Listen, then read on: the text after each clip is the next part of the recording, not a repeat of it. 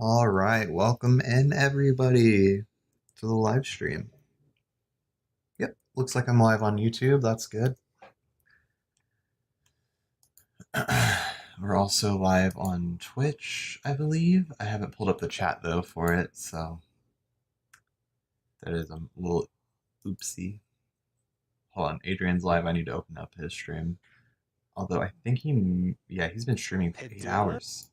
Bro, I should have had my browser open today. That was free points. Oh well. I'm about to hear it myself, so forgive me. Nope, we're good. I saved it. I opened up the game. I don't know why it's not launching.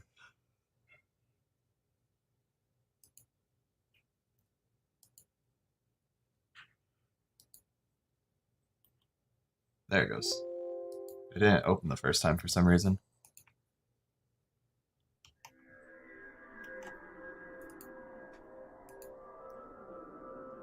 Yo, Adrian, what's up? Yeah, we're doing paradox endings today. Sorry, it was a black screen. I launched the game, but it didn't launch. Very bizarre.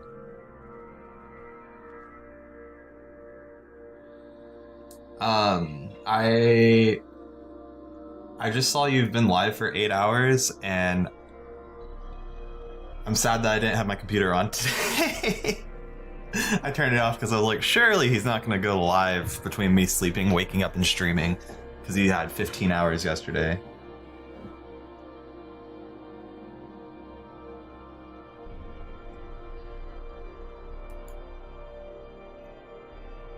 Hey Allison, what's up? What's up? Sorry, I'm just opening all my chats on the side. I didn't really prepare much, unfortunately. You hear an echo? Why do we hear an echo?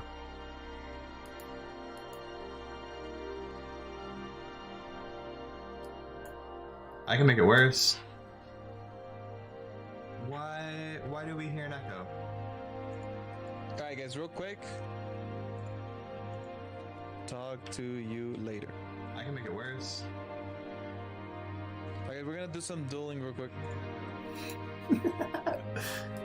I'm not gonna sit there and wait for it.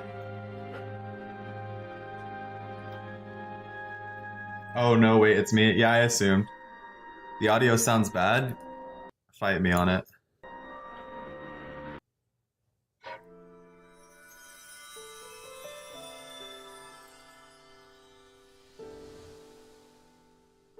I don't think the audio sounds bad. I just listened to it.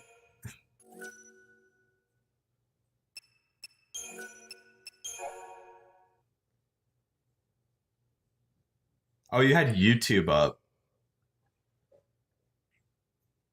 And it's still echoing? What? Final Fantasy XIII-2. I was just listening to it on Adrian's and it was fine. We can catch him. And here we go. Every one of them. Not anymore? Okay, good. They all died. Now what? It's up to you to keep hope alive. Shoepuff was saying it was echoing on the Twitch side, so I was concerned about that. We're good now? Okay. Alright, so paradox endings, huh? Paradox endings. So, we actually got sent a little guide from Mito.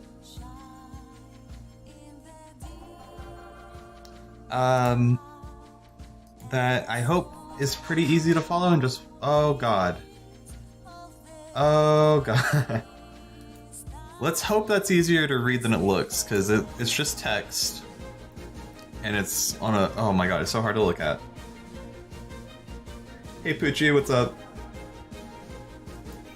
Were you here for the ending last night? I think you were. We're working on paradox endings today. Alright, so the guide that I was sent on Discord says, a giant mistake in Brescia Ruins 5AF. You will have to fight a giant atlas. So, Brescia Ruins 5AF. Okay. You'll fight him right after you enter the ruins the second time. You have the choice of activating... Wait, do I have to close off the gate? Time and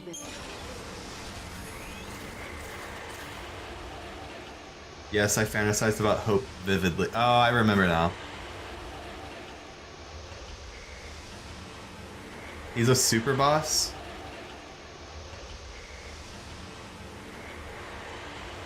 The ending was so good, Addison. Oh, it's so good.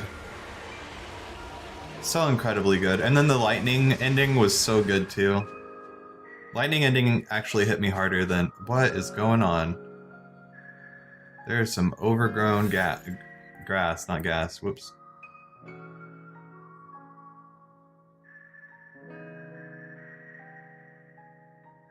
And yeah, you do need to close the gate.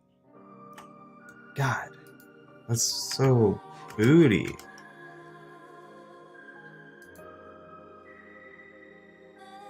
Okay, so Sunlith is the other super boss. The rest might be doable. Okay, then let's look into that. Mog Marvelous Flan Plant. Okay, so that's the Sunlith one. The next one says Vanille's Truth. You will need to Paradox Scope, which is gained in Serendipity after beating the game. Turn it on and return to Urba. Time reserve Urba and then proceed to the battle with Caius again. Let me go to Serendipity, I guess.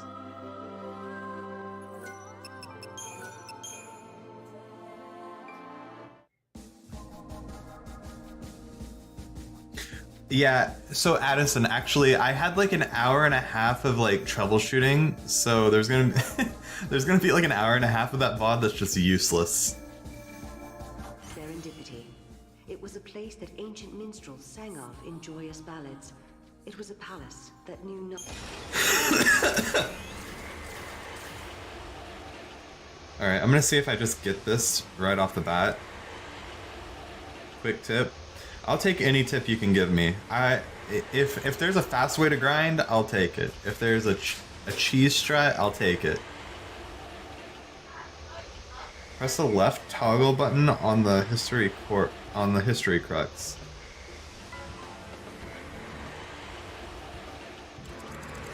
This is the Saz DLC? Oh.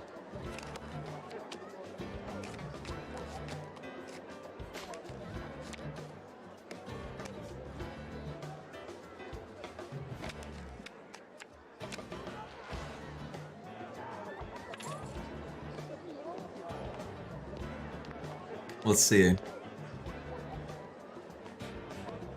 This is all non-canon, right?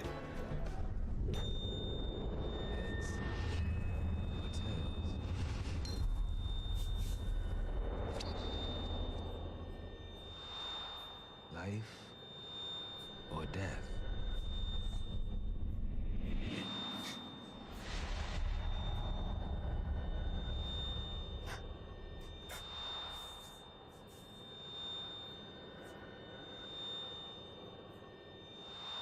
It's just a lot of nothing. Oh, it's a filler. I'm stuck in this place where time stands still. All because of what happened that day.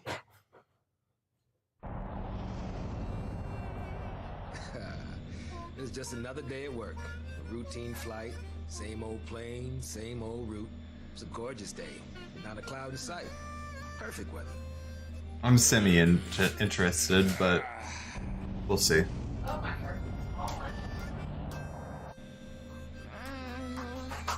to wake up, little man. Okay. Alright. Ah, shit! Did you stub your toe? I stubbed my ankle on your... Nice. Daddy, Hmm? something's coming. She just doesn't stop. She just keeps going. Yeah?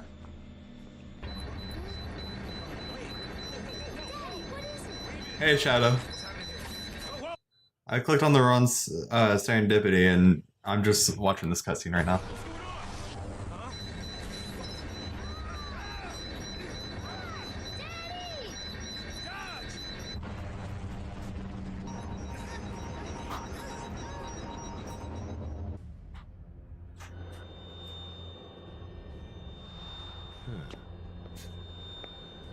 Yeah, this is a SAS DLC. I didn't realize what it What's was. going on? Huh? Where the heck am I? Am I alive? Is this what heaven looks like? You are no longer alive. What? However, that does not mean you are dead. For example, take a look at the coin. In this brief moment before it lands on the floor, there are two possible outcomes, heads or tails. That is the situation you are in. There are two possibilities for your future, life or death. What about my son? What about Dodge? Is he okay? Where is he? It is quite possible he is here, but at the same time, it is also possible that he is not. Fuck you, dude. Okay. So then which is it? That depends on you and your actions. You must gamble and win the possibilities you wish to see manifest, whatever they may be. Your future lies in your hands. If you wish to see your son, you must win the possibility of a reunion.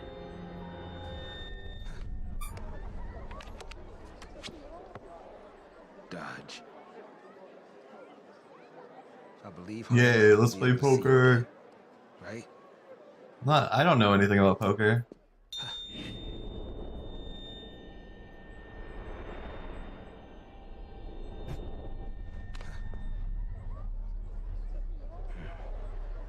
Right.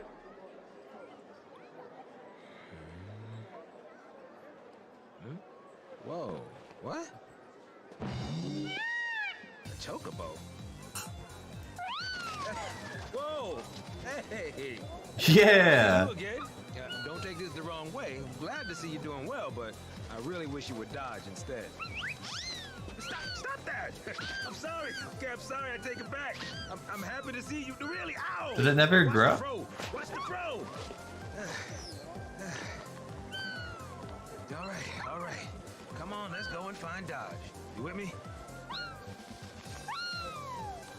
don't know how or why, but I found myself gambling and back the most important thing in my life. I'm a handsome man, but Lady Luck has never glanced my way. But you know, maybe this time it'll be different. It has to be. Maybe this time she'll show me some love. Dodge, I'll see you soon. I promise. My dog's going ham on my bed right now.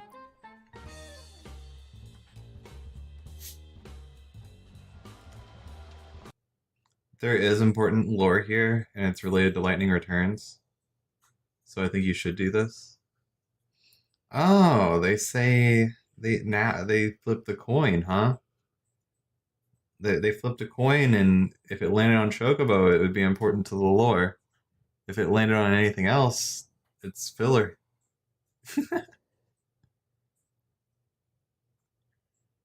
I was hoping that would have been the coin that beat the legendary gambler Setzer. A coin with two heads.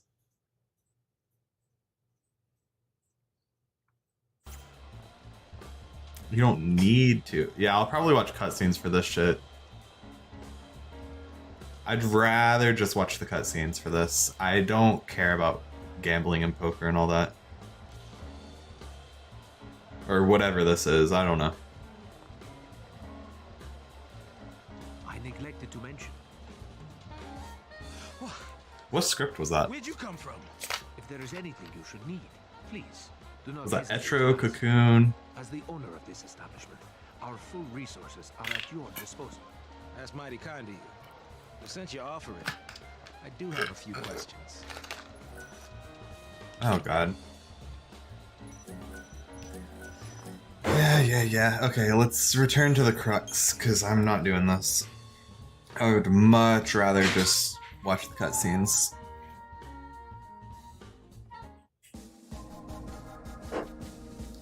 This next thing's about Vanille, apparently?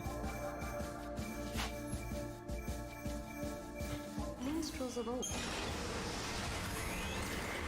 Honestly, the Lightning DLC was less plot relevant for Lightning Returns than this DLC. But none of the DLC are particularly big, but this one shows... This one and Snow's DLC are fun. Oh, sorry, I forgot to do that.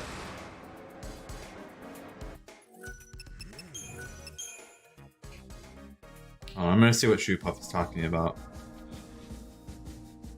Left toggle. Oh. So this is the DLC, and this is Icy.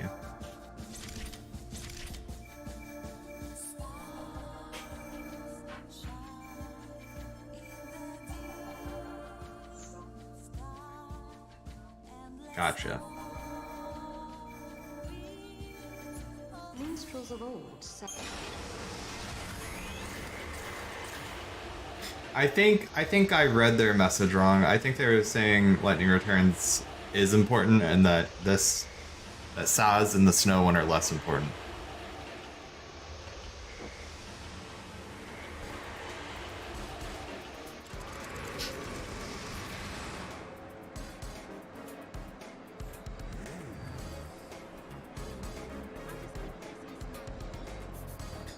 Alright, let's go in here.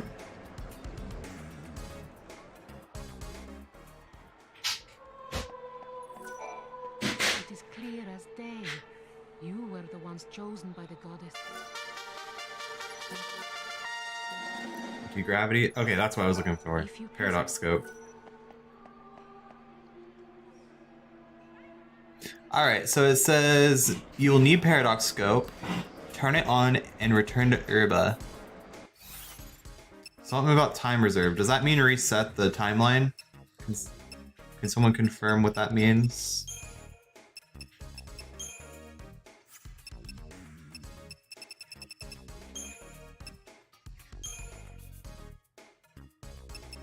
Anti-gravity jump.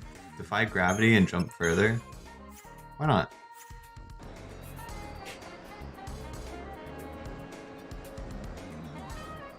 Yeah, close the gate. Got it.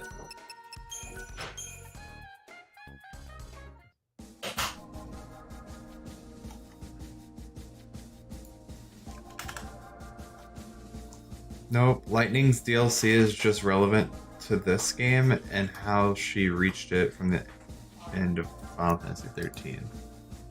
Oh, you just mean to Lightning Returns itself.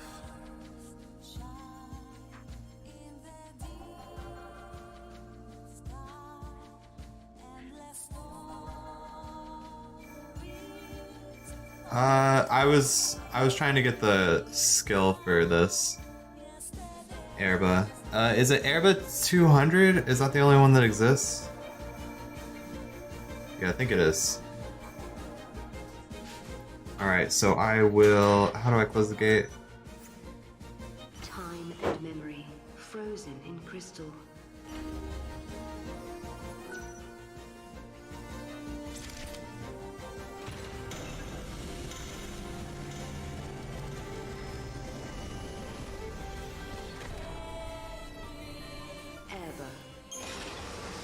There we go.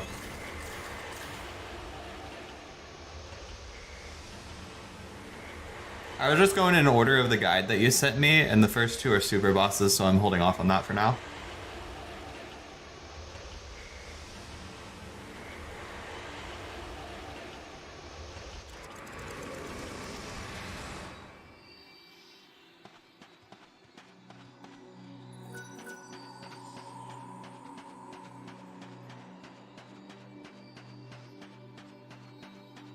Yeah, I got you. I don't know. They're all connected to Lightning Returns in some way. It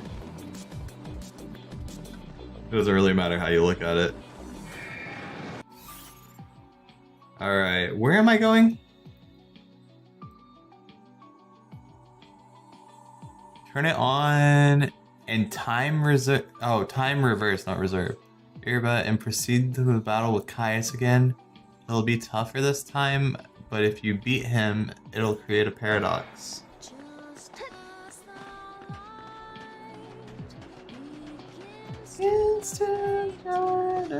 This, yeah, Erba is my favorite location in Final Fantasy 13.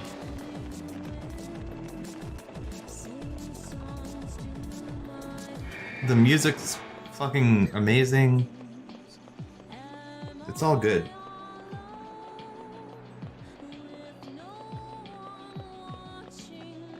Paradox Scope? Yeah, I did. Oh my god, I got a little peach jump.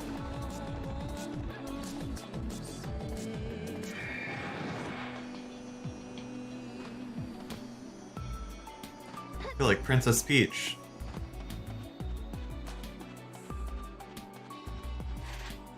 Oh, I need to go down there.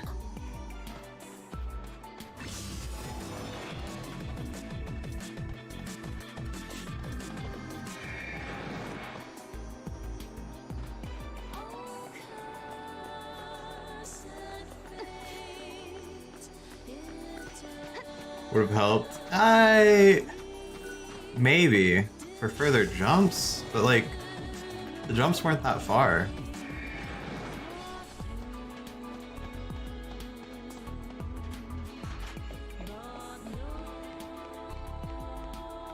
I honestly don't think the final dungeon was that bad.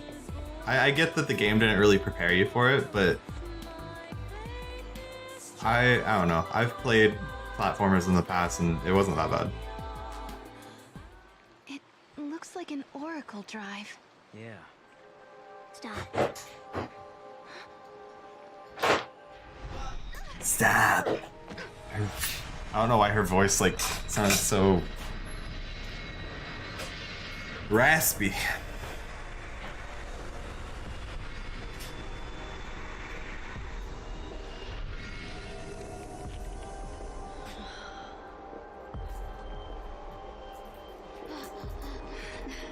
Lightning. Lightning. Sarah, I'm sorry. Hey, the apologies can wait. We got a wedding to plan, right? Right? Like, come on. What do you say? Lightning, I swear to you, we'll make her happy. Spyro does count, yes. Memories. They're real, aren't they?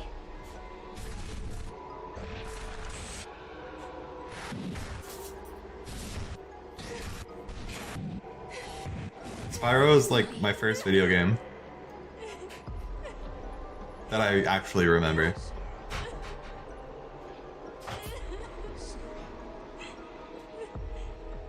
Spyro and Crash Bandicoot. Prophecy. It's been changed. But that's impossible. If you change the future, you change the past. It keeps changing?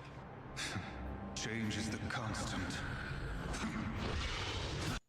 Constant. Change is the constant. That sounds all good and all, but if they use constant as terminology in Kingdom Hearts, I would freak out.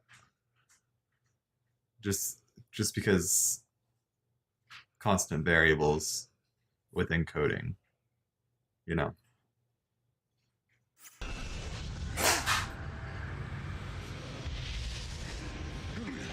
It's such a simple thing for me to freak out over. I have seen you. I have seen you both. You. What? You mean Asiris? I am not. Do you? I really want to play Crash Bandicoot again, especially Crash 4. I never really got to enjoy it. Like, I played a lot of Crash 4, but I put it down because I wasn't enjoying it to the fullest. I don't think I suck at Crash, though. I think I'm pretty good at it.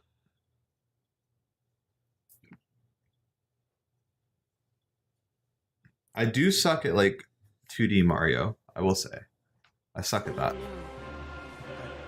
3D platformers, though, I fucking love.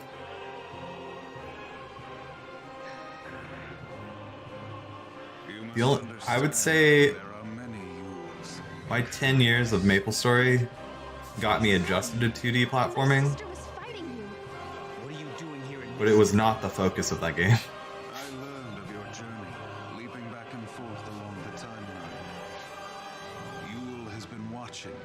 suck at Sonic too. 3D or 2D, doesn't matter. Yes, I see you understand the significance of that. Then you must also understand that I am here for a reason. Your actions have necessitated the strictest sanctions. Behold the path of Paradox scope, let's go. Wait, I have lightning in my party now, right?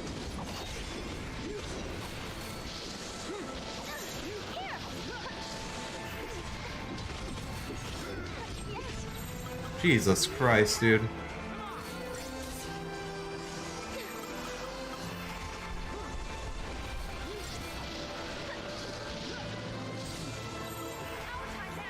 Knock him up, knock him up, knock him up.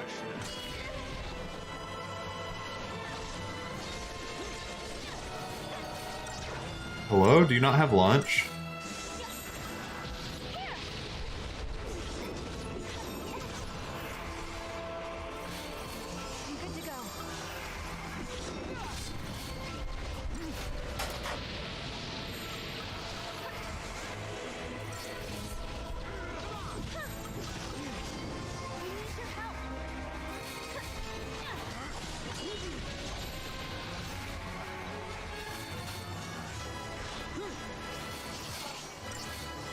Okay, maybe this will help a little bit.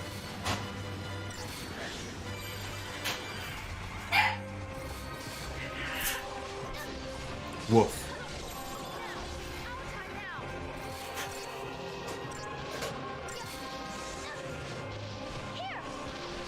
I'm so far away from him, dude. Not the medic roll.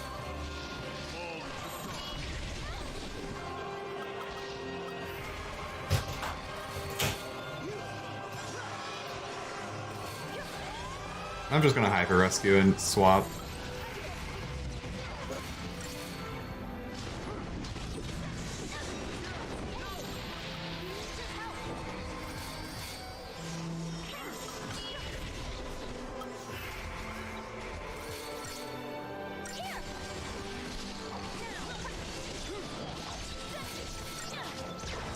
Does she have a feral link? I wonder.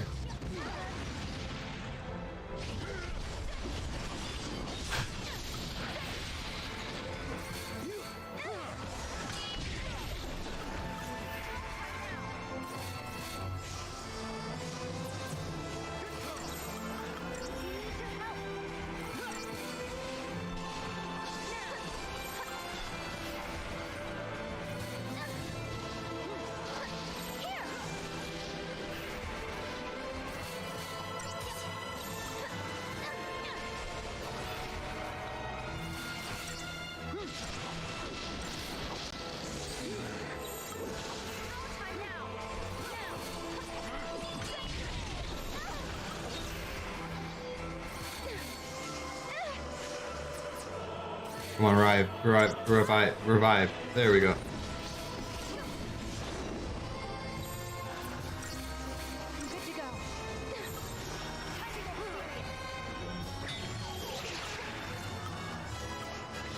Okay, let's go in.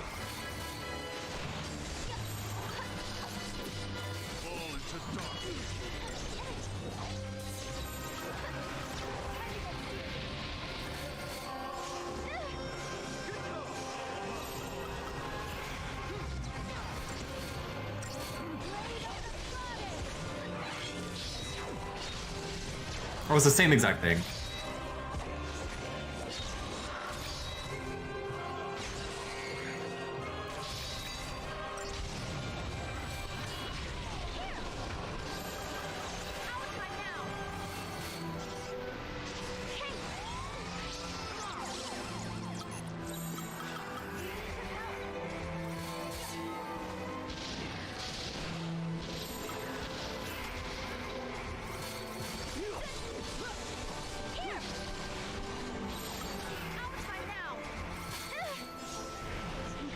Get a little bit of vigilance. I could probably go for a wound potion.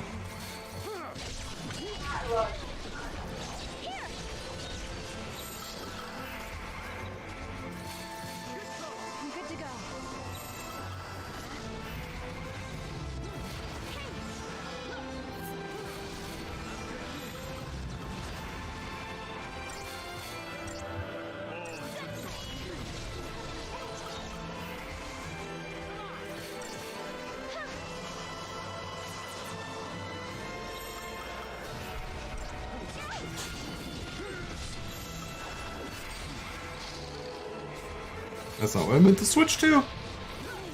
Giga gravitation, he's gonna fucking die, that's fine.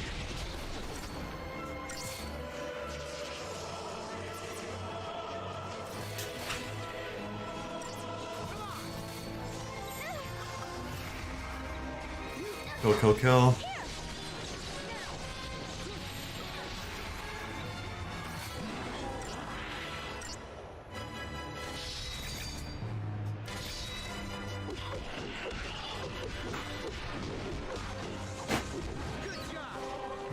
There we go. You fucking bitch. Is that really... that's so stupid. Did he have a thing on him?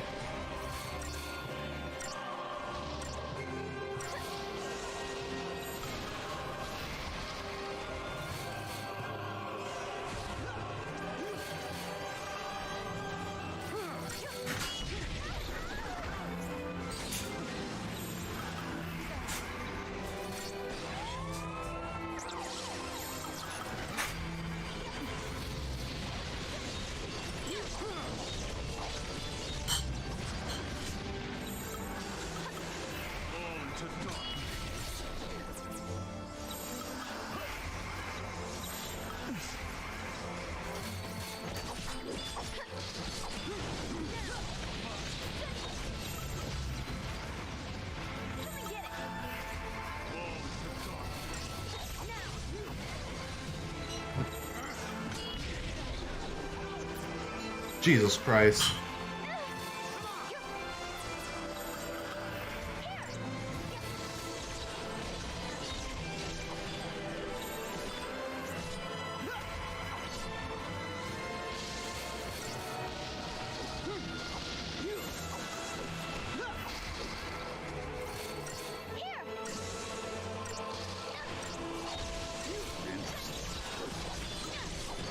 Not body and soul, dude.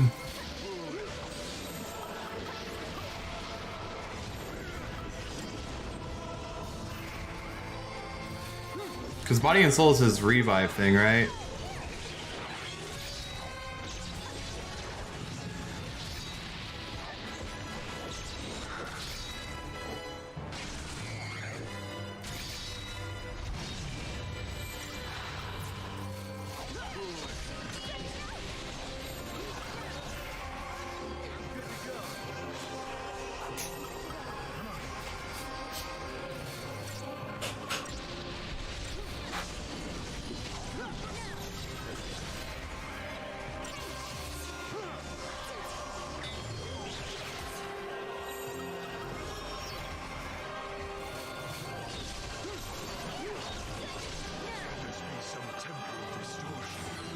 There we go.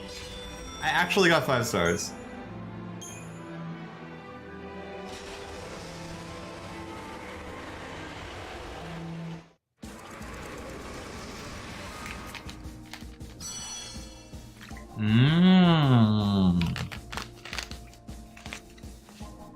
I see. Also, we're gonna play Beat Saber after I'm done tonight. Defeated. The effects rippled down the timeline. In the village of Erba, Sarah and Noel see that things are not as they were before. Twisted mockeries of humans sprawl lifeless among the buildings. The scars of war that should have long since faded appear fresh and raw. Is this the world of the past, or is it the reflection of someone's memory? Sarah hears a faint voice calling her and sets off to investigate. I do feel like this is going to be more akin to the Keyblade Graveyard.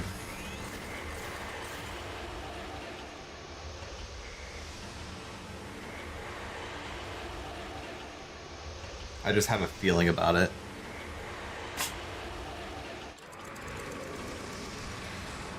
When we came to, we found ourselves in the town of Erba. We were in a world that had been devastated by the War of Transgression, hundreds of years before I was born. All traces of humanity were replaced with monstrous teeth. People had been stripped of their normal lives. Denied even a human death, they wandered the ruins of their home. I thought I heard a faint whisper, a familiar voice. Could it be the voice of someone who lived here long ago? The voice of someone begging to be heard? The war against Cocoon, it was inevitable. The army of Grand Pulse was annihilated by the overwhelming power of the Fal'Cie. Countless lives were lost. But I didn't fight. I couldn't. Not even to protect my friends, the people I love. To hate, to hurt, to destroy, I refused to accept my focus. I was sad. I was scared. Sorry, I was pulling my watch off the charger. I decided to run. I left Fang to deal with everything. We vowed to protect each other, and I broke that promise. I'm the reason. I'm the reason Fang was forced to carry the burden of the monster, of Ragnarok. Because I was weak. Because I abandoned her. Fang, where are you? I have to make up for what I did. Or else... Damn. Is that you? So the voice you heard before? It belonged to Vanille, Kubo. Vanille, listen. I know what it's like. You're trapped in crystal, but your soul is still alive. You're sleeping, but your thoughts are still awake. I know, because I experienced that too. I can feel your pain. I can feel your sorrow, your grief, and your remorse. I know there's someone you want to apologize to. Can you give us some time?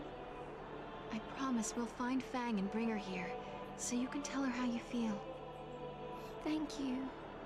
I know that one day we'll be released again. Only then can we ask for forgiveness. That is the fate time has in store for us. But fate also brought you here to this place, to hear my plea. All roads are connected, somehow. And they all lead to a time of salvation, when imprisoned souls will be freed. They all lead to the end of the world, and a new beginning.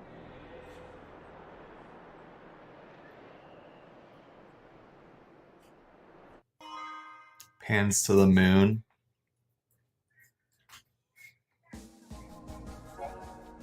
Wait, that was it? A paradox ending is a side ending that results from choices Sarah and Noel make elsewhere along the timeline. There are several paradox endings hidden within the history crux. Can you find them all? I thought there would be more to it. Oh, we're like completely separated from the timeline. Oh no, I can open the gate.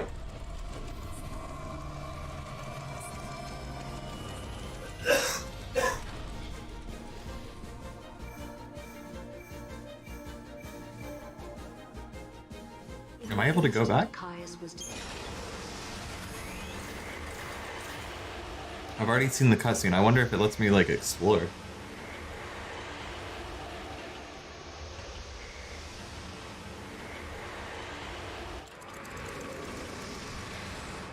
When we came to, we found ourselves in the town of Erba. Nope. It's just a cutscene.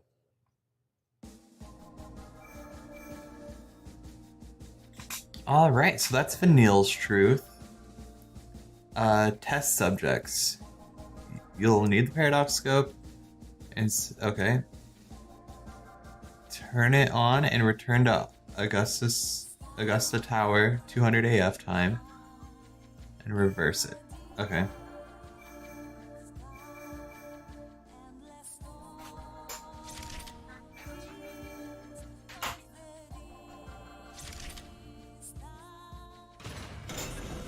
Close the gate and enter.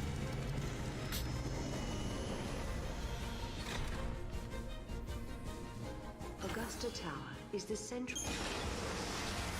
Into the Tron world, let's go.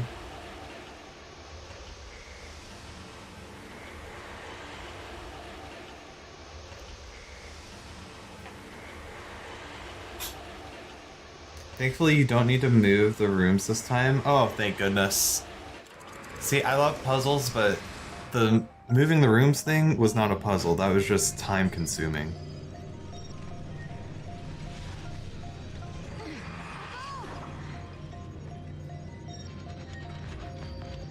You wanted us to come here. The gates link places and eras that are connected somehow. Do you remember the forbidden history? The one Caius was talking about? I'll bet we'll find some clues here. 200 years ago, you... I think we're gonna get... some lore here that's going to connect to Diz. Personally, I feel like that's what's about to happen. learned the forbidden history, and were entombed in that tower as a consequence. Could this be the tower? First off, we need to find out exactly where we are. I have to do this again? Let me guess. We just got locked in this room.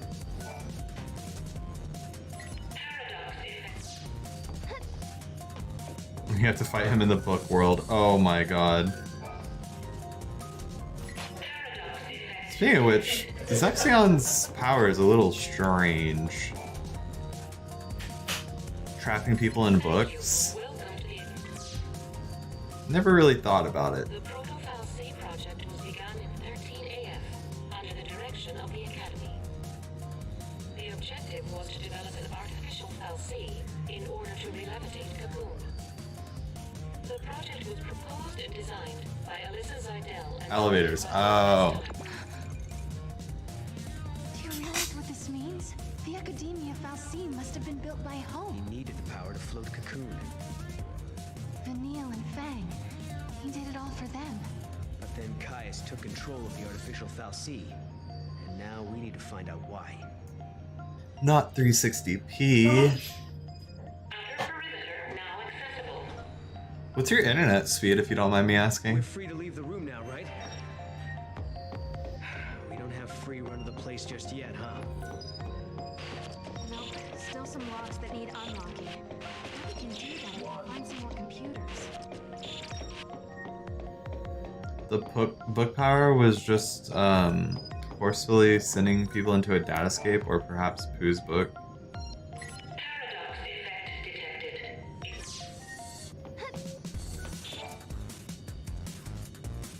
Thank you for accessing. Maybe. I don't know.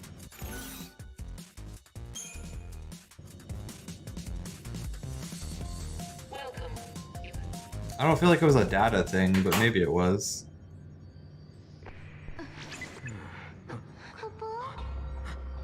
Was that us?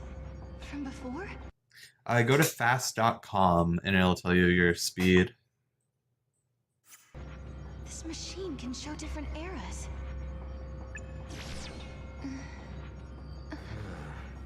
He might have been watching us from here the whole time. Do you mean Caius? If that's who he really was, the Caius we met in Academia seemed different to me. I don't think he was the real Caius. How could you tell? We used to spend a lot of time together. We were both guardians. Warriors who were charged with protecting the Cirrus, although I was young back then, just starting out. Anyway, he took off, left me and Yule on our own.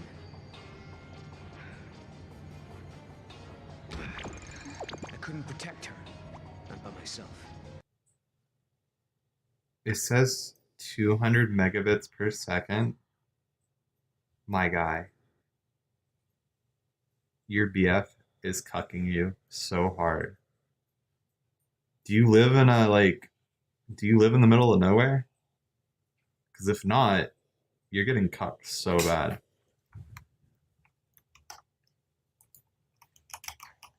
I live in an area that I wouldn't say is like too popular. Wait, 200 megabits per second? Sorry. That's good. Sorry, I thought you said kilobytes. No, that's good. You should not be stuck at 360p. That's either a device issue or Sorry. Megabits per second is good. I thought you said KBS. Then, when there was just me left, a portal appeared. I went through it, and next thing I knew, I was in Valhalla. You met them there, didn't you? My sister, and Caius. I don't know why I keep running into him wherever I go. But I do know he wouldn't sacrifice the Cirrus. It's not in him. There's no way he'd allow Yule to come to harm. Well, we've got to find him. Yule brought us here, and we have to help. Yeah. Not again.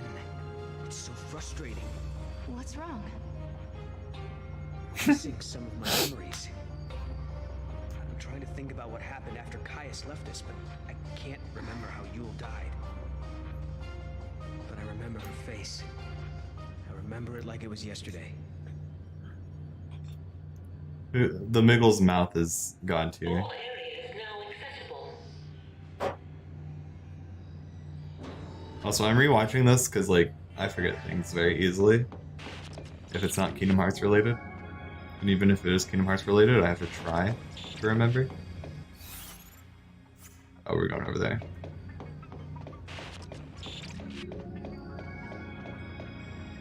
All these data copies. Oh wait, are they part of the test subject That was thing? Caius, right? So he is here. But is he the real Caius?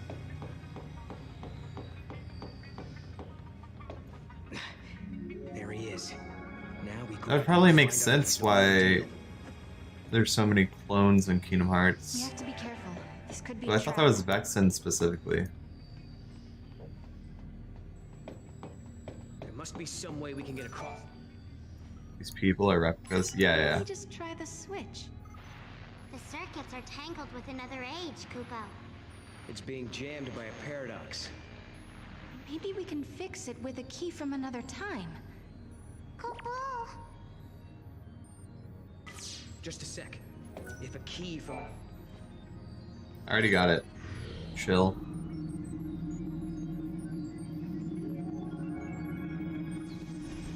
That's more like it. Now we can explore the other floors. Alyssa, let's go. Oh,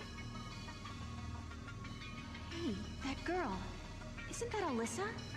What's she doing in this time period? She does this whole area. It can't be her. Let's find out for sure. I don't know. I know it's supposed to be like a physical tower, but part of me wants to think it's not. It's just a data escape. Nice to meet you. Nice to meet you. She doesn't know who we are. I guess she's not Alyssa after all. Alyssa? We used to know a girl who looked like you. But that was a long time ago now. My apologies. I must recalibrate my previous greeting. It appears that you are acquainted with the original. Original? I am a duplicate of the Alyssa Zidel entity. My design is based on her biophysical data.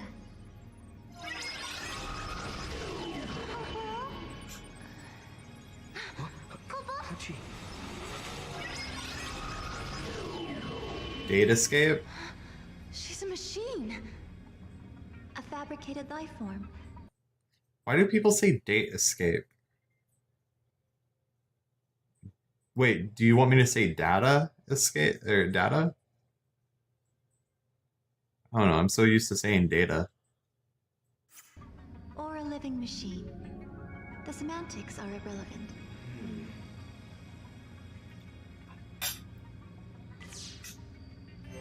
I think Maleficent actually All the says people who date work here escape. the same as you, Alyssa? Yes, everyone is a duplicate. An artifact.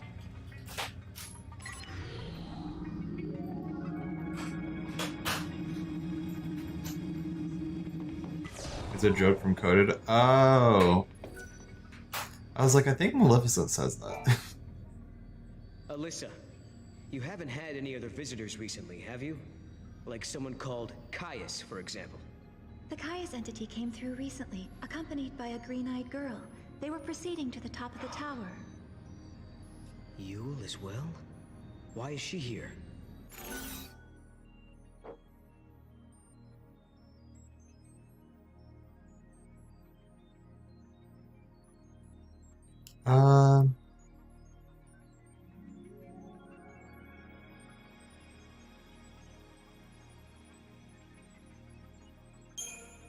I don't know. I don't think I said this last time. Considered that maybe they're fakes?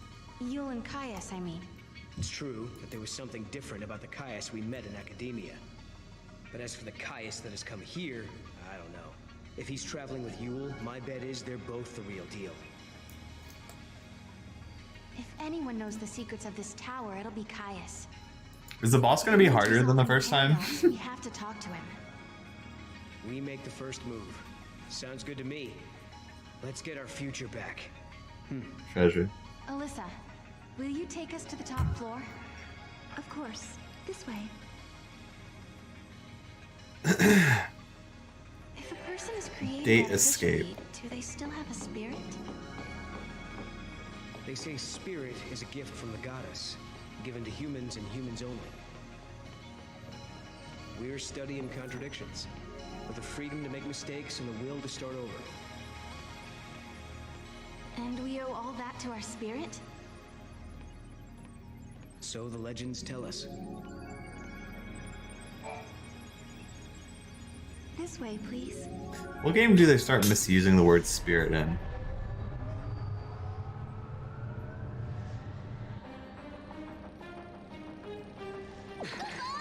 What's happening? Is this a paradox? You'll see what's happening.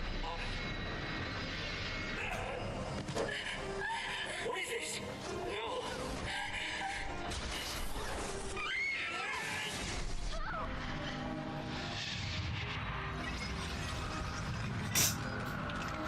Spirit is heart and heart is chaos. This one was a translation error.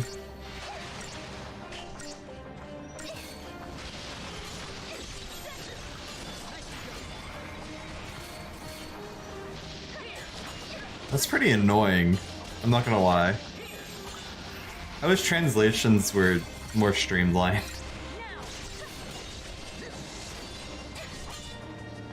Too easy.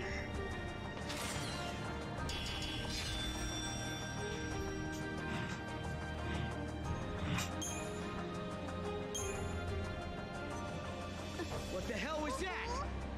This was an effect of the paradox. You just witnessed an event that took place on this spot 187 years ago. Wait a minute. So, you're saying the real Hope and Alyssa were murdered? Yes, after the tower was completed. During the Proto-Fal'Cie development project, the artificial intelligence and humans came into conflict. The artificial intelligence killed them? Okay, I've seen this. We're good. I do wish I would have leveled up first to make this next fight easier. This'll show you.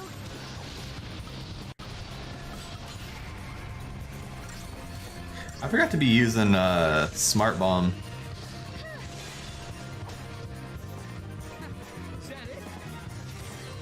But yeah, in this case, Spirit was a mistranslation of Heart. It was meant to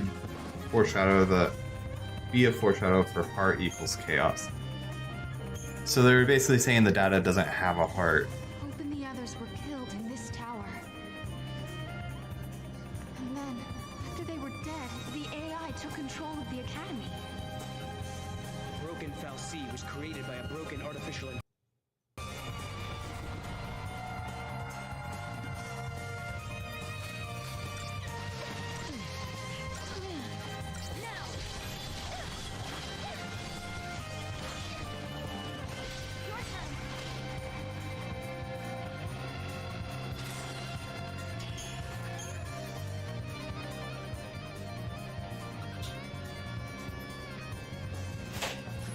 Oh, stuck in a loading screen. You You two have seen it now. You've seen the forbidden history. People who know too much have to be buried.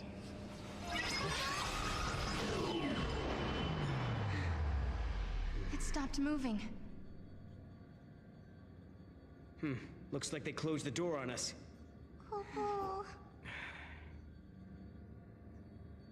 Well, now we've seen the forbidden history. Does that mean we're stuck here for good? 200 years ago, you learned the forbidden history, and were entombed in that tower as a consequence. But now you stand before me alive and well once again. What can that be if not a paradox?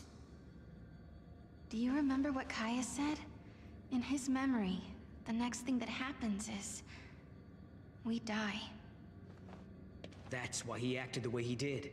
As far as he was concerned, we were supposed to be dead. He saw us 200 years later, assumed it was a paradox, and tried to get rid of us.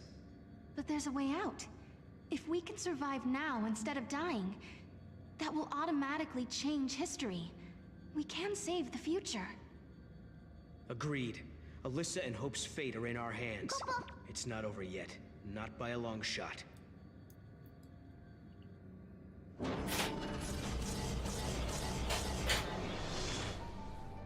Okay, I can still level up here. I don't need to worry about doing all this extra shit that it's showing off.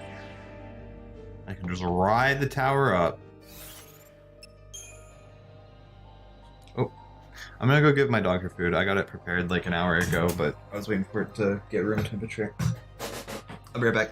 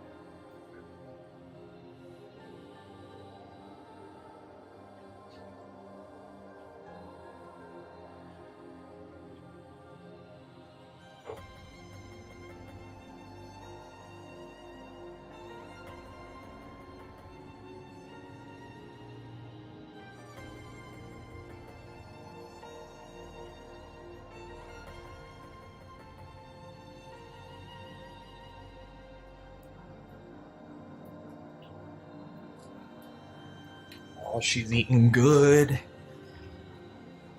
Little doggy's eating good today.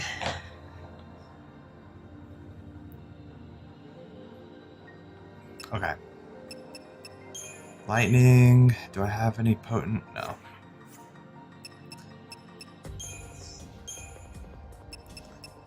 And then, oh my god, that's a lot of points.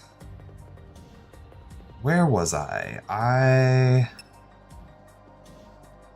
Sabotage is ready to be used, but I was leveling, was it? Looks like medic is what I was leveling.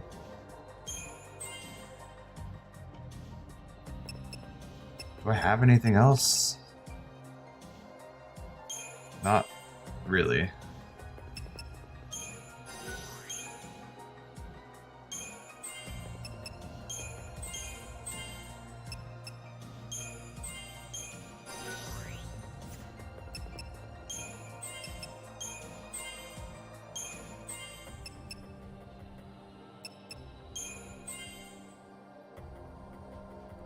Okay, what are we getting? Let's, I guess since I'm doing sabotage, let's get the sabotage bonus.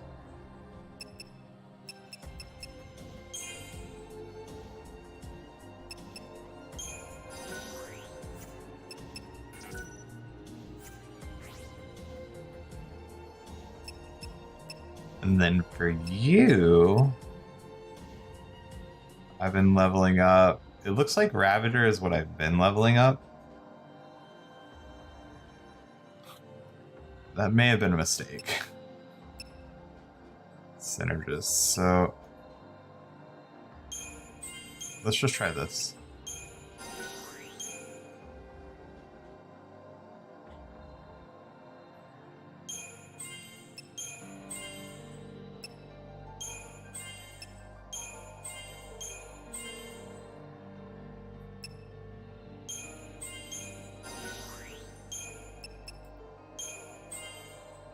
Sentinel might be more worthwhile. Oh well.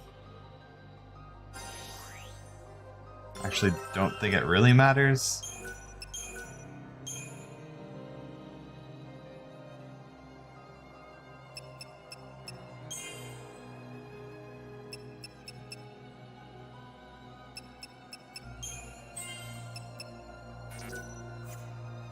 Okay. I'm as ready as I'm gonna get. To the 52nd floor.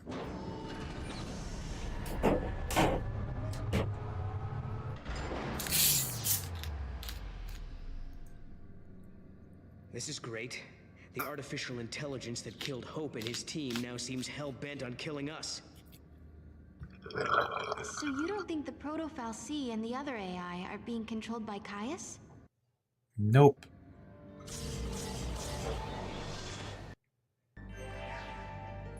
Up we go.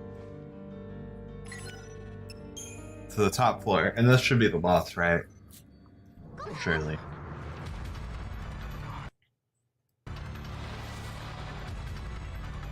What?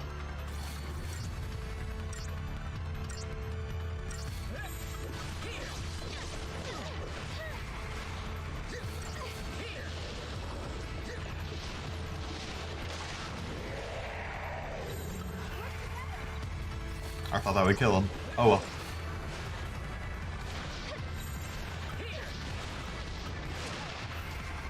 Oh my god. I feel so strong.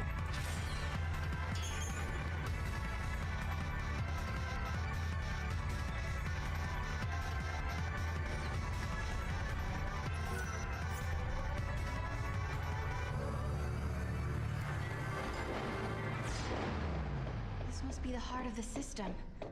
I know it's a machine, but it seems like it's almost breathing. If what Alyssa was telling us is true, Yule and Caius should be up here as well. But are they with us? Or against us? Have we? Oh, okay, yeah. She gave us the artifact.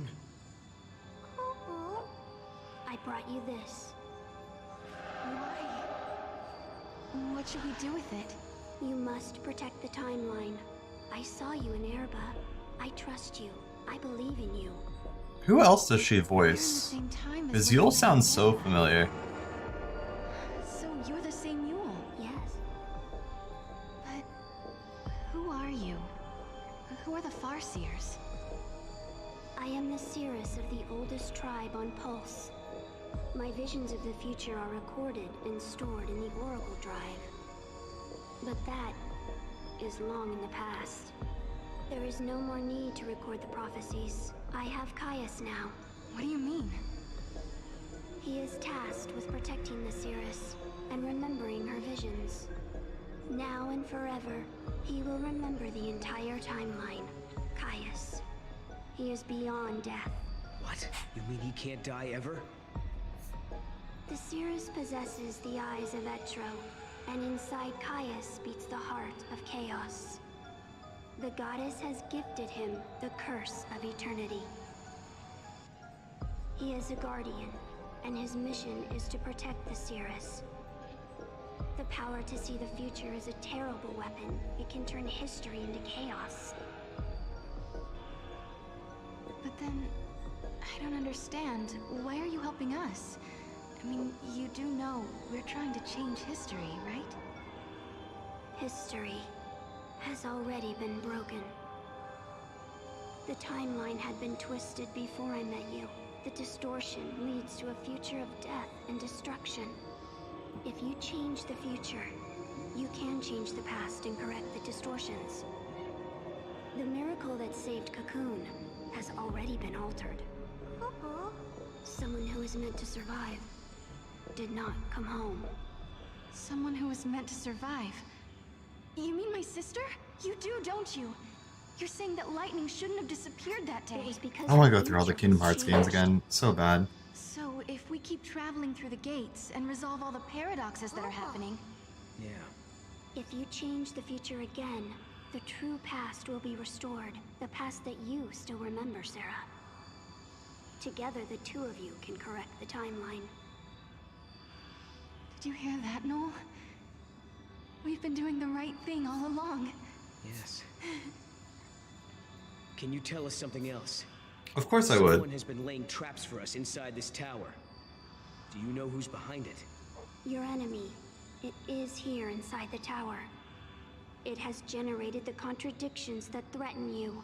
Do them all on level 1. I started a level 1 playthrough on The stream machine is like sentient. forever ago. I want to say like 6 months ago. So the Caius who we met earlier in academia, he was... Because I was going to do level 1 guides, but like very detailed. Because I'm kind of... I would say I'm not a slow learner, but like slow to adapt. And I was pretty much going to learn the fights in and out and just like make tutorial videos on them. Bless you! But yeah, that was something I had planned at one point, but I don't know that doing a level 1 guide is all that like marketable.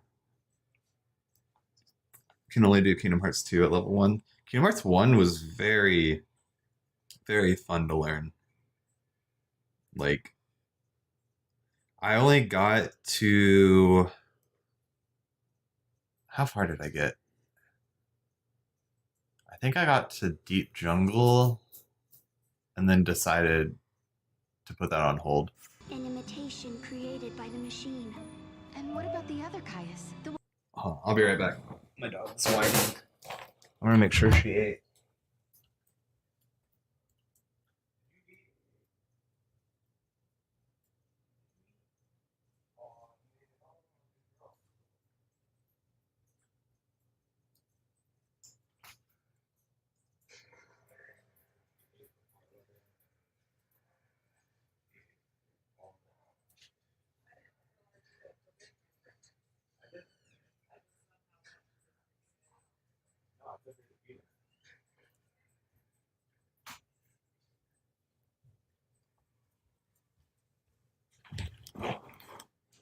Wow, my mom has a worse memory than I do.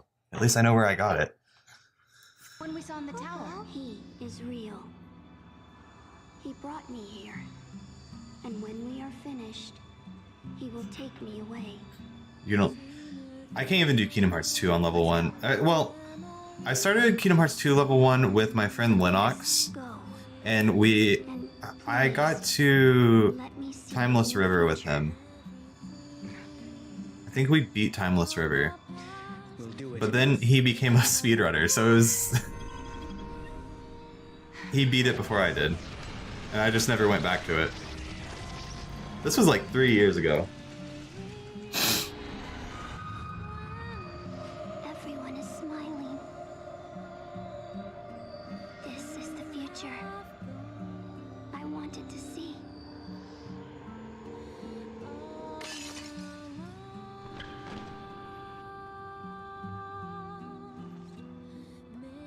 I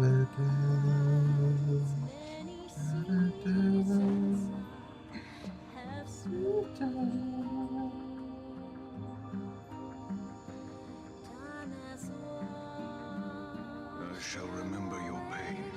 It will be carved in my heart, together with the memories of every other Yule, cursed to die this way.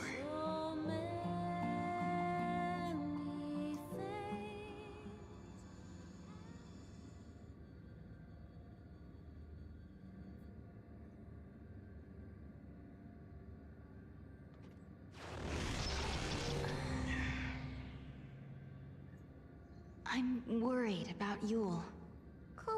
Yeah.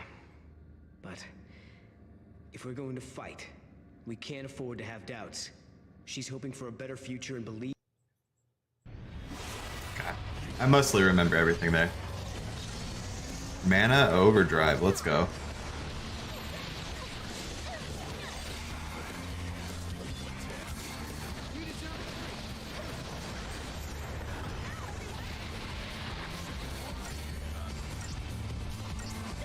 Alright, go into this, go into Smart Bomb. Wait, this is so easy.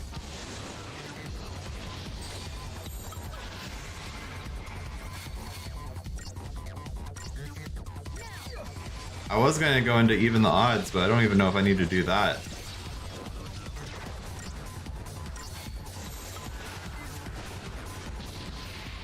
Yeah, let's go into it for a second.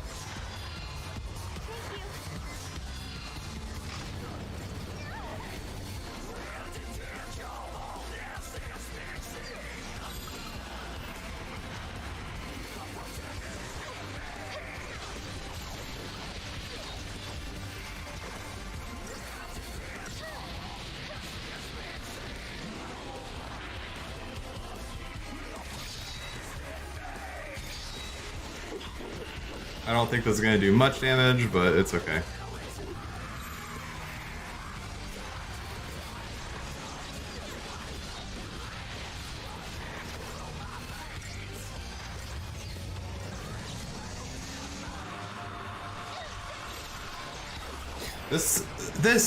I remember making the connection the first time I did this, but this is so similar to the recoded boss fight, I feel.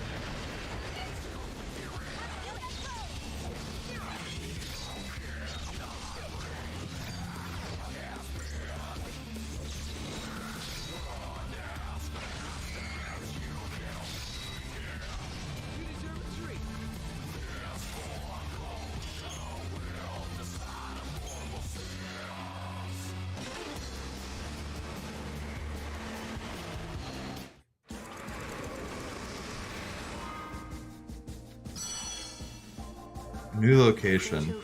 Sea reconstructs itself over and over, reaching back from the future to manipulate reality. After an exhausting battle in a virtual arena, Sarah and Noel finally neutralize the seemingly invincible construct. A virtual arena. The paradox is resolved, and the artificial space-time created by the AI appears to dissolve. But from amid the ensuing stillness, a cold gaze falls upon the victors. Cold gaze, not the gaze.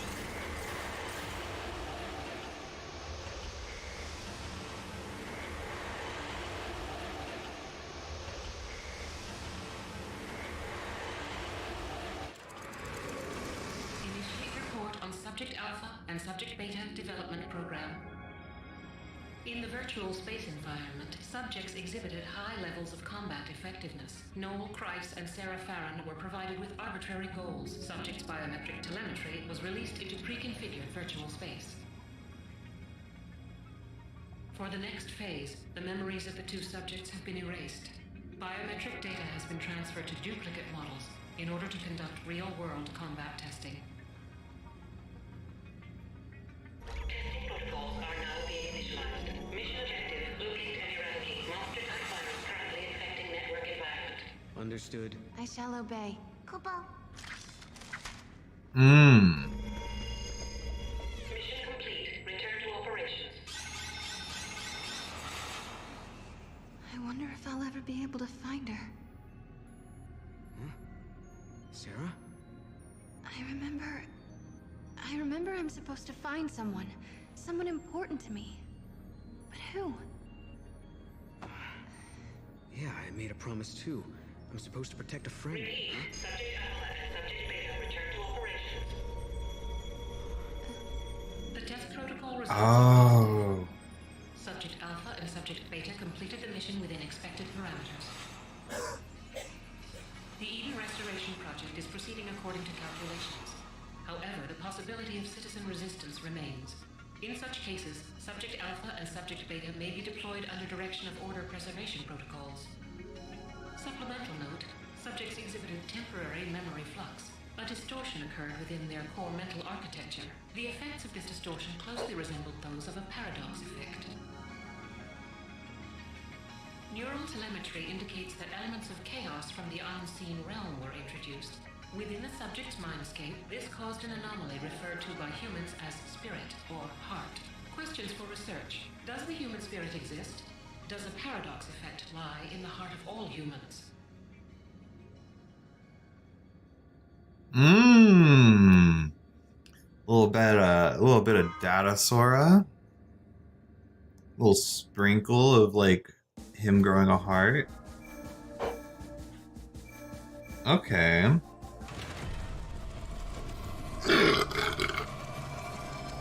They really went through the effort of double downing on a bunch of stuff presented in Kingdom Hearts. Alright, the future of hope. You'll need the paradox scope, I have. And then return to Academia 400 XX AF. Time reverse and return to the HQ. Turn on gravitation cores after again, but do not skip the cutscene or you'll skip a very important live trigger. Alyssa will offer you an artifact, refuse to take it. 400 AF.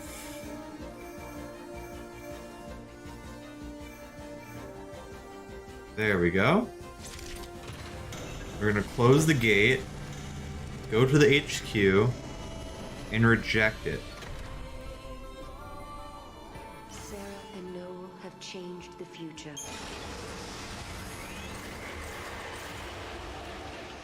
Let's see how this goes.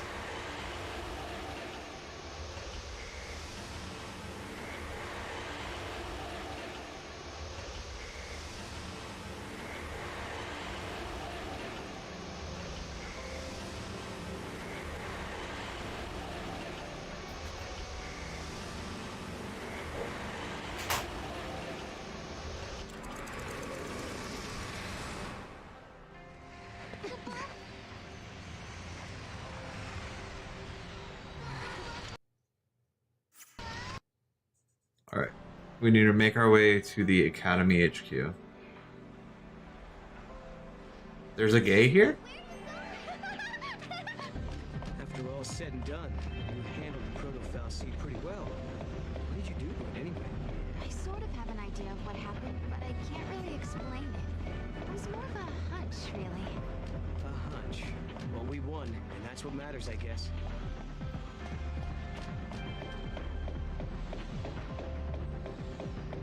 There's one here that requires you to turn on and off a bunch of times.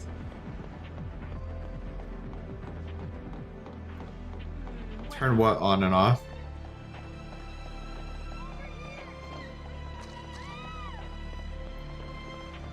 Okay, turn in all the gravitation cores again, but do not skip the cutscene or you'll miss a very important live trigger.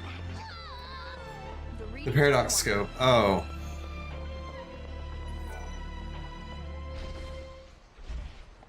Do you? Maybe it's after. I'd love a fresh cup of tea right about now. That should do it. Hi there.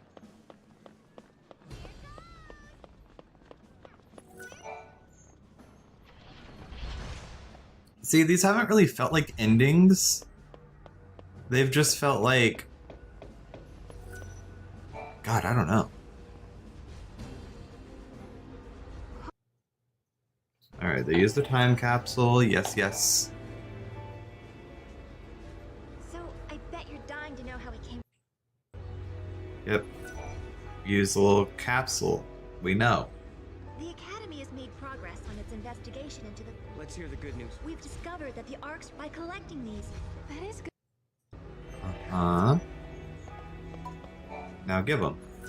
I can't believe it! You found a graviton core! If you...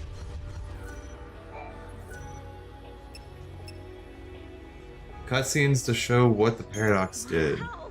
This must have been tough. Oh, thanks to you two, we almost have all the cores we need.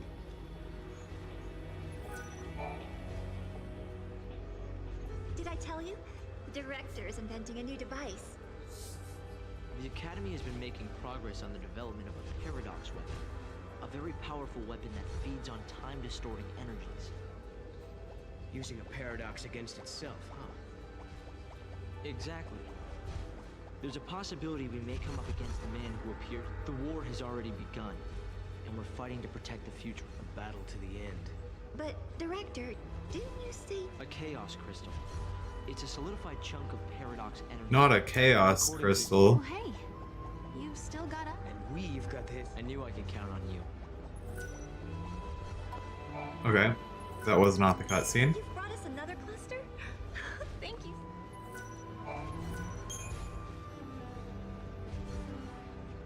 Alright, this must be the one. Sarah, did you really do it?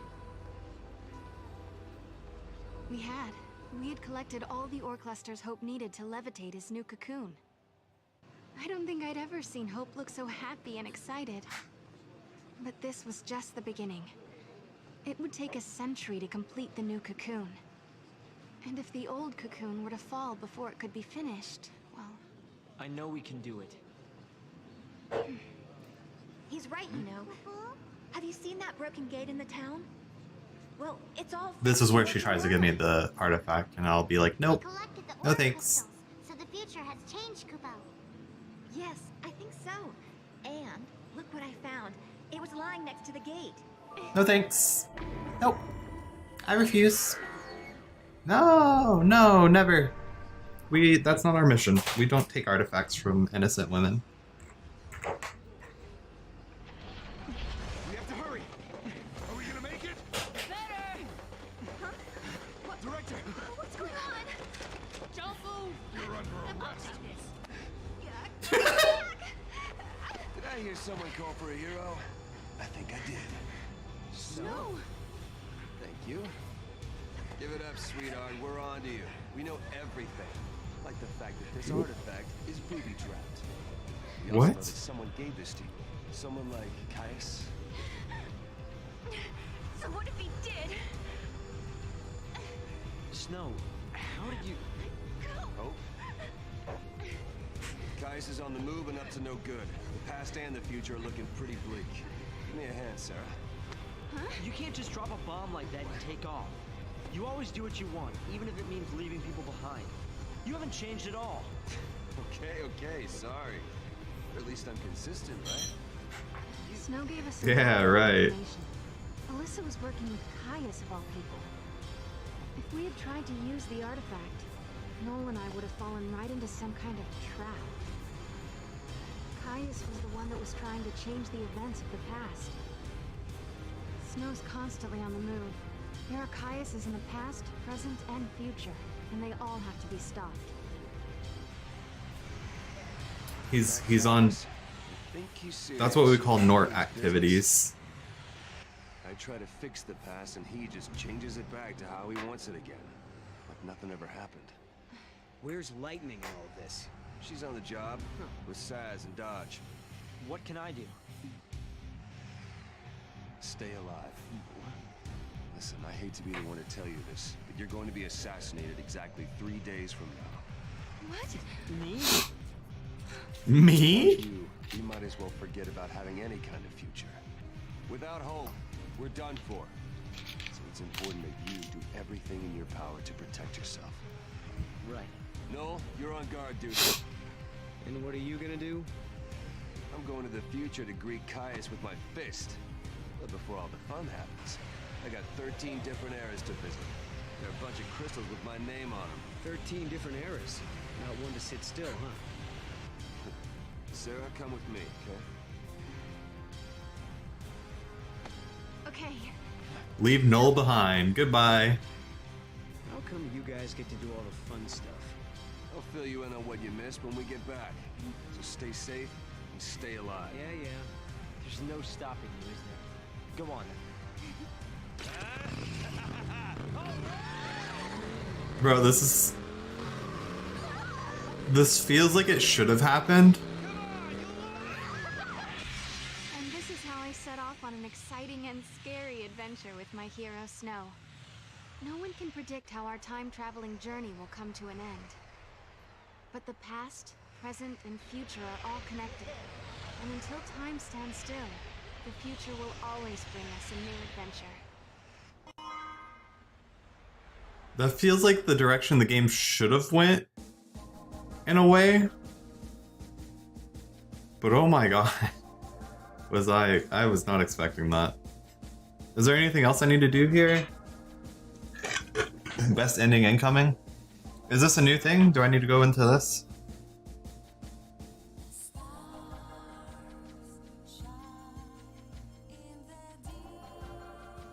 Oh wait, okay, hold on. This is exactly what you're talking about. So beneath a timeless sky, after you get the previous paradox ending, turn off the periscope and proceed normally until you get sucked into the void beyond with all the Yules. Okay.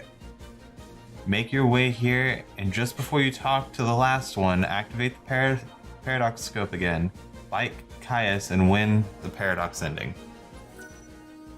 Okay.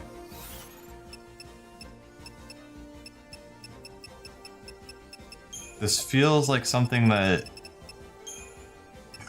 you shouldn't have to do, but whatever. Time and memory frozen in.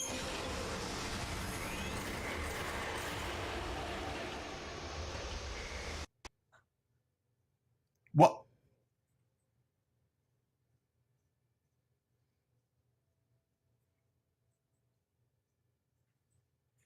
Was that the ending? It just fucking crashes. There's no way.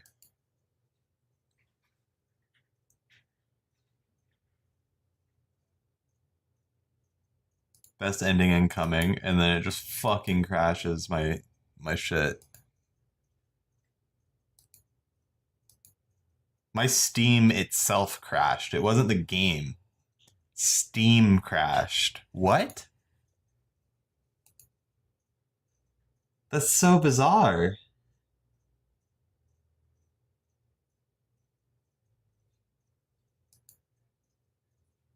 Here, we're gonna try that again. I haven't saved in so long, though. I'm hoping the autosave is proper.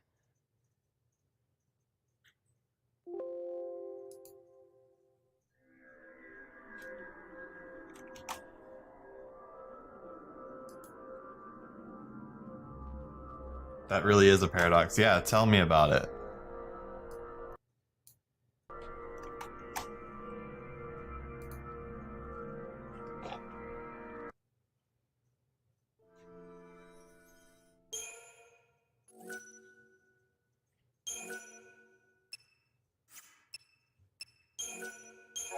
Okay, maybe it did save? I don't know. XIII-2, the story so far. We can catch him. We've seen that. Oh, thank God. Is the paradox scope on or off? Let's turn that shit off. Time and memory.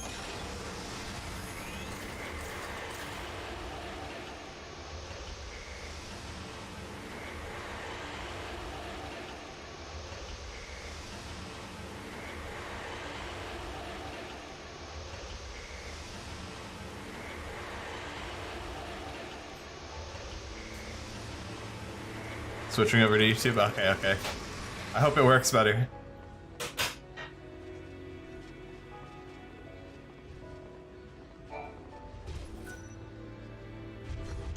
Hand over the gravitational ore. Sarah, did you really do it? We had. We had collected all the ore clusters Hope needed to levitate his new cocoon. I don't think I'd ever seen Hope look so happy and excited. But this was just the beginning. It would take a century to complete the new cocoon. And if the old cocoon were to fall before it could be finished, well... I know we can do it. He's right. Hey, Shootbuff. Have you seen that broken gate in the town? Twitch was like minutes behind. Oh, it's probably because of all the buffering, to be completely honest. We collected the ore crystals, so the future has changed, Kupo. Twitch Yes, I think so. does not prioritize. I think because Twitch does not prioritize An artifact. non-partnered streamers. That's probably what's going on there. Maybe it takes us to the day that Cocoon collapses. The one we saw in the prophecy. The one where Caius is fighting. It's not going to give me a choice, is it? Let's all fight together. You can watch 720p here. Yeah, Twitch is just kind of fucking bad sometimes. Because you said you have 200 megabits per second. That's actually really good. I have like 350 on a good day. Okay, yeah. You don't get the choice. So I just keep going on until I talk to the last Yule. I don't remember which one is the last Yule, though. Hope and his team are close to raising the new cocoon. It's hard to believe, but we really are changing history. No.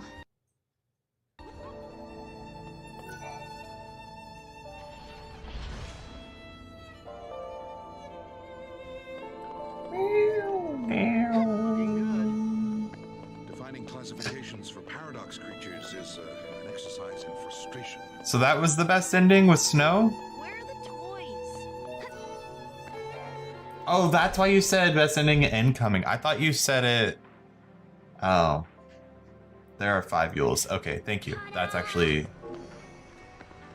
the best information you could have given me. I haven't seen the ocean in a long time. I was wondering, because, like, I had seen the ending pretty much after you said best ending incoming.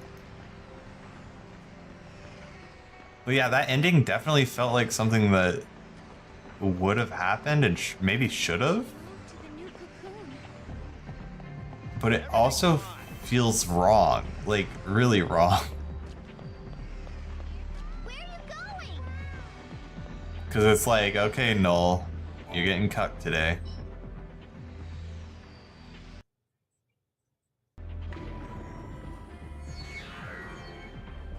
I'm ready. Let's go.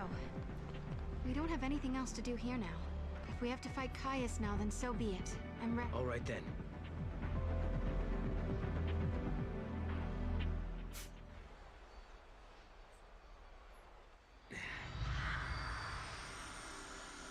I know Snow is her true love. It's just... It was like, yeah, thanks, Null. You did all that hard work, but you're getting left in the dirt. In the dust. I hope the future turns out like this. A place where we can be happy. Sometimes... He deserves it. All hope is lost. People can turn against each other. They end up full of hate. But really, when they stop and think about it, they're making themselves sad for no reason. I think it's really funny turning Alyssa into a villain. Sorry, I was just remembering something. There was a time when I almost And lost pointing myself guns at because her. I had so much hate in me, and then some friends showed me a way out. Right. You mean lightning and...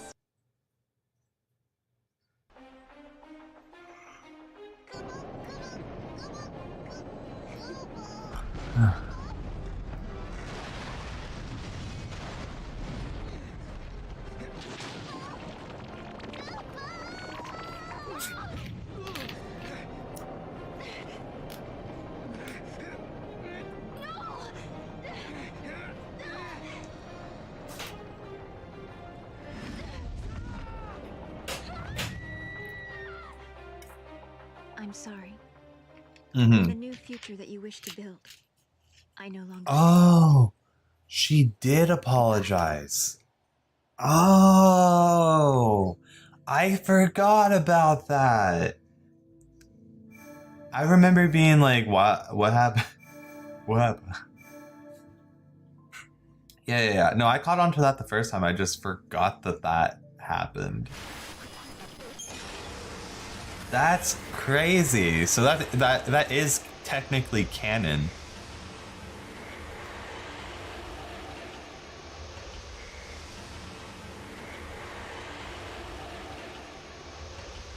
Not Snow taking her off into the sunset, but like her betraying.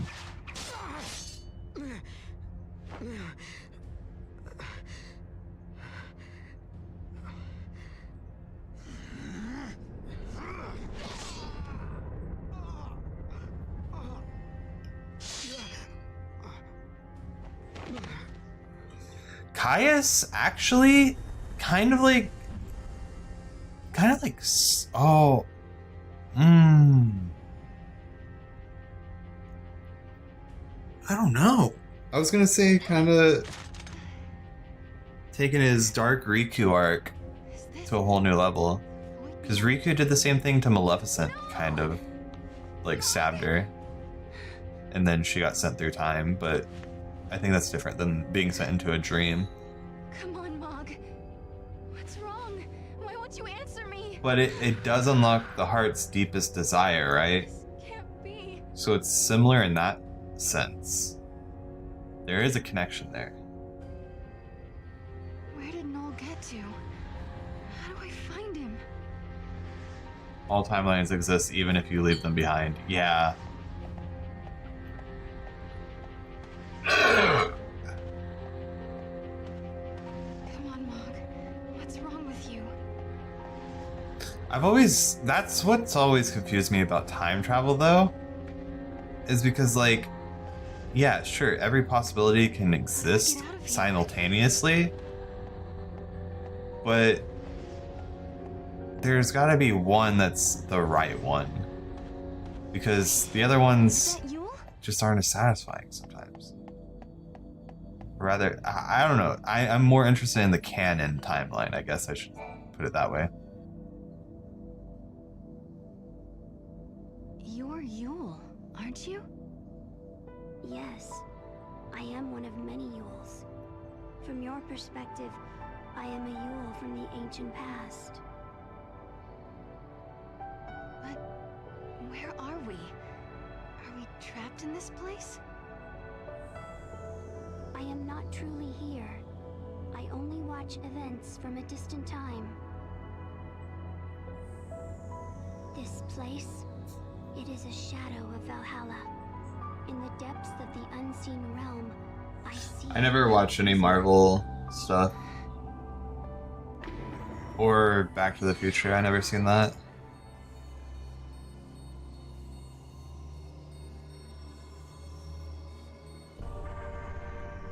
Is this a trap someone left for me?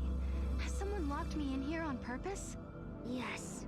The broken key was your undoing. And your betrayer is one known to you. You heard her voice. I am sure of it. Are you saying I can't ever leave?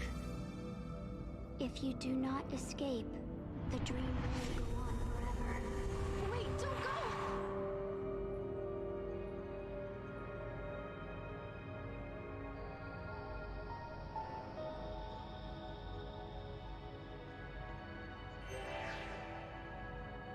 The Final Fantasy multiverse assumes paths. Oh wait, I already read that. And beyond, you will go to the future that you're currently headed towards. If something changes, that's the future you'll go to. I mean, yeah, it makes sense. It's just, without a canon timeline, I just don't follow as easily, I guess. It's easier with like Kingdom Hearts where there's like two, kind of like two, right? At this moment that we know of.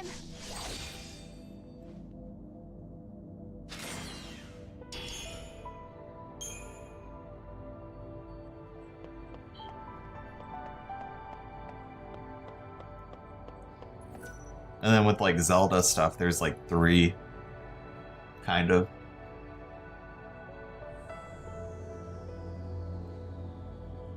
Me, girlfriend, where?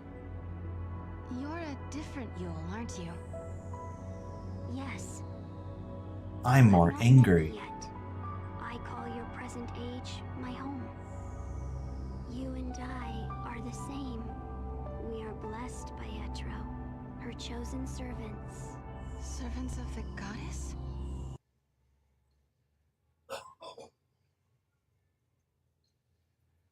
Okay, Shuba. Damn. Okay.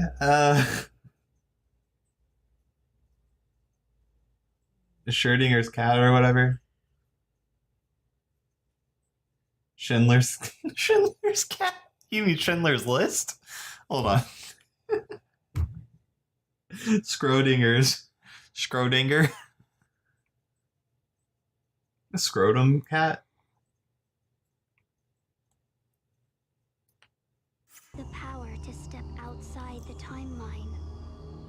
to witness the future. These gifts come from Etro. Her servants are known by her blessings. Okay. How is she connected to lightning? Null's a servant too.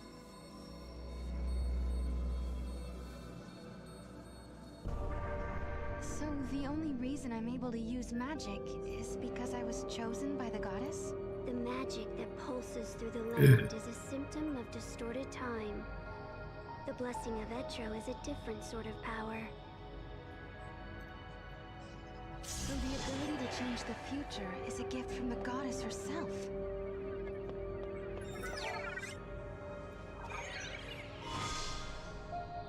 Caius' sword?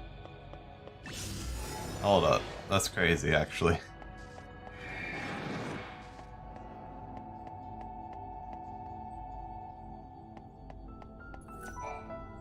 I suppose you're another Yule.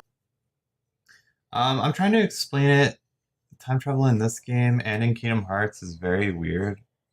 I've always followed time travel going by Back to the Future's logic and Marvel's, where events in the past and present can change the future, not other way around. Yeah, so in Kingdom Hearts, it's a little easier because there is a true timeline, and it is written into the Book of Prophecies, right? So that cannot be changed, right? To our knowledge, that cannot be changed. Until Sora abuses the power of waking, then it's a little different. It's a little different there. Because then he hops into a different timeline. So I don't know, man. That's why I'm like, okay, I like that it's easier to follow knowing that there are two canon timelines at this point. And I had a theory a little, like before I made my first video, I was going to actually make a theory video that related to, it was basically it was going to talk about how Quadratum is the alternate timeline of, what was I saying? Hold on. Hold on, I'm going to pull up my notes. I may have written it down, actually. It's going to be easier to read written notes than it is to recall. I have a Google Docs of whenever. I basically go to Google Docs and write down my thoughts inside of a list.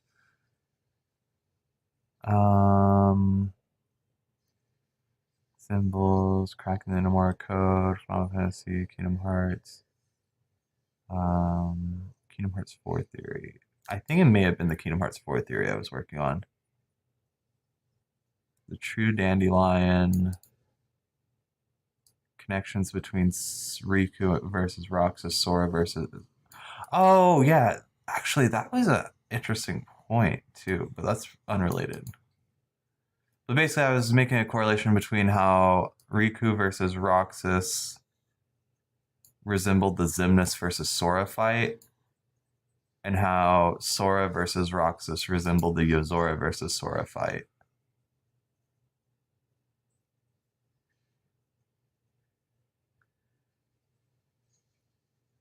Where Riku takes the place as a Xemnas, and then Sora takes the place of Yozora, in a way. Actually, no, because it's in Sora's Station of Awakening. So it'd be Sora's Station and Roxas's, Sora's Station in both. So Roxas and Yozora share that similarity.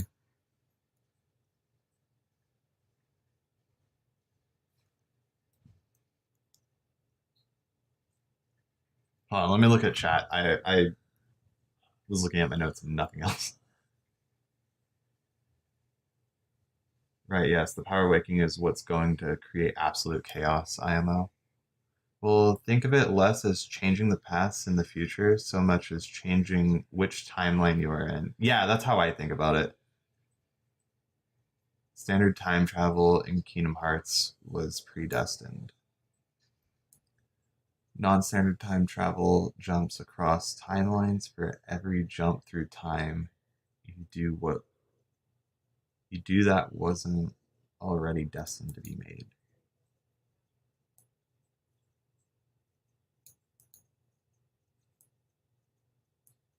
The world that never was, or the station of awakening are quadratum. I'll get back to that. Hold on. Just time traveling when/where you weren't destined to already move.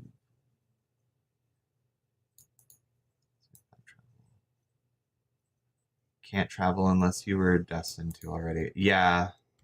So basically, time traveling into the past was already set in stone as something that was going to happen. So the timeline already accounts for that. But what Sora does is it completely contradicts the timeline. So Sora ends up in a different timeline.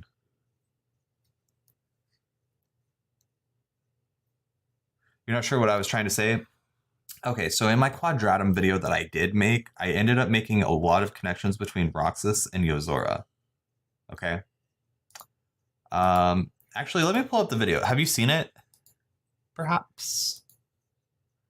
Specifically, the one where I talk about Yozora and the power of waking. No, in normal time travel, doesn't that mean if you accidentally stepped on an ant, then you just change the entire future? Okay, so with Kingdom Hearts time travel, that problem doesn't really exist because you cannot interfere with the timeline. Everything is destined. You being in the past was destined. Like, the timeline accounts for that.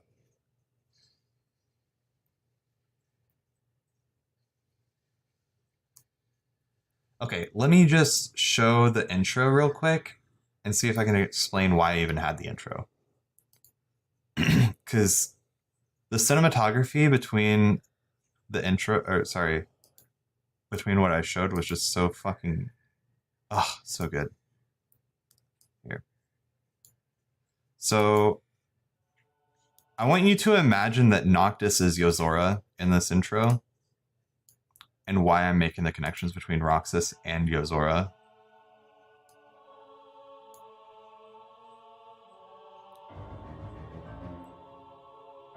So we got Roxas and I want to say Yozora, but it's Noctis, just slashing through enemies, and their goal is getting to this building.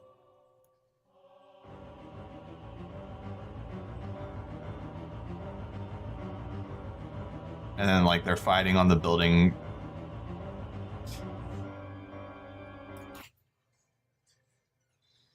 Man with white hair.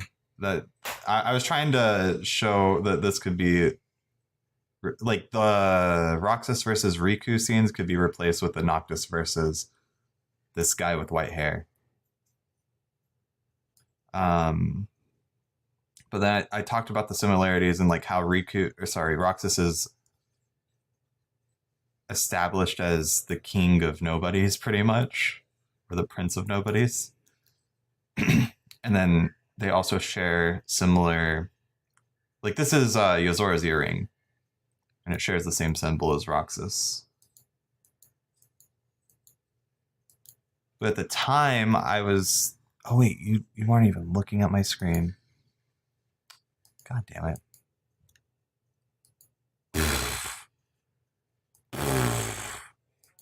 This is what I was talking about.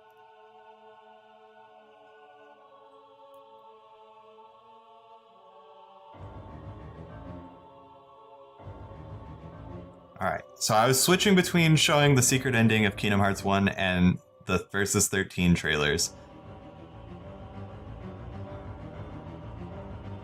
And then correlating, like, Noctis fighting on this building to Riku and Roxas fighting on the building as well.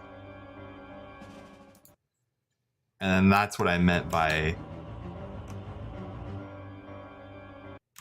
like, for this you could replace Roxas with Noctis here, and Riku with the other guy. But all us Kingdom Hearts fans know that Noctis is definitely inspired, or is an inspiration for Yozora. So I took it further and showed the connection between Roxas and Yozora. The dual wielding of weapons, the nobodies refer to him as their liege, which is royalty.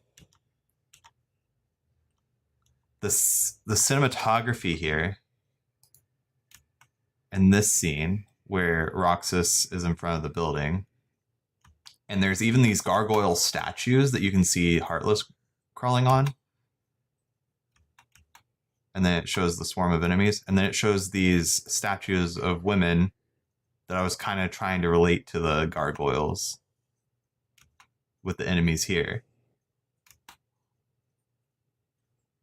There's just a lot of like similarities there.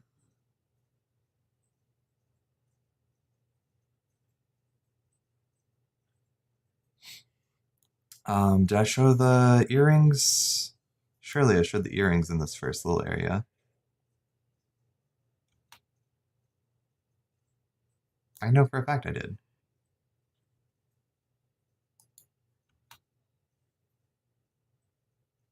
I just don't want to hear my voice.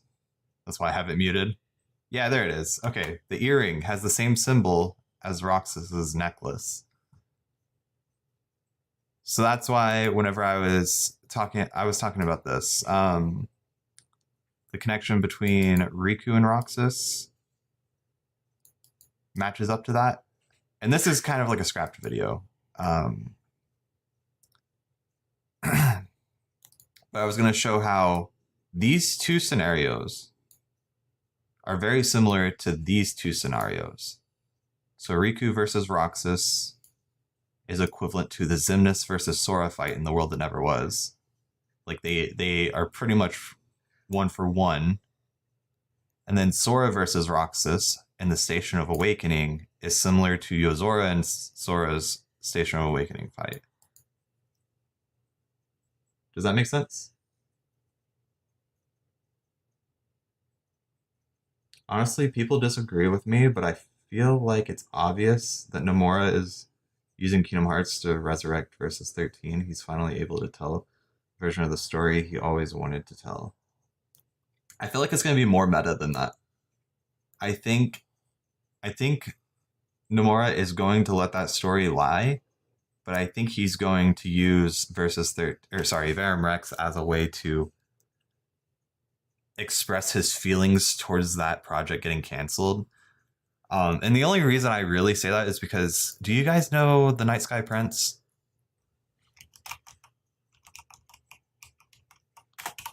He's another YouTuber. He has a video talking about the meta implications of the crystallization. Remind endings. Yeah, so he talks about it being a meta commentary on how Nomura feels depending on which ending you get. Like if Kingdom Hearts wins or if Versus 13 were to win, then Kingdom Hearts would get set aside because Sora goes into a crystal stasis. I feel like it's going to be meta commentary like that. Just through and through. Can we watch it on stream? Hold on. Where is... Wait, it's not even that video. What? Have you not seen the video?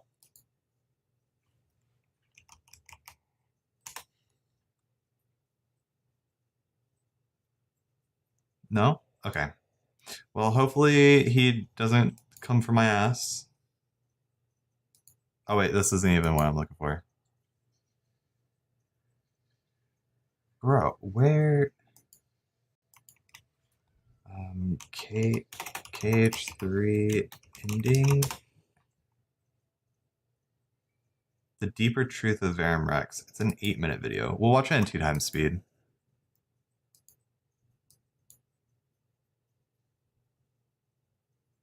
Totally gonna go tell him. Well, I don't know how YouTube's content claim works. Like if it tells him that I was watching this on stream.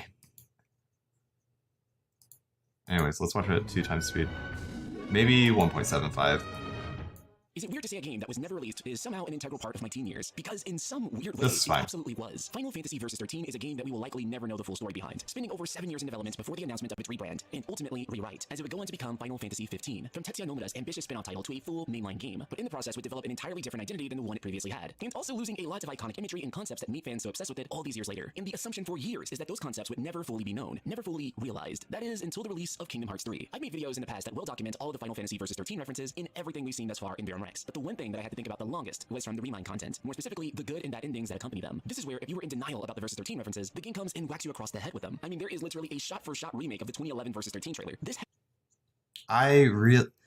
like the 13-2 made it so obvious to me that the two endings could definitely be paradox. Like one could be a paradox and the other could be the true ending. And I love that thought process because Josh brought that to me and I wasn't even thinking about it. Had me acting up when it first came out, but it's actually what happened before that I found more interesting and more difficult to explain until recently. The good and bad endings are rooted far more deeper in real-life circumstances than I think most people realize at a glance. That is to say, I think this is a meta-commentary, bear with me. Upon Yozura's defeat, you'll see him fading away, expressing that look, if you haven't played Final Fantasy 13 or Type 0, I'll try to give you the too long didn't read, because if you have to Google this, I mean, look at this. Essentially, a demigod or crystal grants you a power to complete a very specific mission, or fulfill a purpose, known as a focus. And when you complete that focus, you are given eternal life in the literal worst way possible by going into crystal stasis. In fact, if you compare Sarah Farron's crystal stasis to that of Sora's, their crystallization feels incredibly similar. Crystal stasis is never really used in Kingdom Hearts, especially not in this way. So why would Yozora be able to do this in the first place? You guessed it, Final Fantasy Versus 13. But all this amounts to more than just being a reference to Versus 13. I think what the good and bad endings actually symbolize are the situations surrounding the development of the games, the real life situations and consequences that I wholeheartedly believe director and visionary Tetsuya Nomura is attempting to communicate. And that is that Sora and Yozora actually represent Nomura's internal struggle between Kingdom Hearts 3 and Final Fantasy Versus 13, and what he went through developing them. The long stretch of time between Kingdom Hearts 2 and Kingdom Hearts 3, as much as it may seem, was not just to make room for dozens of not-so-spin-off titles, although it does feel like it at times. Rather, Nomura was too wrapped up in the development of Final Fantasy Versus 13, and at a later point in Versus' development, Final Fantasy VII Remake, to possibly work on Kingdom Hearts 3, all the way back in March 2010. Yeah. I mean, essentially what he's getting at is that if Yozora, who would be Noctis in this situation, were to win, it would put Kingdom... Sorry. Let me rephrase that. If we're going to put Yozora in Noctis' shoes, and he were to win, meaning Versus 13 were to get the time of day that it needed, Kingdom Hearts can and did get pushed on the back burner. So Sora ends up getting put into a sleep. Yeah, I mean, the video is basically just that. That's basically all he's saying. And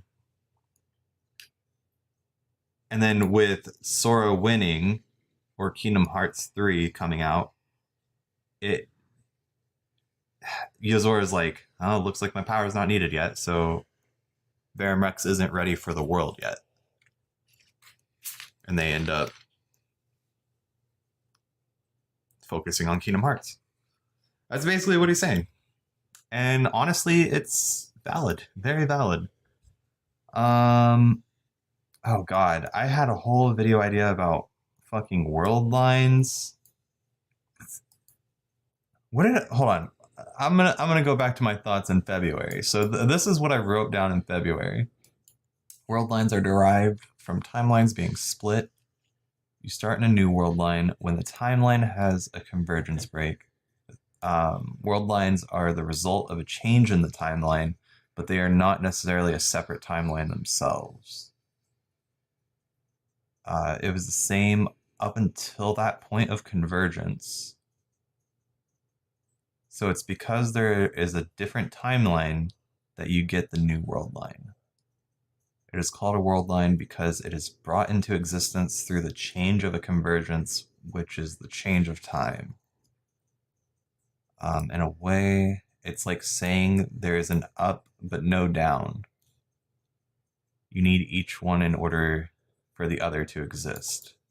A change in a timeline results in a new world line, so new world lines are only possible through the change and alteration of timelines. What was I getting at with that? Why was it?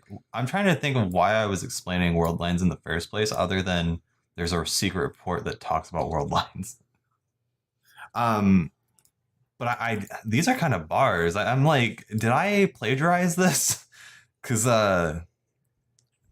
the part where I say it's like saying there is an up but no down, that's very similar, especially to 13-2, where it says you change the future, you change the past. It ripples through the timeline. There's also a similar phrase within Hermeticism, which if you have not read the Hermetic Kabbalah and you're a Kingdom Hearts fan, you are doing yourself a disservice. That shit spits Kingdom Hearts. Hold on, let me zoom in. The Kabbalah is basically the origin of alchemy. And it was founded by, I guess Hermes would be the guy, right? Ancient Egypt referred to Hermes as the Master of Masters, because he came upon seven magical keys, is what they were called, to unlock doors of understanding. You actually have read parts of it? Hell yeah, there you go. Oh, that demon book? It's not a demon book. Bro, I was reading this shit. It's so ingrained in Kingdom Hearts. I'm like sitting here like, there's no way Nomura did not come upon this book in his lifetime. Because it was written in like the 80s, right?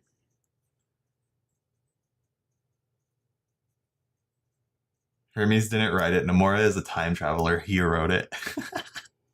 I need to read the rest of it because I was kind of following how they explained it at the beginning, where they're like, don't continue to the next chapter until you understand the current section you're reading. Because if you don't understand the current section you're reading, the next section will not make sense. You have to contextualize the whole thing. The book we are talking about is it's called the Hermetic Kabbalah. It's similar to the Jewish Kabbalah. They take very similar ideas and push them into like a kind of mythology type of thinking. Like the tree of life and all that. Hermes existed in ancient Greece. Oh, was it Greece? I thought it was Egypt.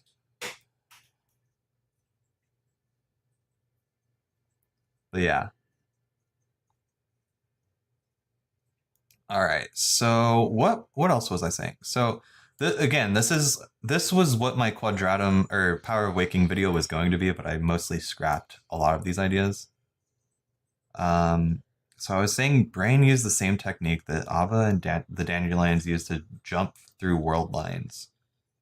We know that more than one world line can exist because Lucius states that the same trick that allowed the Dandelions to transfer to other world lines after the Keyblade War. Sora jumped world lines in a similar fashion to Brain. This could connect to the finale of Kingdom Hearts Union Cross, with Brain being seemingly a vessel of Lushu and landing in an alternate Scala. Because at this time I was also thinking it's possible for Brain to exist in both world lines. And for one world line to have Brain in the Keyblade Graveyard as Lushu, and the other world line where Brain is Brain. And continues to be Brain. If that makes sense.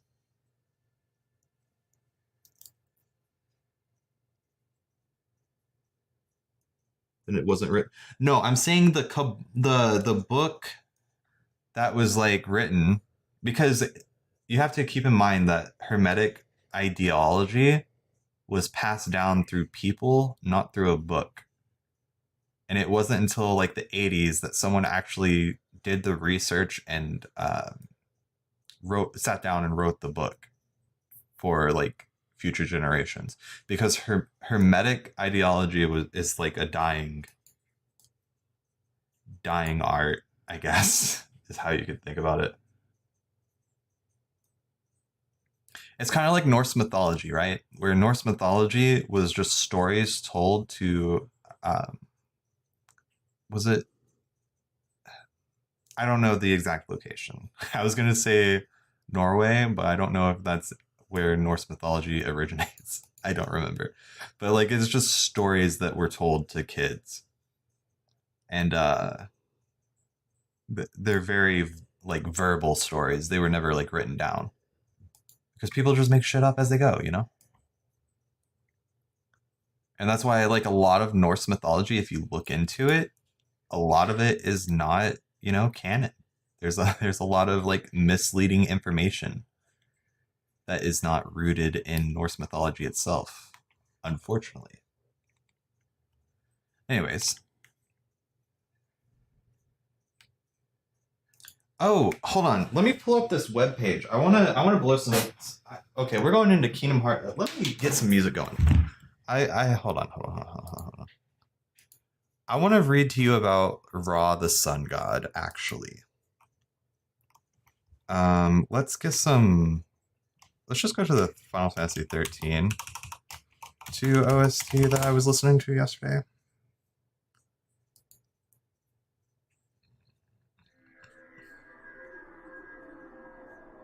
Connected to Viking civilization. Yeah.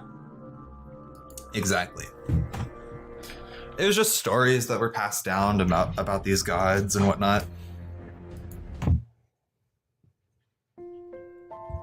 Okay, I need to send this webpage to my computer. I actually haven't read all the way through it, but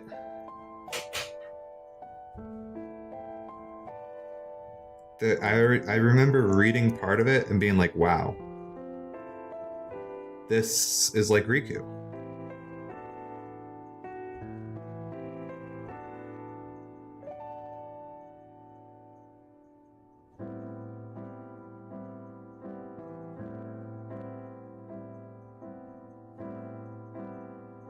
Okay. Ra, the creator.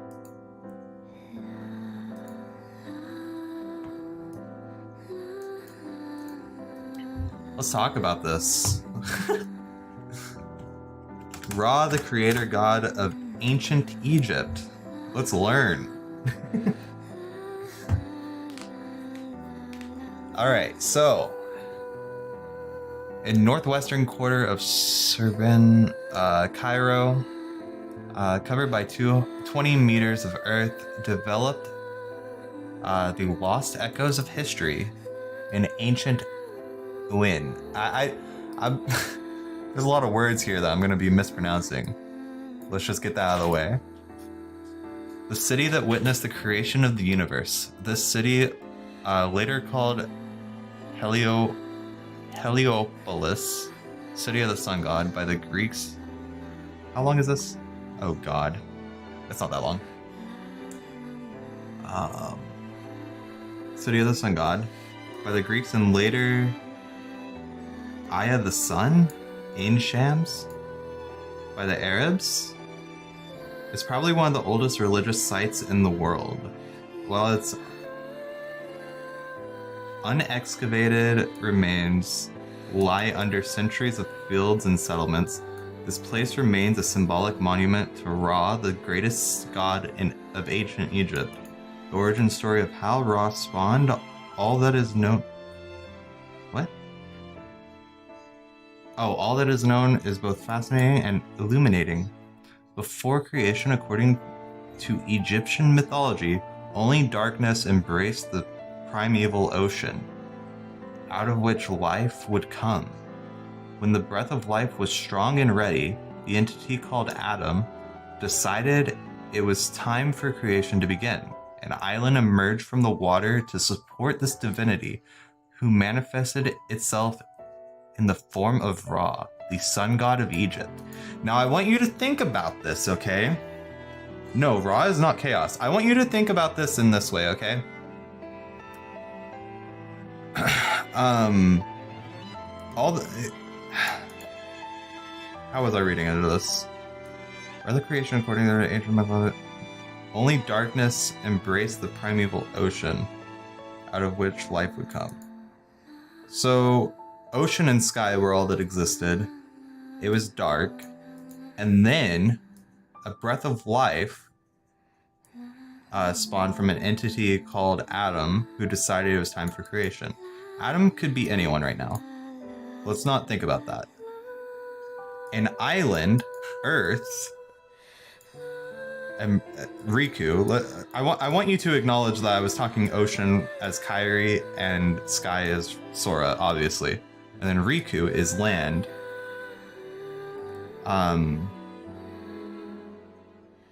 Emerged from water to support this divinity, who manifested itself as in the form of Ra, the sun god. Have you seen how they... Oh god, I don't know if you've seen any like meta theories with Riku. Hold on. I need to go to Twitter.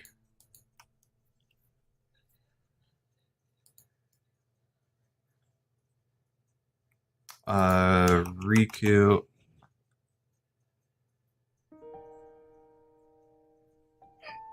I know I'm following someone who has Riku in their name. Hold on.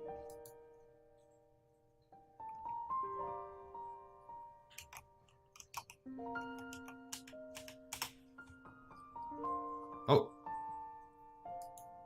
Riku is light. So this person has some meta theories. Yes, it's so Riku.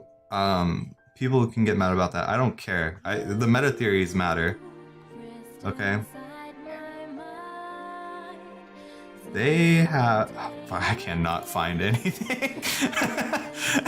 They have theories basically talking about how Riku is the light. Riku is the true light. Okay?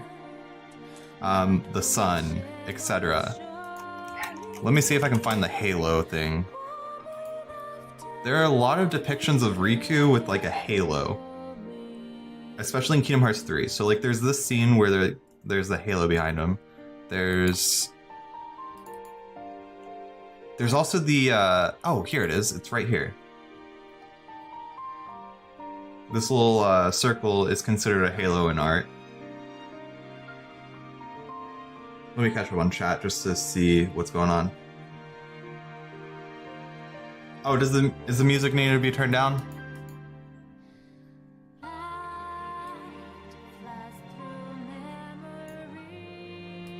Sorry, I'm kind of a rambling mess right now.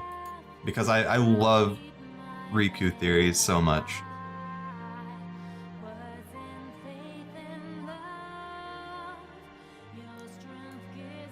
Is the embodiment of chaos and the worst enemy of Ra? Is chaos not Ra? Chaos is the embodiment of the primordial void, which Nyx and the Titans arose. Okay, we're gonna have to get into these ancient Egypt theories, because holy shit, you guys know way more than I do even.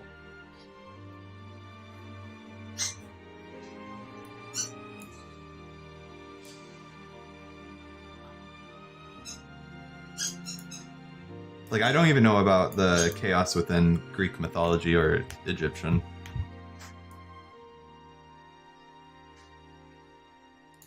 Honestly, kind of fuck Kairi, yeah. I'm with that. Well, anyways.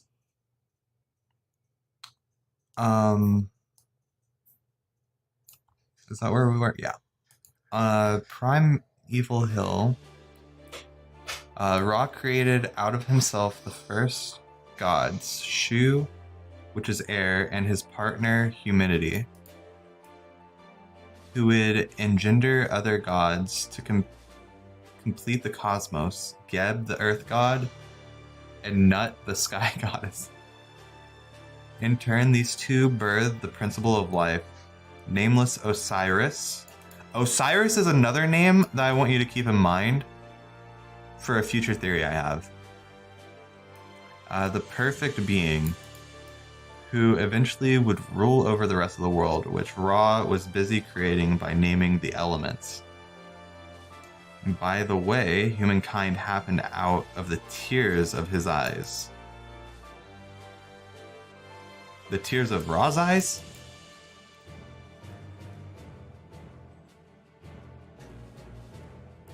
What, this song?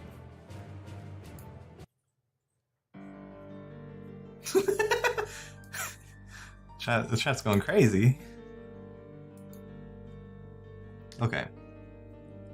Osiris was a kind and wise ruler who taught humans agriculture and civilization, with his sister/wife Isis, who helped her husband with creativity and magic.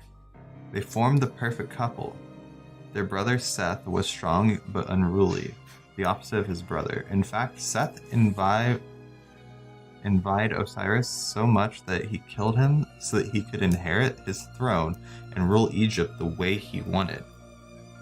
Seth's sister/partner, Nephthys, could not stop the murder despite her love for their siblings. There's a certain part in here I could have swore I related to Riku even more. Wait, Isis?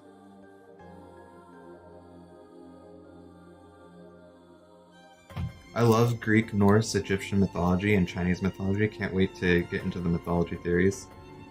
My time to shine, baby. Yeah. No, like, this is stuff I want to get into after the Final Fantasy XIII stuff. Just, like,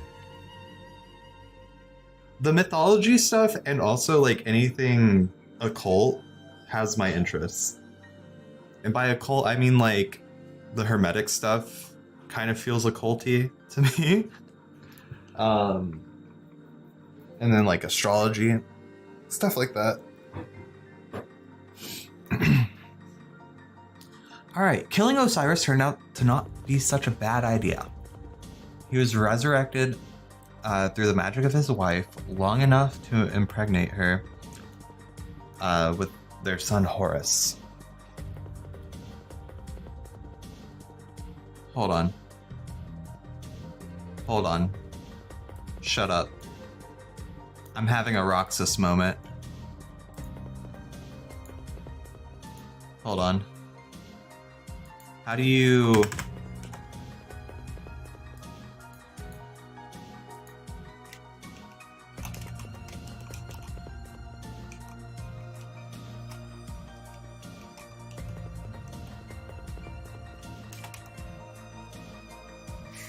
Why am I like this? Osiris sounds like Hades. Oh man.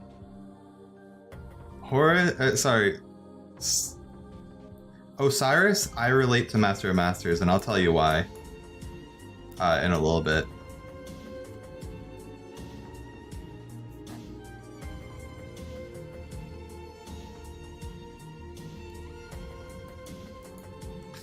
Okay, Horus, who would later avenge his father and recapture the throne of Egypt. Then Osiris departed to the other world to rule over the deceased, thus ensuring resurrection and the cycle of life.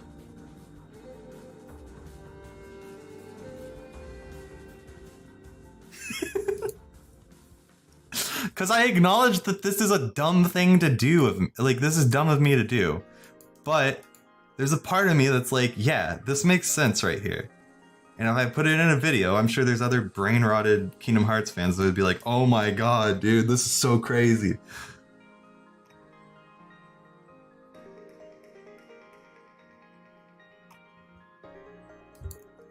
Anyways.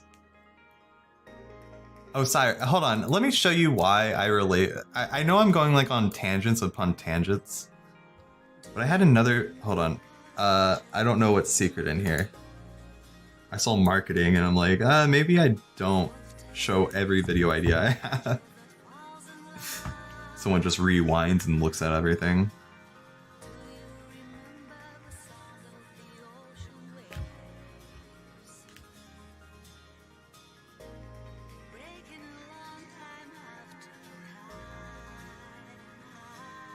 We love Kingdom Hearts, we always go into truth. Hold on, I'm looking for a specific... So this was going to be a collaboration. I wanted to wait until that person got their video and thoughts out because I basically took this away from them. This is a whole video fucking that I had prepared with this other person where I did the Kingdom Hearts side of things and then they did the Final Fantasy side of things. And we were going to talk about symbols that were kind of related between the games. But basically, I went into flower language. I ended up just talking about flower language. We don't care about... Hold on. There was something in here. Okay. So we talked about how... I talked about how the Fleur de Lis is a design that's like reused within Kingdom Hearts a lot. Aerith talks to flowers. The symbol that uses the Fleur de Lis most notably is the Heartless symbol associated with the Heartless that were artificially created from a human heart. And a thorn X to tie it all together. Thorns that could symbolize the sacrifice of a heart's purity, represented by the Fleur de Lis. Dark Mode Riku also has the symbol on his chest, but the thorn cross is missing, which makes sense as he hadn't fully given into darkness, unless you count being possessed by Ansem. Kingdom Hearts doesn't shy away from flower language. I talked about Shion in the Days manga. Strelitzia is the name of a flower. Speaking of Strelitzia, I don't want to get into that just yet.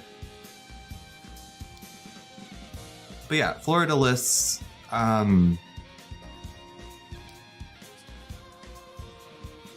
where was it? The Fleur de Lis resembles an iris in French, or in France, I should say. And then I talked about Irish takes on a double meaning because of the gazing eye. A blue iris flower symbolizes hope and faith. And wouldn't you know it, the iris of the gazing eye is blue. Another thing is evil eye in Greek, which was believed to be a curse that would bring about misfortune and injury. Talismans were created to ward off the gaze of the evil eye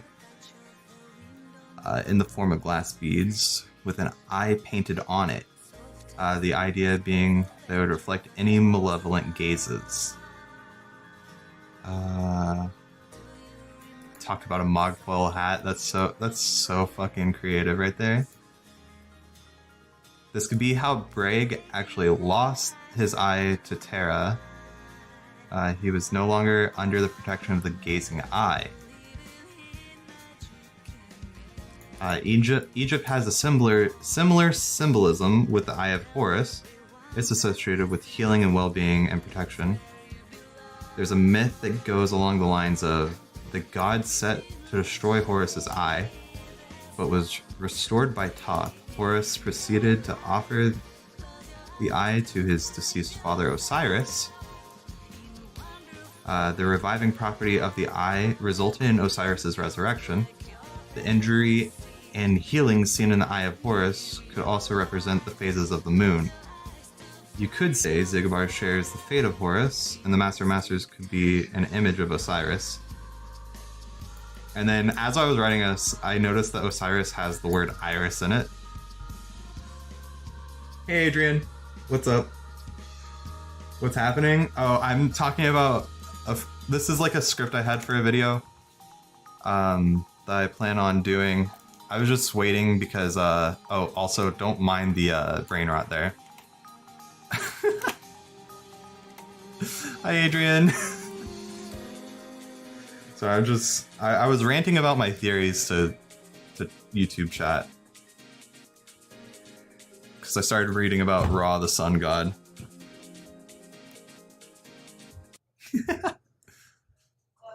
I'm not gonna read the rest of this. I've already went on a long enough tangent. Showing off my theories. Flexing a little bit. Oop. I'm gonna get back to the game. Thank you guys for sitting down and listening to me.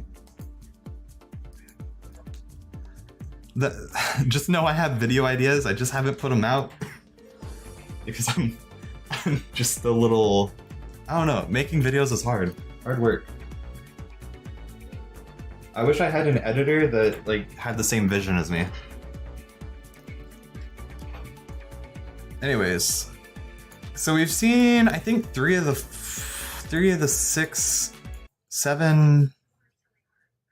7 paradox endings. Yeah, I do all my editing. Here's the thing, right? I do my editing because I know exactly what scenes I want to use.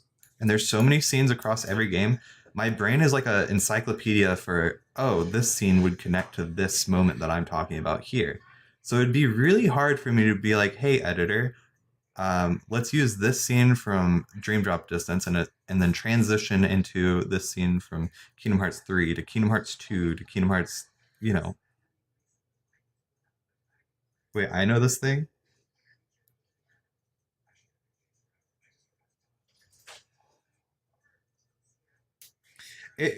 Really, a bunch of mythology lines up with all mythology, honestly. I am from a future you have never known.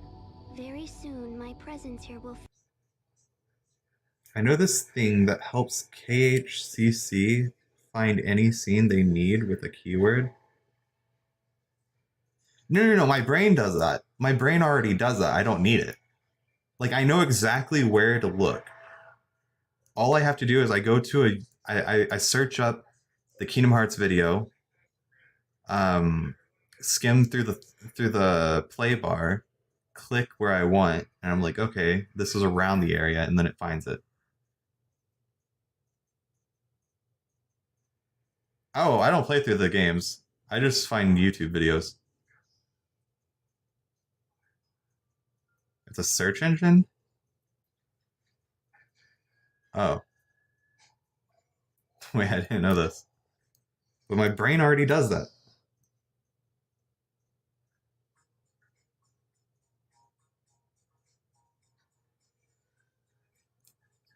Fade. There is little time to tell you of the things I have seen. Is this the second duel? We talked to the one from the past, now we're talking to the one of the present. Sorry, I talked to the one from 200 AF. This is the third one, I believe. Time, there were 6 and 1 Lassie, and their story is a miracle. The destinies of the 6 were bound through the completion of a focus that belonged to the 1. The 6. That was lightning and snow and the others. And the 1, that would be me? Alright. Ragnarok has been strongly referenced in the Keyblade War. Even without Dark Road making the overt reference. Hold on. There's gonna be one more up here, right?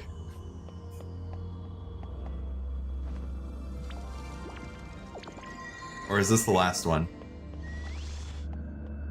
I don't remember if this is the one I need.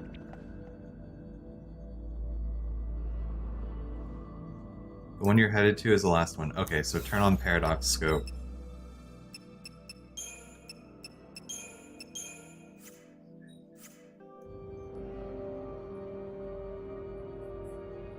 This isn't the one?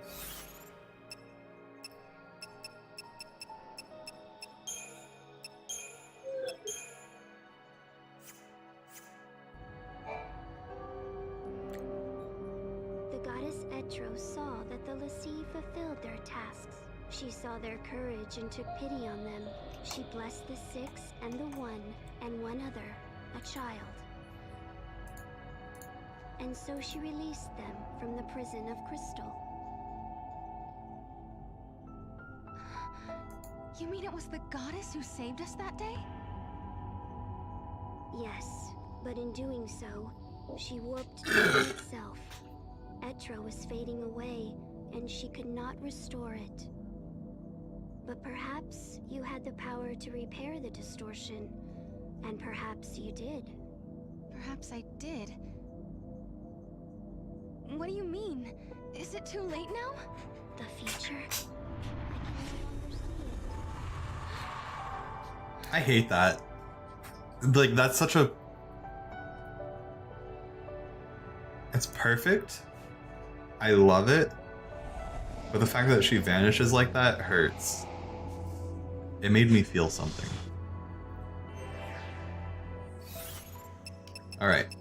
Turn on the fragment skill, Paradox Scope. And let's see how this goes.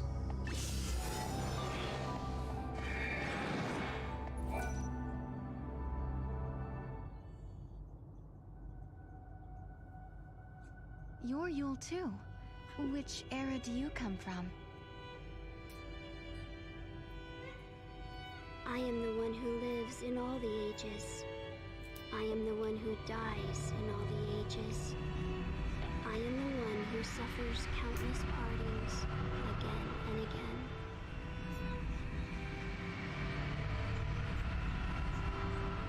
Do you think the true dandelion could be a like the Yule You summoned me here. In this place, of Kingdom Hearts? you can see all your heart's desires come true. I don't understand. Or do you think Lushu takes on that role just by being Lushu? The dreams of humanity are here washed ashore. A world without beginning or end. A world closed upon itself.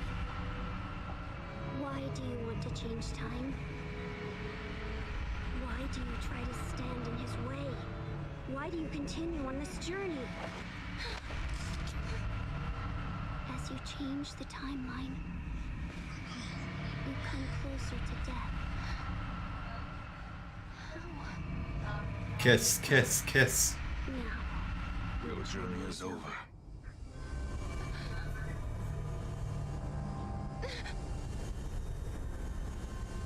I don't understand. You don't need to.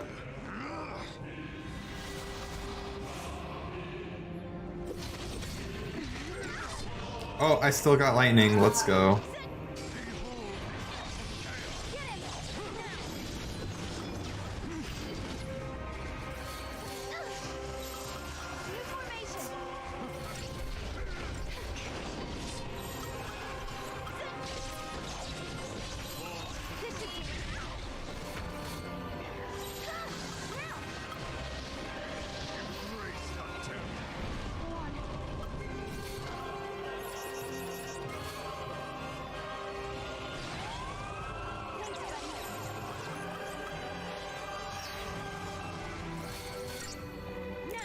Oh, he has a revive too, which sucks.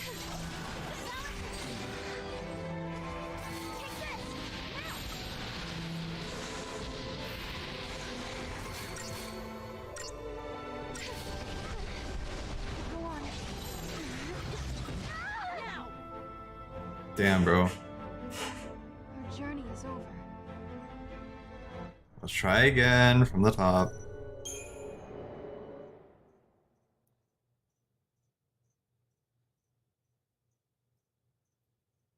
Bruh, this game is booty, dude. Literally, my Steam has crashed. Do I have cloud saves on again? I think that may be the issue because my Steam is crashing.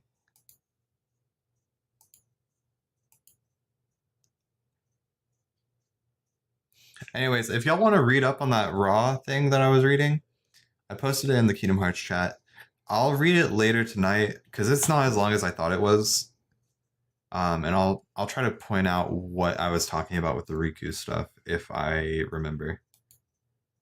Because I was talking to my coworker, and then they sent me that, and they were like, "This might be useful to you," and I was like, "Oh my god, it is." Okay, I have cloud saves on. How do I?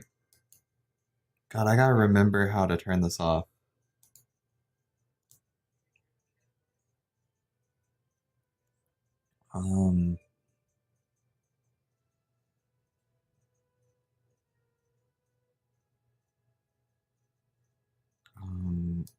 It would be in games. It would be in Steam. User data, I believe. Oh god. It'd be yeah, this is the one, remote. I want to take the save data and then put it in, I think it's %app data.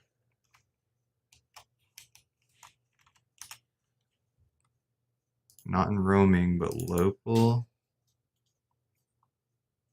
Final Fantasy 13. Or is it Square Enix?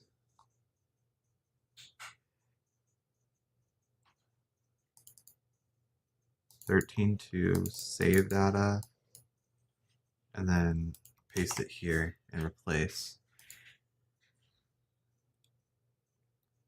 All right, I think we're ready. I need to turn off cloud saves because holy shit, that's annoying.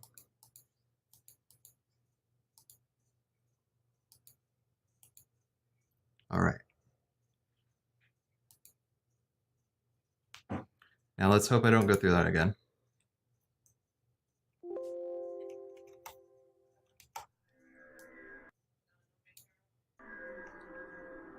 Multiverse Chaos Yule.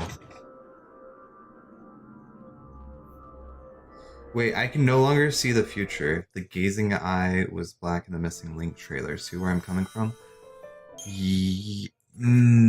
So, okay. Okay, another little tangent. Hold on. This is for you to see if this will help your... I don't know if you have a theory there, but I want to show you what kind of like threw my World of Ruin theory into a spiraling decay. And I literally showed it in the video too and just didn't realize it. So the missing link trailer, yeah, sure, it shows the darkened eye. But where is it? Was it in? It was in my World of Ruin video. Okay, so it was in here, yeah.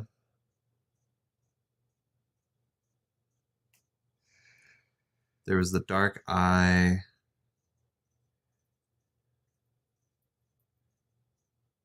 Trying to remember where.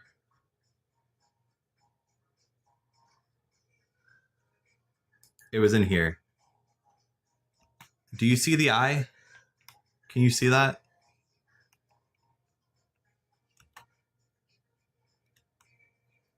The eye is not bright. I don't know if it's the lighting or what, but that is not a lit up eye, I will tell you that. And that's another thing I've been thinking about. I'm like, what implications does this have? Because I have no clue. I can't think of anything.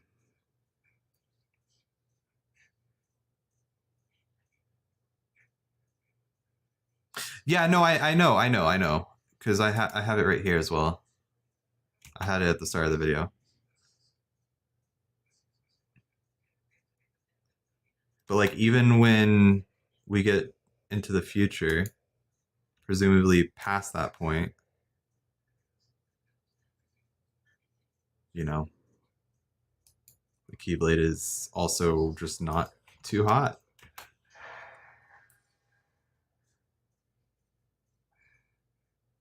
Maybe it has to be, I don't know. I feel like there's another rule at play. Anyways, that's that little tangent. Master of Masters couldn't see the fate of Scala. He only heard bits and pieces about it from afterwards. Oh, right. So it's just a thing in Scala, huh? Not Alyssa.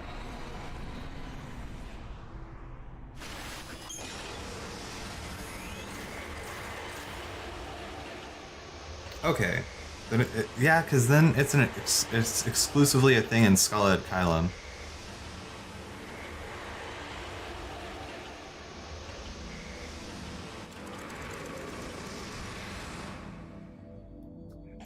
Would Scala at Kylum be like the Void Beyond?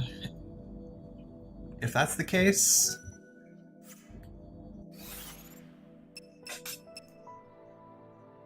a Valhalla? Like, I feel like that would point to that more so.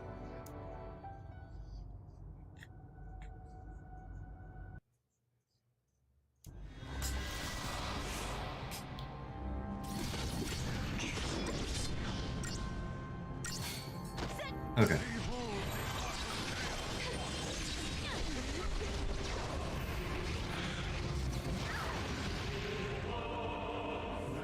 I'm gonna get Vigilance up. That way I can't be staggered like a little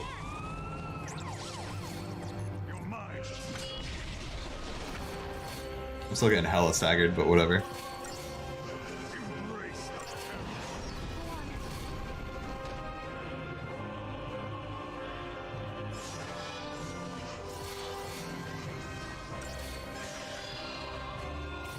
You're fine, you're fine.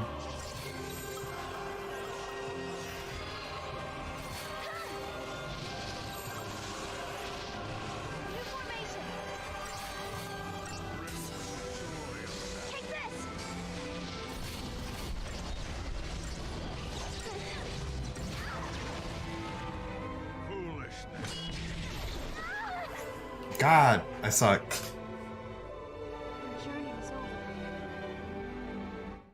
The police sirens got you?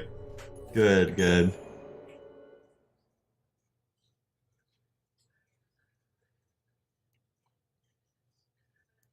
The wellspring of worlds and Valhalla was the wellspring of souls. Oh, and you know what? That's not too bad of a comparison either. Because when you look to I think it's yeah. So in Kingdom Hearts 1, Donald and Goofy look to the sky and see a world blinking out, right? I even made this comparison in the video, I believe. The heart of the worlds were blinking out. And then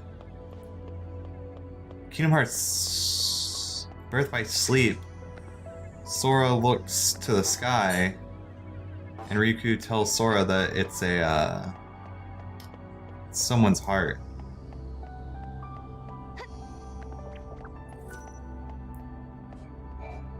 Something along those lines. You're Yule too. Level for this one? Nah, I don't think so.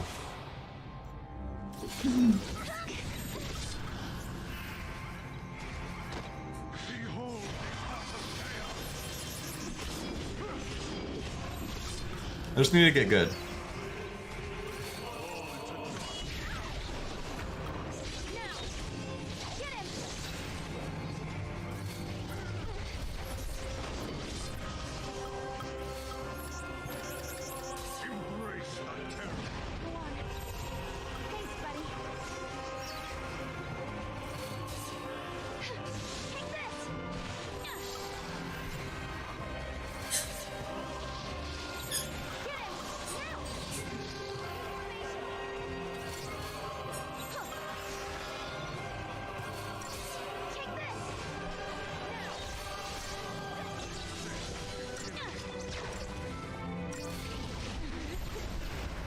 That's not what I meant to switch to.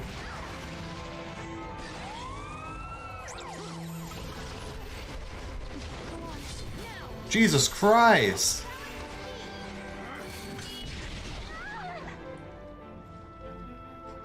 I wish auto did not auto to protect. I wish it autoed to a guard.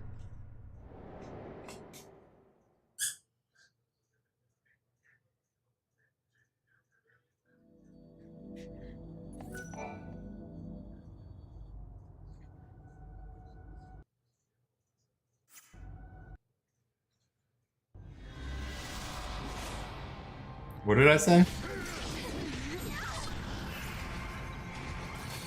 Thanks, buddy.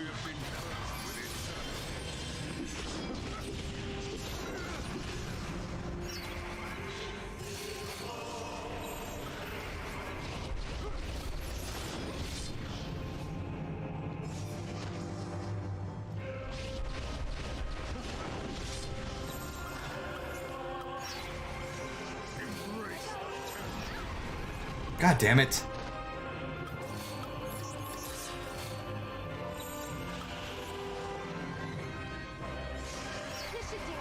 He's gonna do a thing now, and I'm gonna be so mad.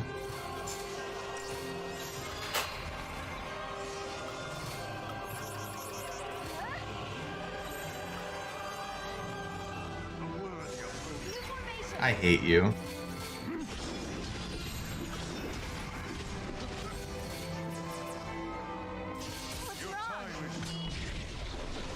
Why are you provoking, you goofball?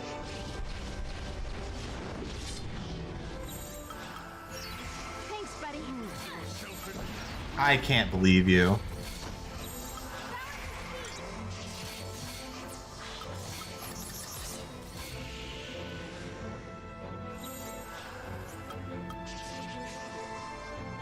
That's why are you just looking at me?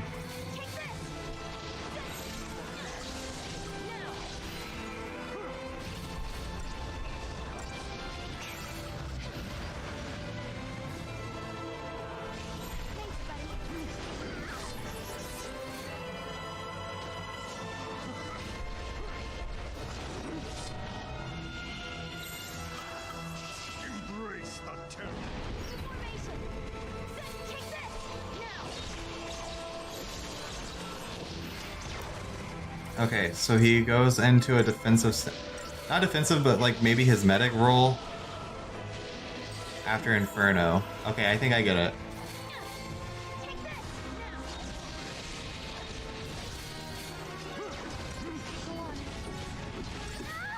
Okay, I get it. Wound potions are for gamers. And I'm no gamer.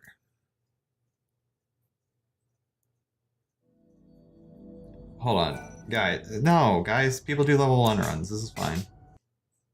I'm fine, okay? Watch this shit. Thanks, buddy. Behold,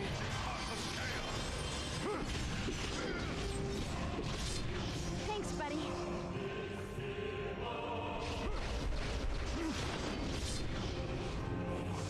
Thanks, buddy. Fuck!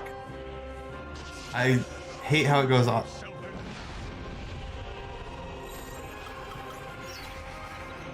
Okay, buff up. We're fine because he did Inferno.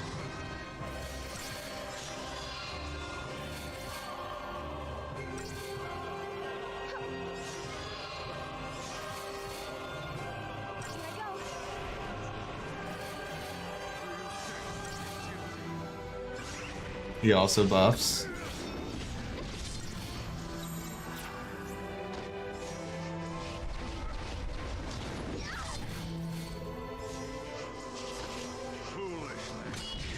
Do literally anything, Sarah. Anything. Why is he back in that mode?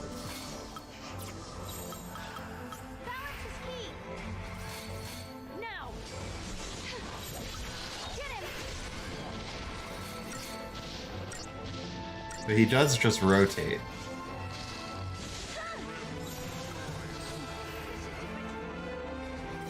I wish she had launch, that would be so sick.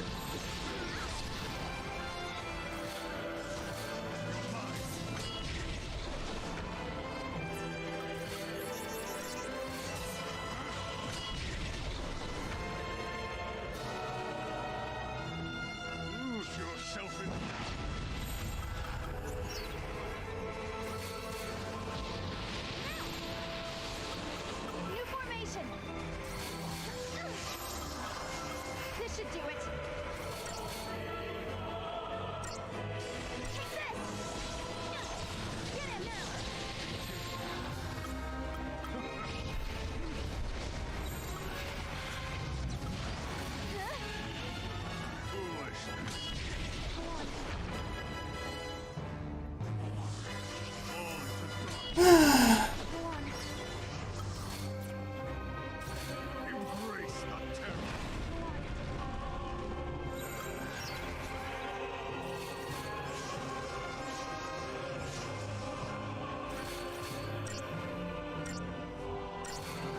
I've got you.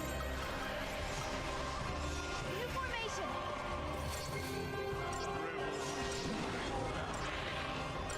Hold on, retry. Retry.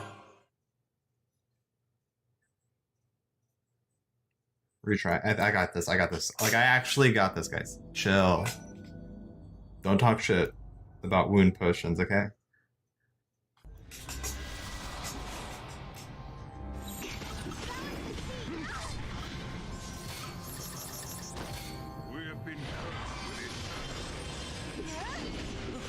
I just need to guard until he Infernos and then just go ham. It is that easy.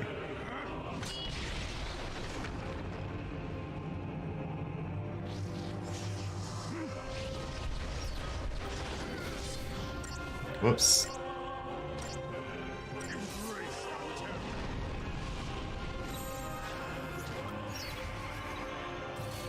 Heal up. This should do it.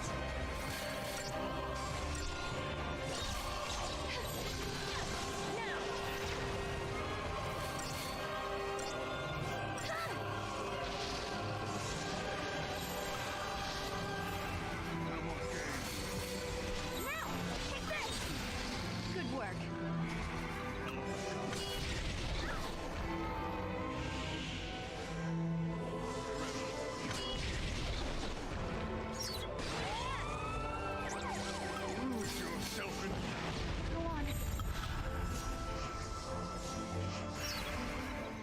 I may need exactly what I said I didn't, because I think he still has like a revive.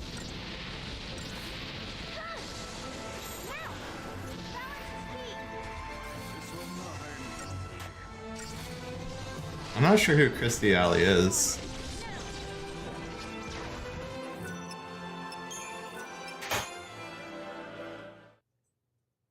I quit when I meant to do something else. Hold on. Okay, so this is too hard, right? A little boo-hoo.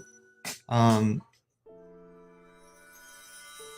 basically just refighting harder fights. Should I just watch these on YouTube? Because I really do not feel like grinding. That's my main thing. I'm like, I don't really care to grind, if I'm honest. Let's see. This other thing says something about the Nora house, Lightning Wolf. Uh-huh.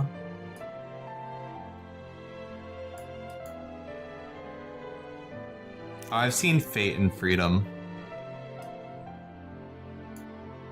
I'm just gonna, because I don't want to do the serendipity thing either.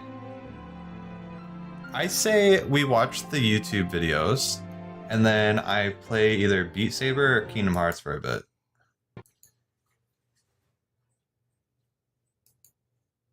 I think that's the play.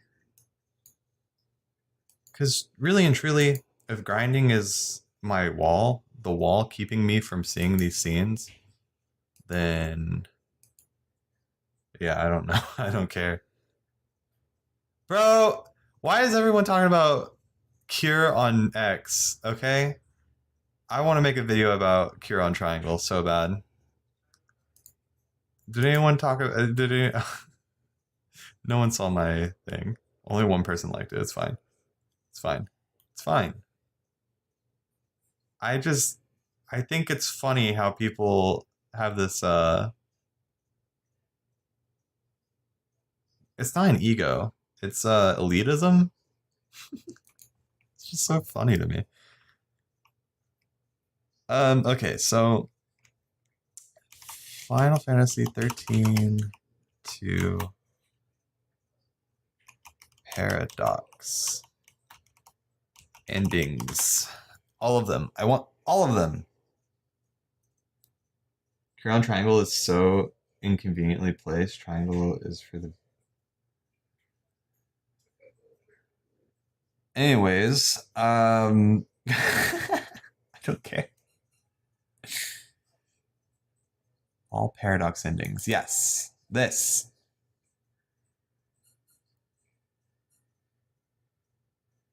Timeline links in description.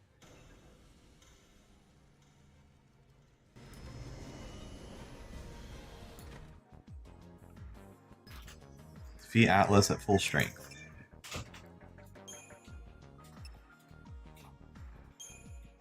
Oh, that's the difference. And not looking too happy. Is it too quiet for y'all? Because I can boost audio for you.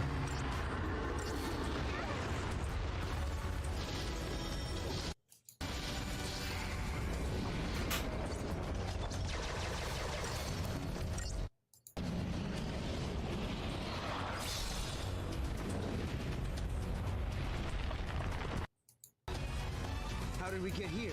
No! Look out! They got WASD. I think I found his weak spot. Ready? Do it! Wait for it. Now!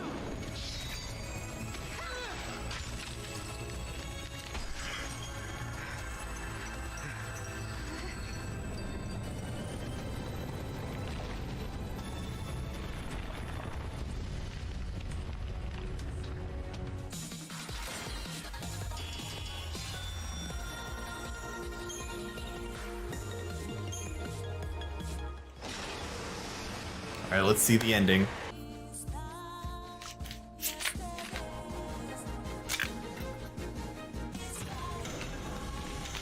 Hello? What?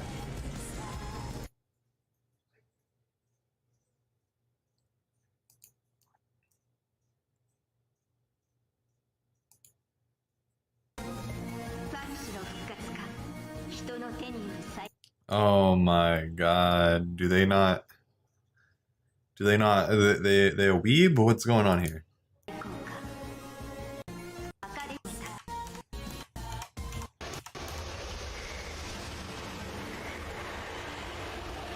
They better have subtitles.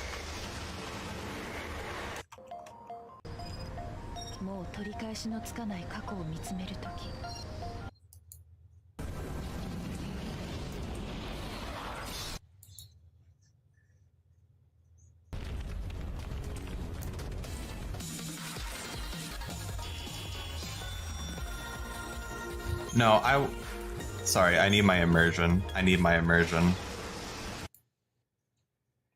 All paradox endings. See, I'll keep saying that. How did we get here? No! Look out! Move! I think I found his weak spot. Okay, this is a better video. Ready? Do it! Wait for it. Now!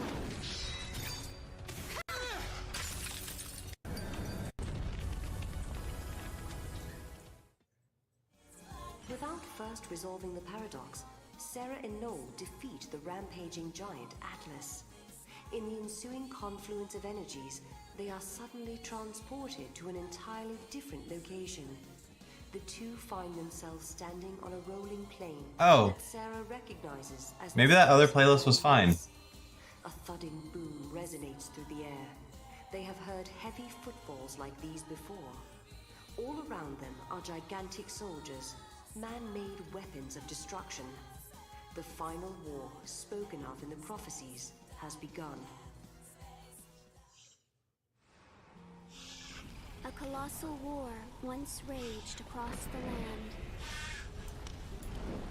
The spark was the pillar of cocoon, growing weaker by the day, threatening to collapse. Among the people, there were those who sought to resurrect the Foul Sea. They wanted to use their power to avert catastrophe. However, there were many who feared the Foul Sea and their part in Cocoon's history. The populace was split. Anger divided them. Over the course of time, the debate escalated to war. As the battle raged on, one side created soldiers the size of mountains. Instead of surrendering, their rivals retaliated by building their own massive weapons. What began as a dispute between humans became an earth-shattering war between giants. Jesus. The titanic conflict grew beyond the people's ability to control. Pulse became a scorched battlefield. And eventually, what they set out to protect was destroyed. That story has been passed down for generations. It happened long before I was born, but for Sarah, it's a war she knows nothing about, one that has yet to take place. The massive weapons of war overran the land. They say it was the beginning of the end of the world, the day the giants caused the fall of Cocoon. If it's true. If we defeat all the giants, then we should be able to save the future and the world. There's too many of these things. In my mind. I'm staying here with you, Noel, in this time. I can't let the world be destroyed. Thanks, Sarah. The pillar supporting Cocoon is already weak and starting to crumble. There's not much time left for us. But even so, we're not going to give up. We can't. Because I know what happens after Cocoon comes crashing down from the sky. The world is stripped of growth, of life. The water runs dry, and even the winds grow still. Everything withers away in a slow death. It's a world with no hope, no future, nothing. A forsaken world. That's the world in which I was born.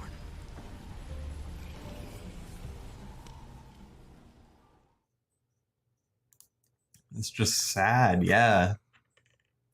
Vanille's truth we did see. Hold on, if this is the case, then I feel like this other video was fine, right? Or did they skip that?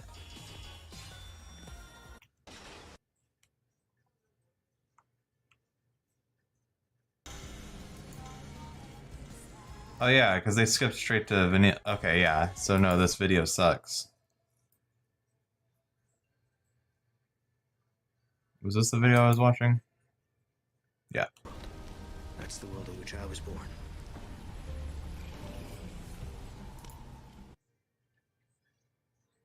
The ruins of their home. I thought I heard a faint whisper, a familiar voice. Could it be the voice of someone who lived here long ago? The voice of someone begging. That's somehow. And they all lead to a time of salvation, when imprisoned souls... Do you think Riku may come upon Sora in a crystal stasis? New beginning. Just chilling in Quadratum, unable to do anything about it?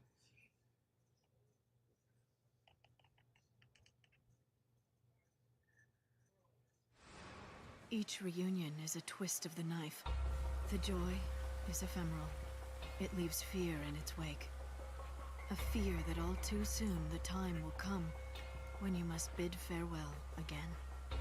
Yet you cannot help but long for the next encounter. Oath brand. Humanity's great frailty. We prefer past happiness to future uncertainty.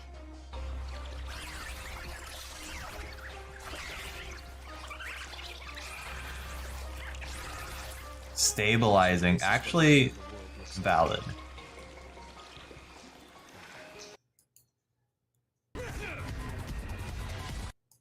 Hold for now. Huh? According to the stories I heard back in my own time, Cocoon was... But the act triggered a paradoxical backlash and filled the breadth of Cocoon with gelatinous organisms. From among them rose the most powerful flan to ever exist. The entire world quailed beneath its tyrannical pseudopod. Would all of Cocoon be devoured by this immense flan potentate? Once upon a time, in a faraway land, there was a giant forest, Kubao. There was plenty of water in the vibrant woods, and all the monsters lived happily together, Kubao. The monsters loved to test their strength, and the monster ending. Games got a little rough. But even I love the nut. They all got along fairly well, Kubao. One bright and sunny day, a mean flan came along and declared himself to be the king of the forest, Kubao. The flan stood as high as the clouds in the sky, so none of the monsters disobeyed him, Kubao. The king ordered his royal subjects to shower him with gifts from all corners of the world, Kubao. In return, he promised to banish humans from their domain, and he would create a kingdom where monsters ruled the land, Kubao. I told you we'd just be able to sneak in. Hey, Sarah, how do I look? What? Just like a monster? The transformation spell worked like a charm. No one can tell who we are. Mog, now we'll need the wonder honey. Can you go find some? Off you go. Hold on. The king was even bigger than the giant plan we defeated in the past, Kubo. So we all came up with a marvelous plan, Kubo. We would transform into monsters and sneak in unsuspectedly. Then we would present the king with a delicious flan, Kubo, and he would say, "Incredible!" And then he would keel over and die on the spot. We're going to serve up a dish of poison flan to his royal highness. Fight flan with flan, as they say. It's a This is the funniest paradox ending. Hey, what's taking so long? Where's that wonder honey? We also need some hoax herb and exquisite sugar, you know. And don't forget the rotten cheese. Why do I have to do all the work, Kubo?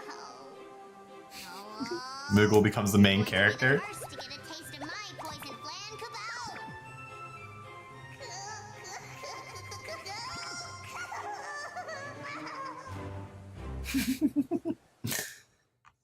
This game rocks.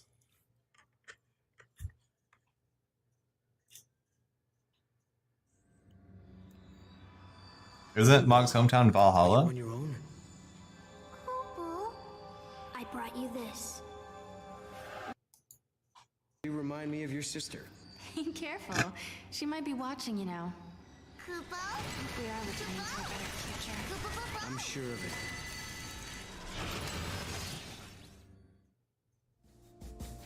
The proto-fal'Cie.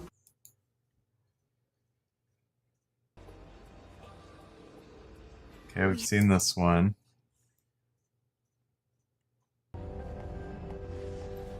This is the one I was trying to do.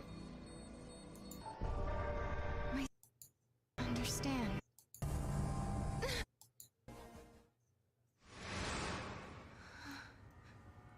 Where am I? This is the world you chose. Had you simply accepted defeat, a pleasant dream would have been yours for all eternity.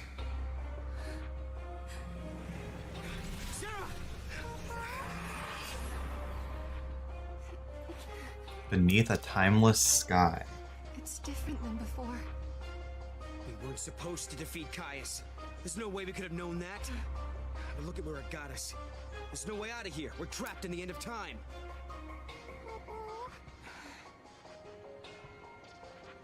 You're not giving up, are you? Don't you remember?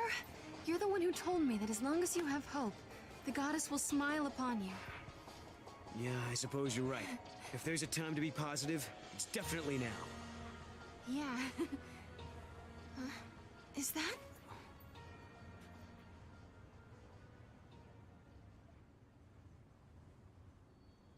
Countless days have passed since we began our journey with Noel and Yule, Kubo. Another Moogle ending? Paradox. It was lost along with Caius, Kubo. We are trapped in a world where the four of us are the only ones left, Kubo. Yule doesn't see visions in this place. She says it's because time has stopped. There is no future. I don't know if there's a way to change the events of the past anymore.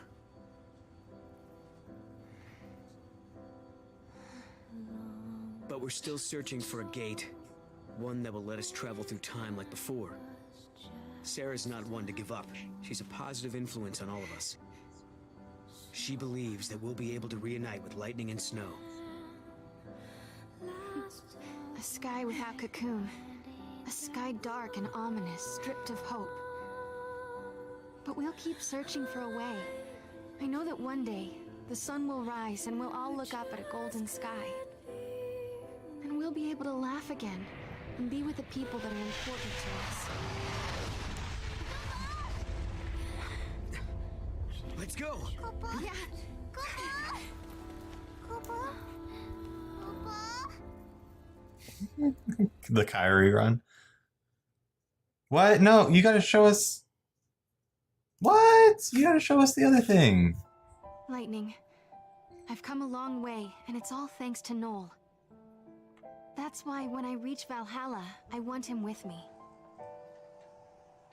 So here I am, inside the memory of a lost future. I've come to lead Noel away from this cold, distant world.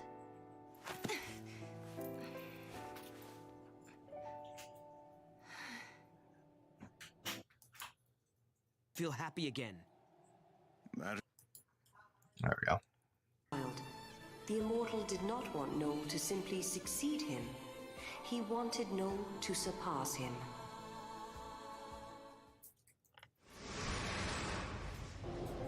The moment I defeated Caius, the power of chaos coursed through my body and transformed me into a guardian. That's when I saw memories of his past, his life.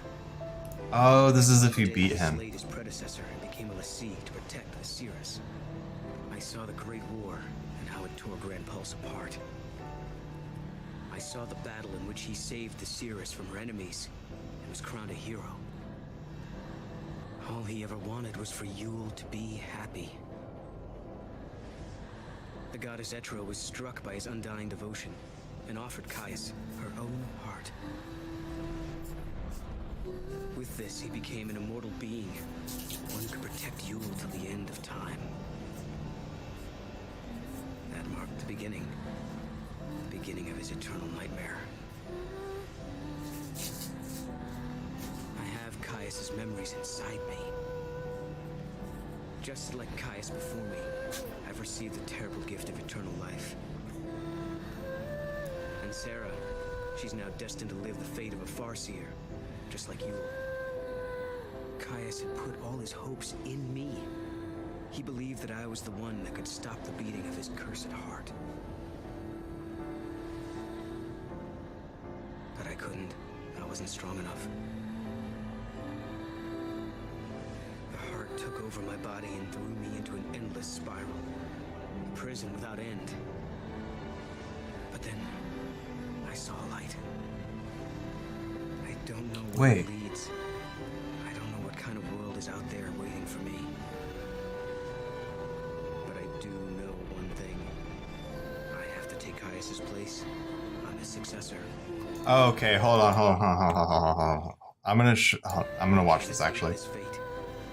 This is just the beginning of my never-ending nightmare. I have to face whatever's out there in that unknown world. I have to save Yule. I have to save Sarah. The gift of immortality made me realize that hope is a double-edged blade.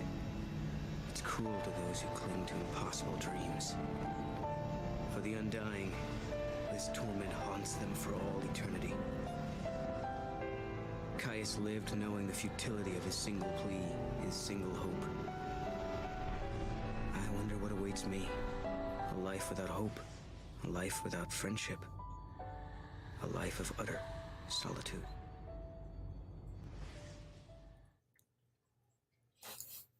Alright, we have that, and I raise you a Kingdom Hearts ending.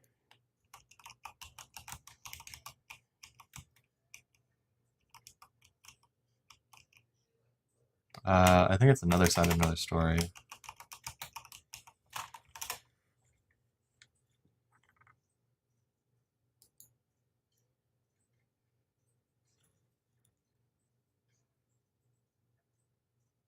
Is this the shorter one, or is this all of them? I think it is this one.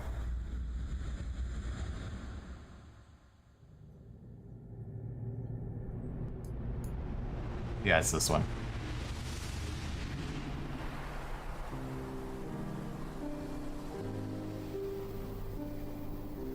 Wait, what does that say? The eye will close? Hold up. A fragmented tale, the eyes will close.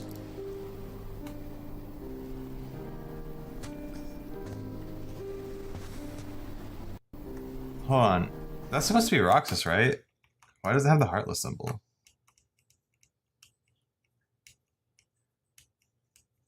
I've never noticed that. Anyways, that doesn't matter. There's a specific part.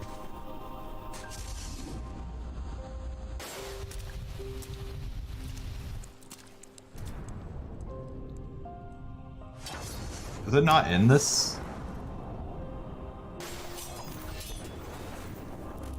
There it is. That's what I'm looking for. This is what I was looking for, because this is what that reminded me of.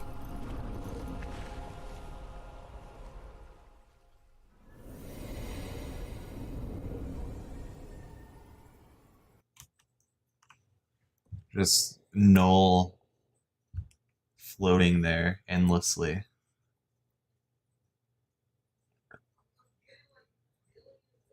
The history crux is a cage Etro made out of many time gates, is it not? I don't know. To be completely honest, I don't know.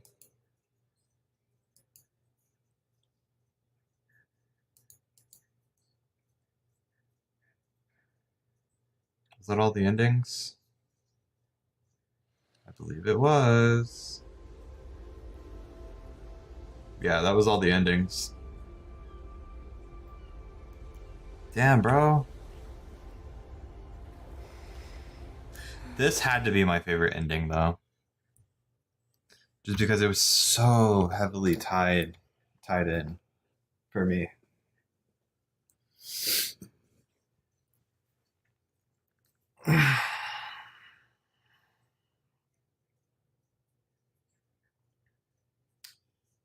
Okay. So I have a few choices. The history crux is a physical representation of the fates Etro laid out. I have a notification. Let me get rid of that. Why did I have a notification? Sometimes I don't understand these damn notification things. Oh, is an at everybody, maybe? Okay. I have a few options. I could play Beat Saber. I could play a Kingdom Hearts. That's really my only options. I need to use the restroom real quick though. I got a potty.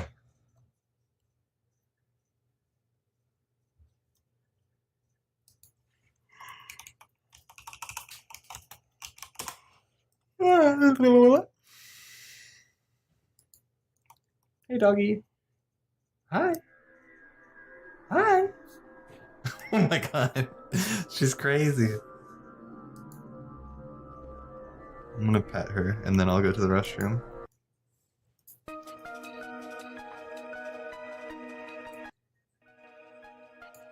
Be right back. I'm back here.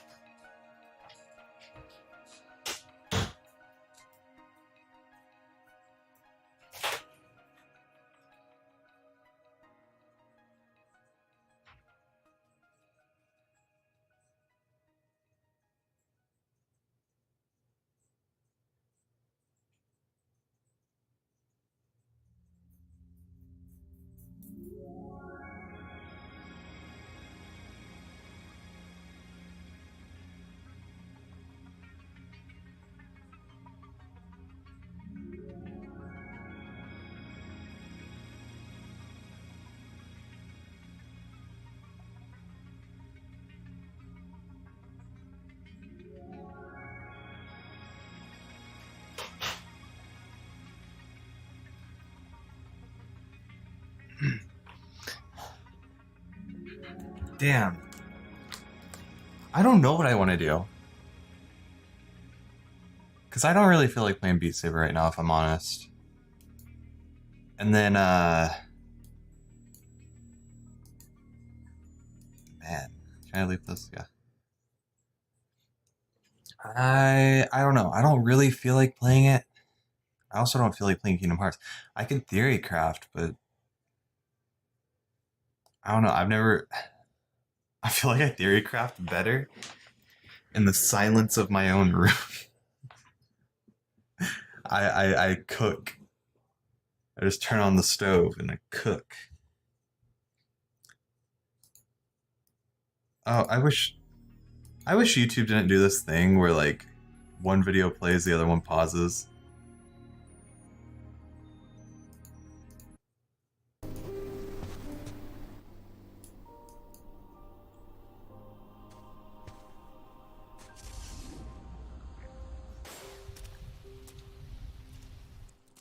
Damn.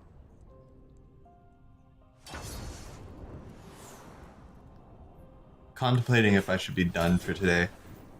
I'd feel bad since I was like, oh yeah, long streams, let's go. But there's truly nothing else I want to do with 13-2 gameplay-wise. I do want to make the videos.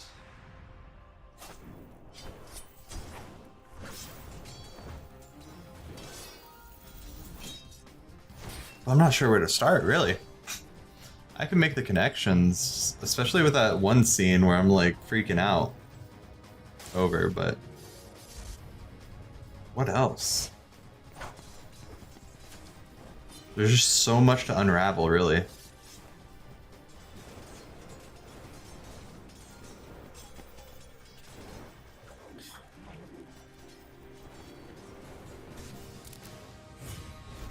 I could also look at the data logs. Hold on, let me do that actually. Let me go into the data logs.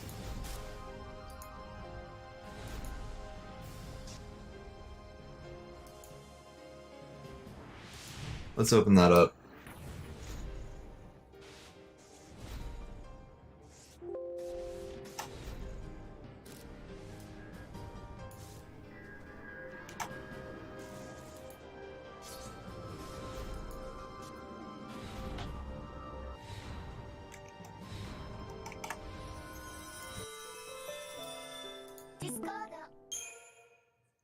Sorry, I restarted Discord because it had an update. Final Fantasy 13-2. The story so far, Kubo. We can catch.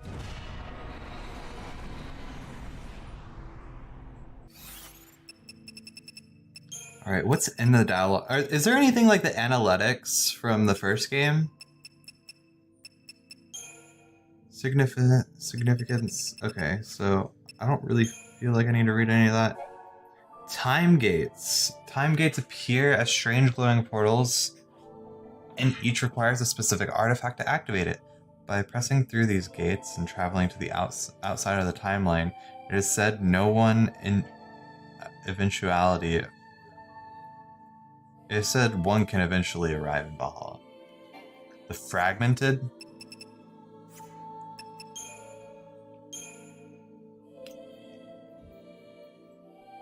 Fragment data logs. I don't have them all is the problem. I guess I could boot up the old wiki.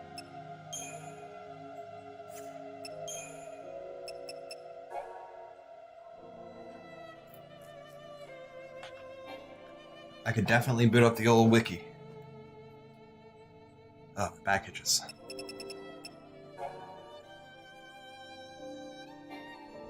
Specifically Oracle of Etro. Here, let me go to the wiki. That seems like it'll be easier.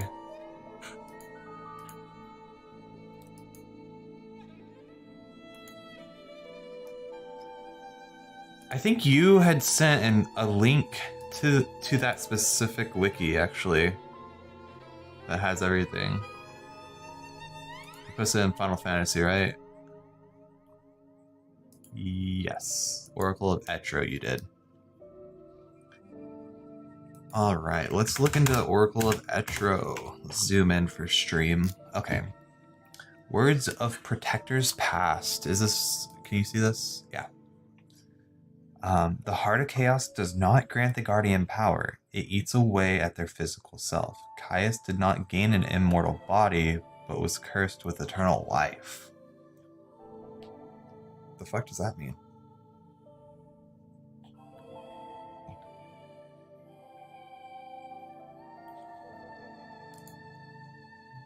Guardian in 13-2 is a title bestowed upon a warrior from a Farseer tribe tasked with protecting the Cirrus Padra Nusiul from harm. Given the mark of Olassi to ensure no failure, there can only be one guardian at any time, and every warrior who shows potential must kill the present guardian to succeed him. The last guardian is Callous Ballad, made immortal by the goddess Etro, and gaining a new objective in his role by remembering Yule's visions, thus retaining memory of all timeline events. Okay. Heed my words, Null. You are the last protector and the only one who can wrest the heart's strength from Caius. And the instant you strike the life from his body, you shall either inherit the curse or break it in its eternal grip. Only your will can slay fate, one way or another.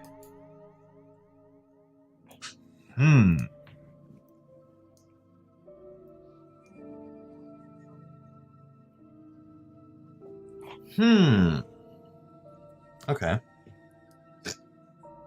Words of Protectors Pass. Oh wait, this is all Words of Protectors. No, it's not. The Eidolith that summons Bahamut is set into the hilt of Caius's great sword. Bahamut is an Eidolon of Valhalla, a gift from the goddess of chaos to her Lassie. No one now living knows why Caius possesses the crystal Eidolith of a Lassie. It was centuries, nay, more than 1,000 years past that he became the guardian, and his companions of that age have long since departed his mortal realm. I wonder if that shows up in Lightning's Return. I wonder. No, wait, he's dead in that timeline. Never mind. A massive battle once raged on Grand Pulse. Padra was besieged by a great army that sought the life of the Cirrus. In the face of this assault, Caius chose to perform an incarnate summoning. This ritual merged his essence with that of the Eidolon Bahamut and drew forth all the latent power. Okay, it explains it there. Eidoliths are the same as Magicites. Are the same Magicite that Final Fantasy XIII party had shoved in them.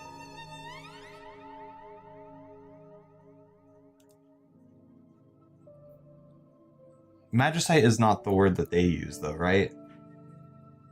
Like, Magicite's specifically, like, older Final Fantasy stuff, right?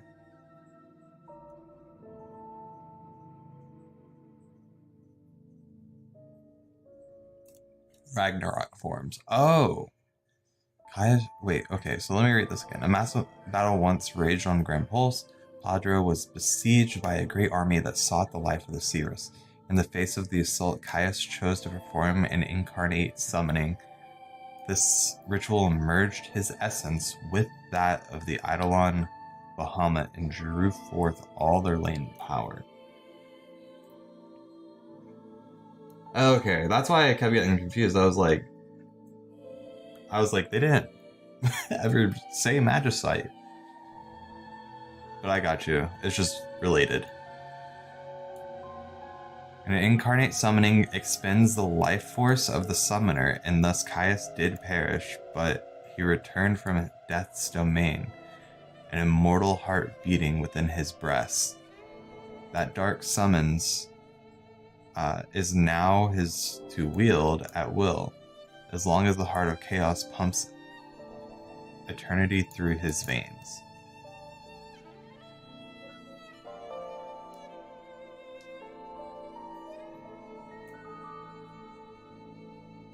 Crimson Crystal, Tablet of Memory.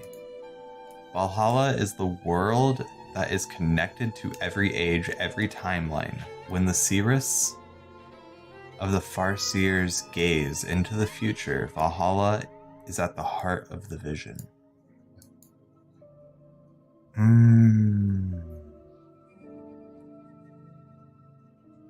The Cirrus also has the power to send her inner voice through Valhalla and then to the time and place of her choosing. However, only those with great chaos in their heart are able to hear the words of the Cirrus.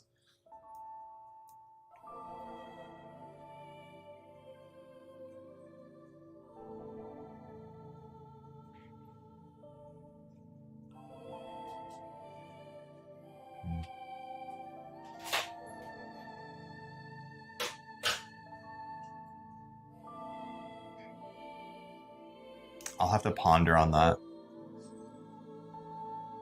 Azure Crystal. In the heart of Valhalla stands Etro's temple. The throne that sits within the throne of the goddess is... Wait, the throne that sits within. The throne of the goddess is always empty. No one could say how long the goddess's temple had stood in this place in a world where time does not exist. Such a question has little meaning. Some speculate, however, that the goddess built the temple with her own hands, as a prison for some long-forgotten enemy. Oh! Oh!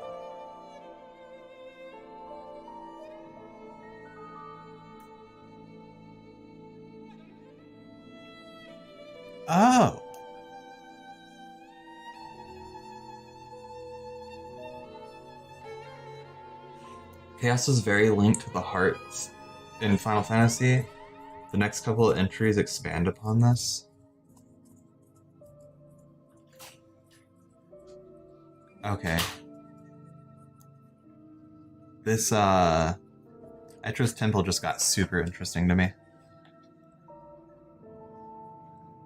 The Cirrus of the Farseers knows the exact moment she will die. However, she is forbidden to change the timeline in order to save herself. The Cirrus has no choice but to accept her preordained end. This is the law of the Farseers.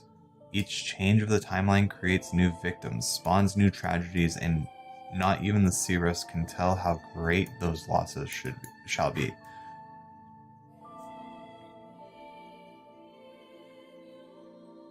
Okay, well that was obvious. They pretty much told us that verbatim. Valhalla, where the temple of the goddess stands, floats on the vast ocean of chaos into which all things must flow. There is no beginning or end to chaos. Those that fall into its waters are condemned to float for eternity in the rift between life and death. The ocean of chaos was drowned. The pedestal of time. What? The ocean of chaos has drowned the pedestal of time. There on the Holy of Holies did the goddess Etro... Whoa, okay. I don't need to see all these movies. Okay. There on that Holy of Holies did the goddess Etro first step into the unseen realm. But as her power waned, the sacred spot where her foot touched soil sank beneath the sullen waves.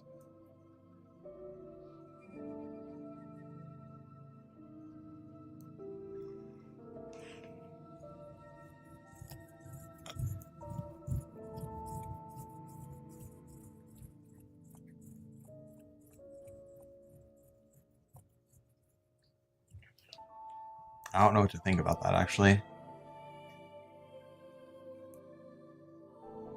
Violet Crystal.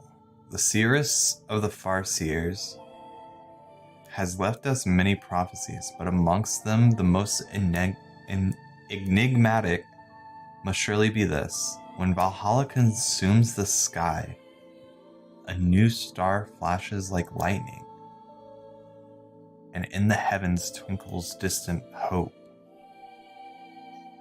When Valhalla consumes the sky, a new star flashes like lightning.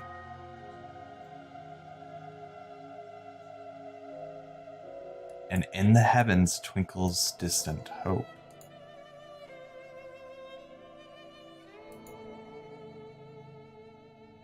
I'm coming back to this for sure. I like this. What does it mean when Valhalla consumes the sky? What is the new star that flashes in the sky? Does this prophecy foretell a future of salvation or destruction? No one can say.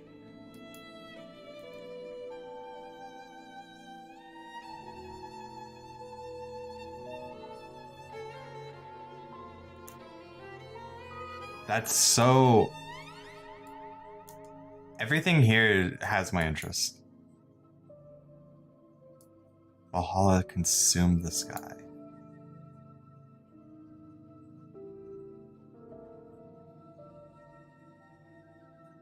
I'm also trying to think of how this relates to this game even. Because like a new star flashes like lightning, you know, that could be lightning easily. And the heaven twinkles distant hope, you know, hope, the character. But what would sky relate to in... It wouldn't be Sarah, would it? Valhalla consuming... Maybe Yule? Does Yule translate into anything?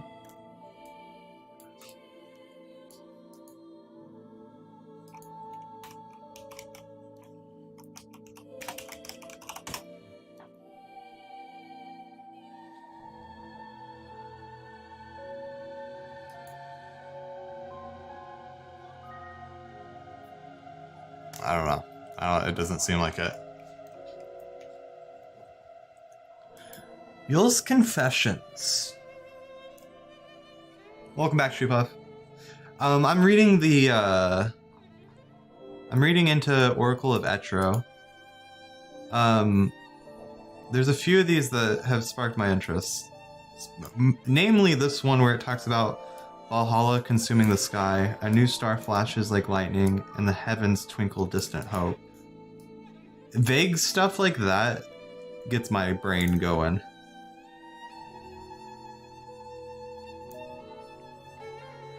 What does it mean when Valhalla consumes the sky?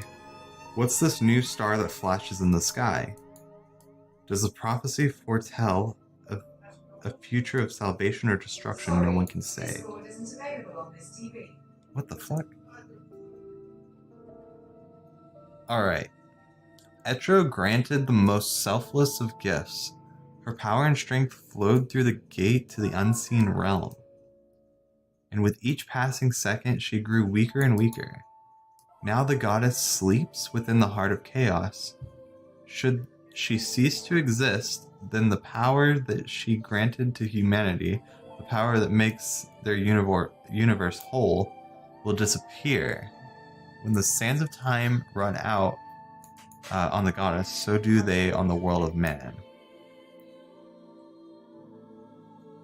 Straight out of the Versus 13 trailer? Yeah.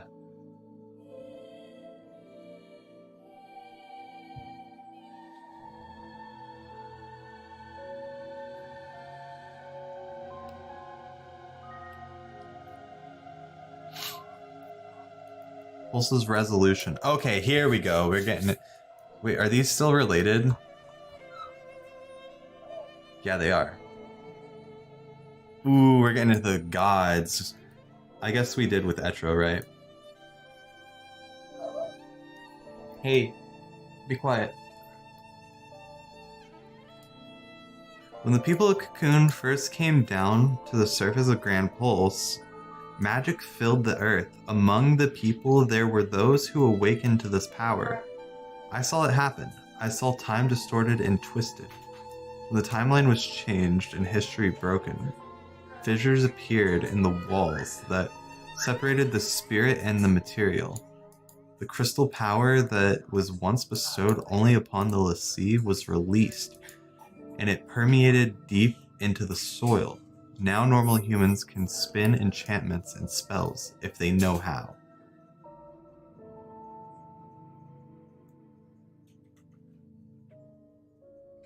More like a skeletal. And they give her more of a death look. Yeah.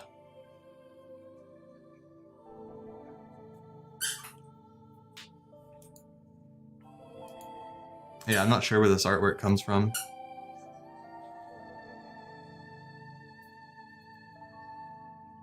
She's pretty though.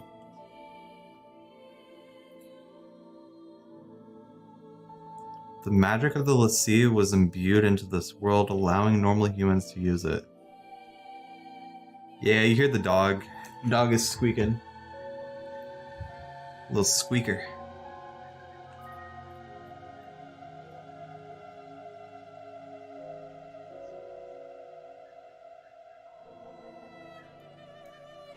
Lindsay's desire. The part of humans we call soul is a gift of the goddess. In all our hearts flickers a small piece of the chaos of Valhalla. From Valhalla you can see every age, every timeline. I see the future because Valhalla lives in my heart. The eyes of Etro is not a unique gift, reserved for the special. Every human who claims a soul can gaze into the future. What does it have to do with Lindsay?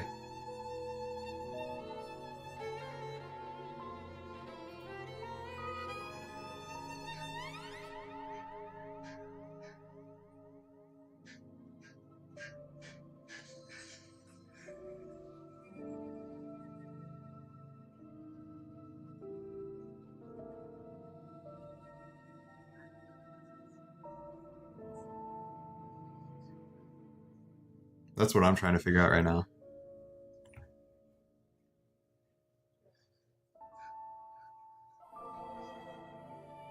After Etros. Oh.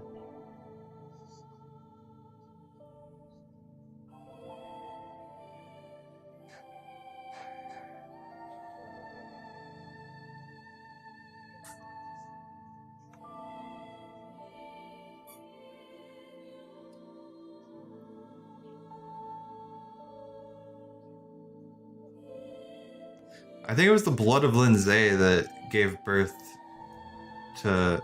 sorry, no, the blood of Etro that gave birth to the humans, huh? It was their blood.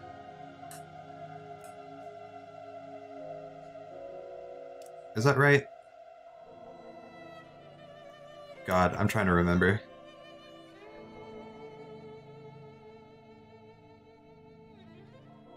Creatures of the land.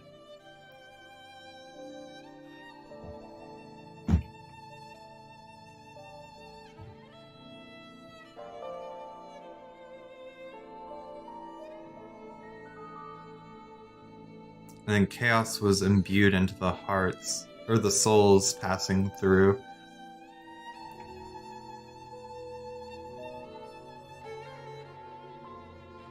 Etro's blood gave humans souls. The chaos she imparted into humans gave them free will. Yeah. Alright, Mwyn's tenderness. Our bodies are made of the blood of the goddess. Our souls are formed of which the chaos which she bestowed upon us. The Farseers were an ancient people who embraced the chaos more than any other. They were Pulse's oldest tribe, and I was their seeress. The people to the future. The power to see the future. The power to travel the timeline. The power to bend monsters to your will. The power to remember in your dreams, even when the timeline has changed. They are manifestations of hidden chaos. And in a chosen few, these powers are great indeed. Such are the blessings of the goddess.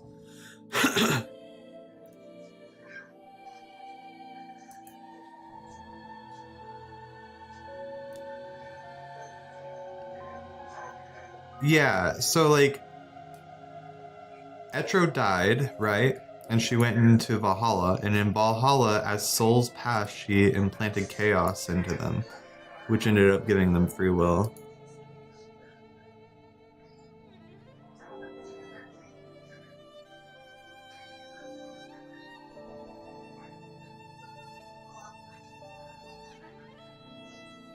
Bunavelza's sleep. Bunavelza is the one that killed Nguyen, right? In the physical world, it contains within its form endless chaos. By the will of the deities, it gives birth to all living things. I speak of crystal. The eternal dream world of the crystal lies within the unseen realm. Even the gods long to find their way to that place. In all crystal, the heart that shines most brightly is called Bunavelza.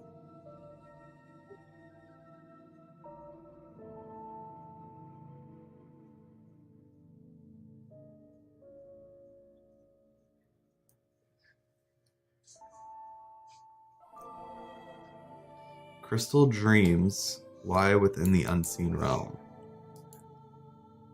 Whoa, so that means Riku can see into the unseen realm. Or no. No, that would be more Sora projecting the dream to Riku. Never mind.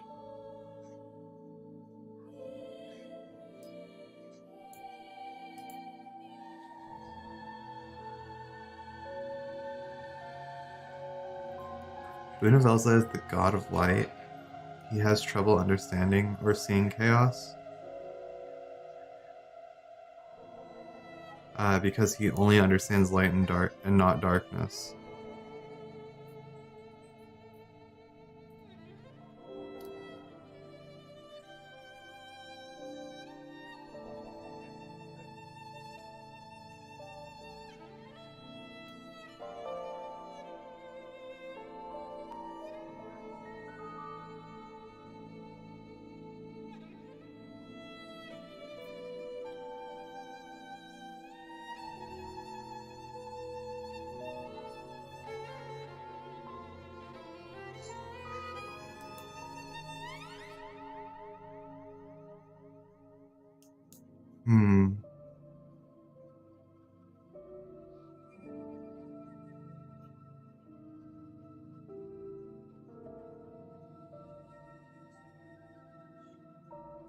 Damn, it's gonna take a bit to digest all this. Are there any more fragments I should look into?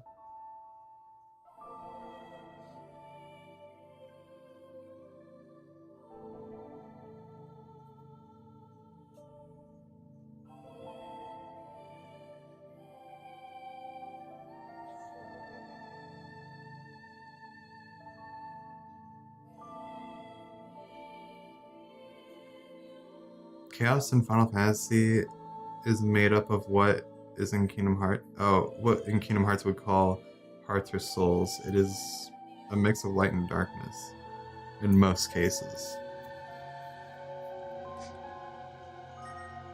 So Riku would be the most in tune with chaos.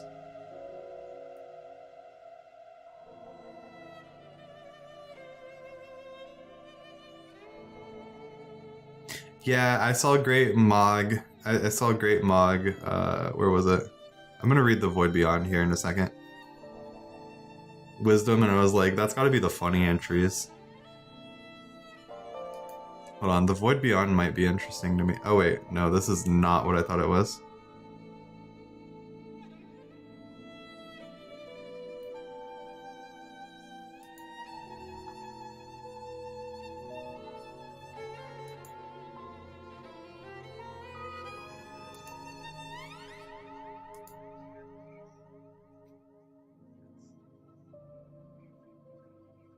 Riku has walked the path of chaos, and through understanding his own karma, has reached light of order. Oh, hey astronaut, sorry. I wasn't looking at YouTube there for a little bit. We're kind of diving into like deep lore right now.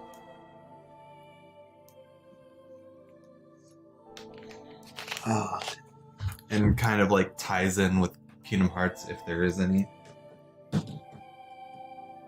Oh man. I don't think I'm gonna do Beat Saber tonight on stream. Mostly because, God, I'm just hungry and I can feel I can feel myself losing energy by the second. I think I might be done, honestly. And it's only Monday, bro.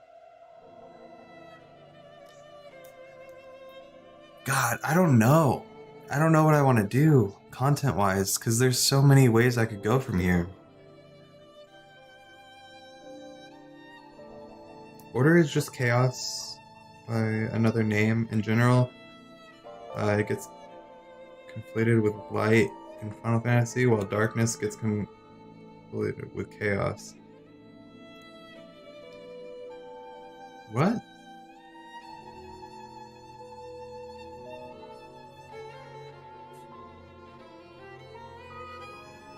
Oh, order. Oh, you're saying order is with light while chaos is with darkness.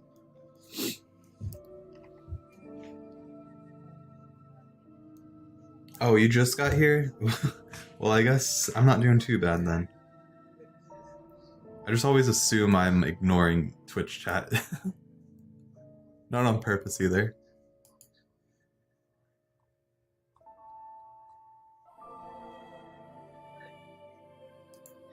Bro, why do I keep getting so many notifications from... Oh my god.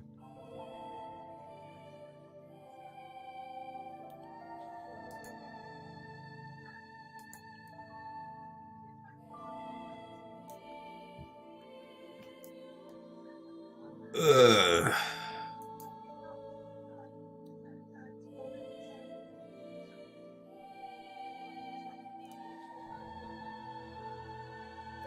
I kind of just want to marinate in the knowledge for a bit.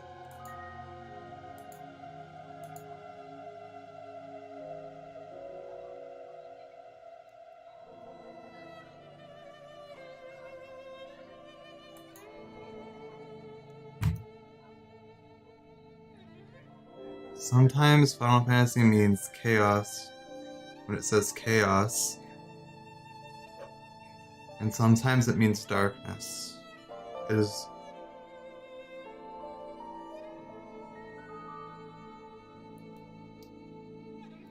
Wait, what? It...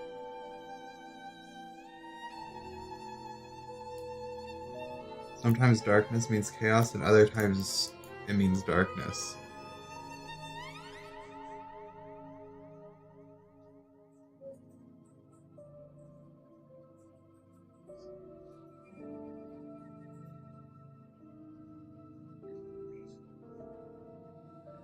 Why do they gotta be so confusing? Protect the world order. I have a question whether they mean protecting the light of the world or protecting the order of the world.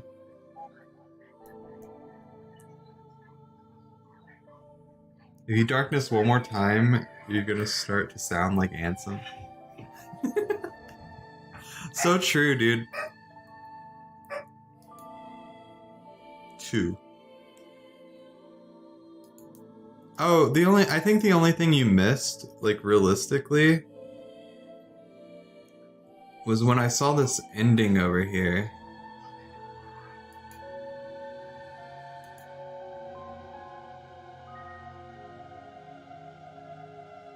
Where is it?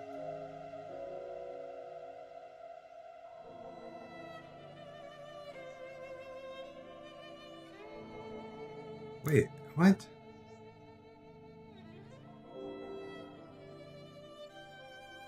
Oh, it was right here. So I saw this ending, right? The power of chaos coursed through my body and transformed me into a guardian. That's when I saw memories of his past, his life.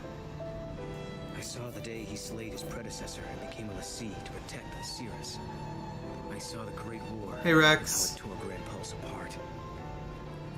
I saw the battle. Hey Rex, do you know if Matt is available tonight for Chainsaw Man? Or will that have to wait? We can do it tomorrow too. I just wanted to check in. Cause I'm down tonight. I'm kind of wrapping up stream honestly, cause I don't know what else to do on stream. I don't feel like playing Kingdom Hearts, like I said, and then I was gonna play Beat Saber, but I'm over the vibes. Anyways, so I saw this, right?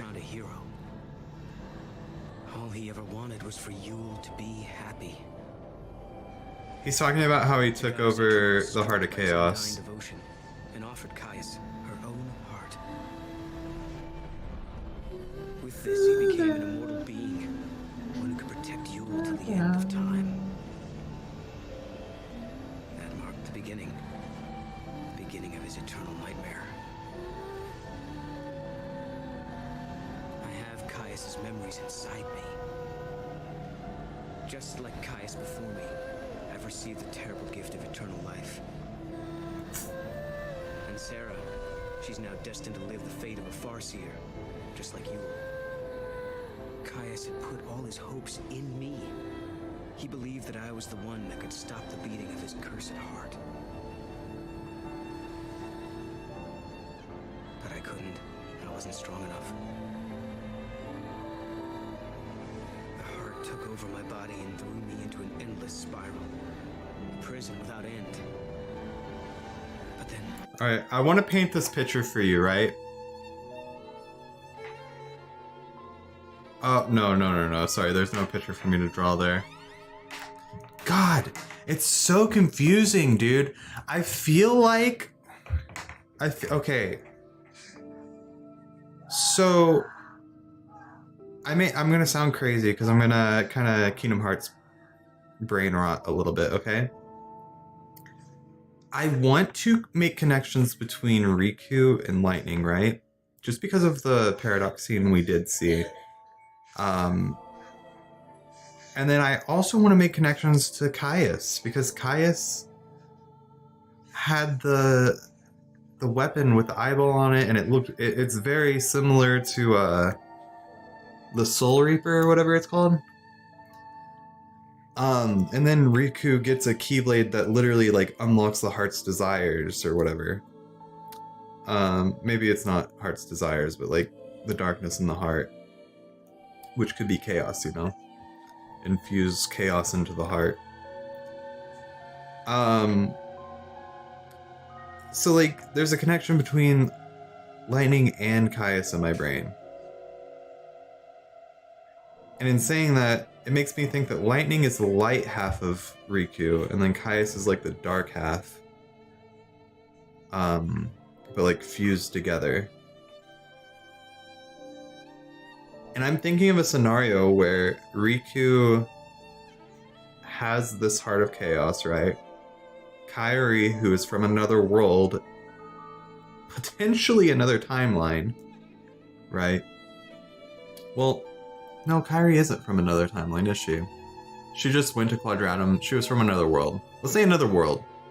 Let's kind of connect worlds and timelines as like one thing. So Kairi comes into Sora and Riku's existence. And that's the connection to Sarah. Now we're seeing Noel with the Heart of Chaos. What if there's a scenario where Riku has this power that he wants to entrust into Sora, but Sora has to like murder him, kill him, and take the power for himself. And then like we end up with this shit.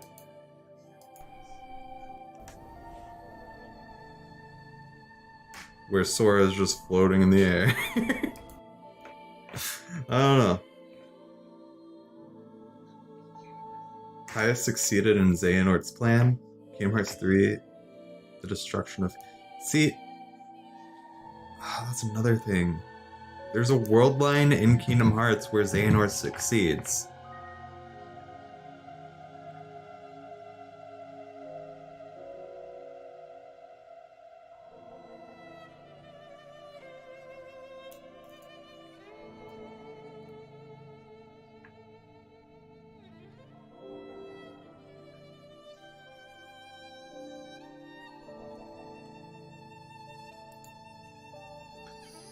Kai succeeded in Xehanort's plan, Kingdom Hearts 3, the destruction of fate, and replacing it with one of his own choosing. Final Fantasy XIII-2 is pretty monogamous. Yeah. Actually, did Xehanort end up getting what he wanted? He wanted the Child of Destiny. I'm trying to remember the Child of Destiny stuff. Doggy.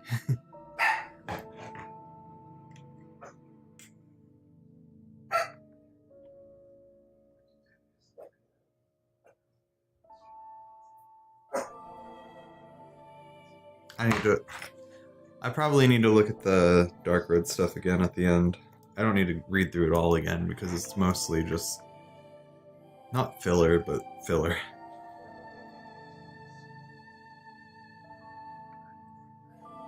Win or lose, Yule would be freed from her fate. Caius just won the right to choose which fate that was.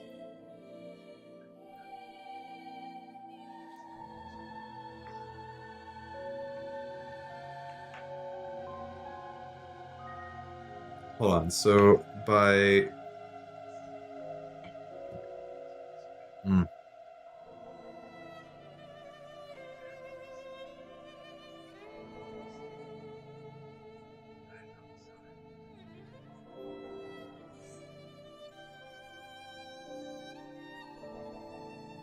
What was their goal with Yule again? To live life fully? Isn't that just like getting rid of her visions of the future so that she doesn't die?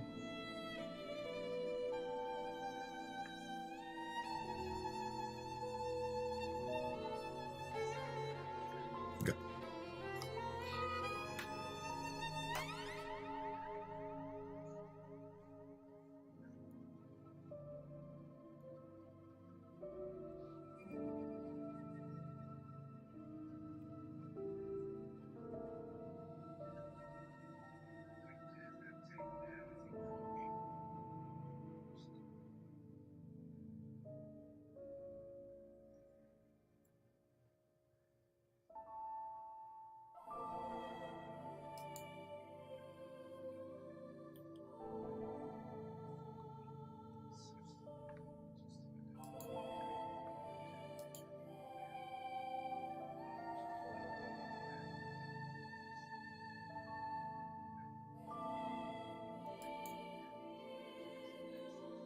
And her suffering, and it was the clashing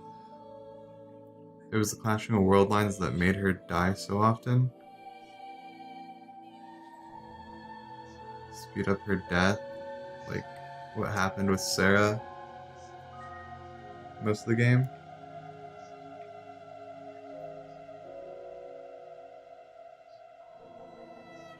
Both wanted to end her suffering, and it was the clashing of world lines that made her die so often. Rather than merely speed up her death, like what would happen with Sarah for most of the game.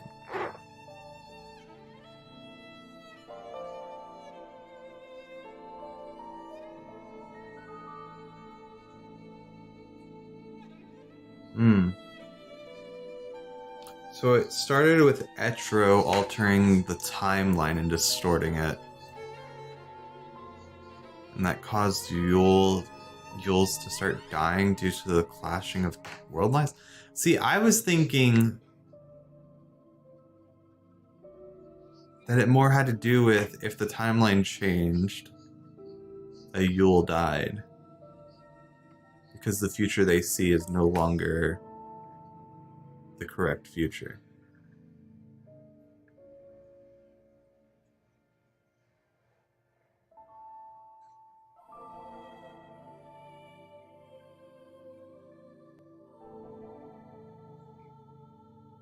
Or they're now in the wrong timeline or world line.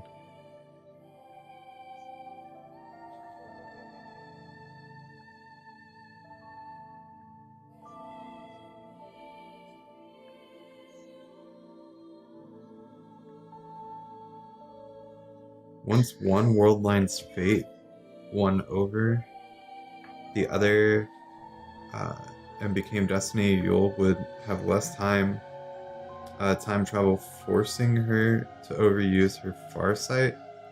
Less new distortion. Wait, so she time travel? Hold on, what? I thought she just lived in a timeline, or like in an era.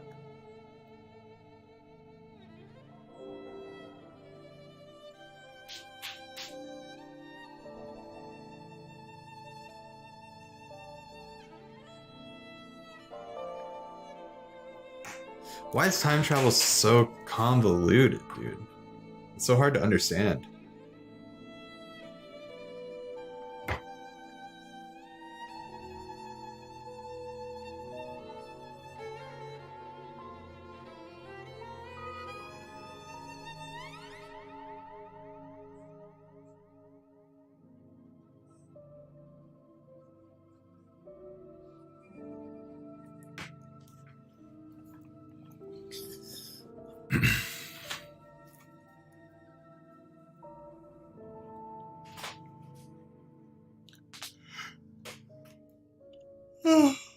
I'm sleepy.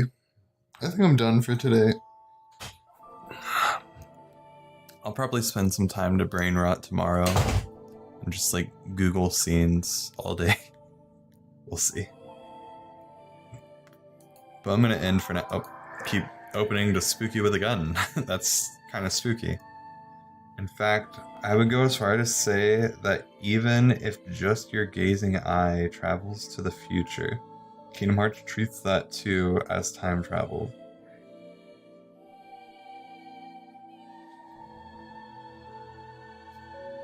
And how it worked.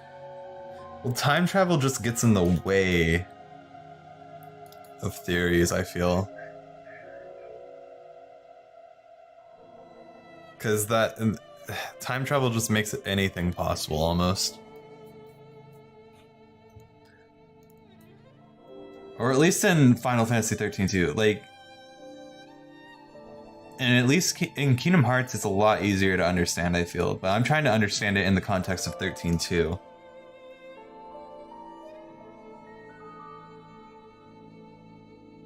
Master Masters is limited to the same rules of time travel.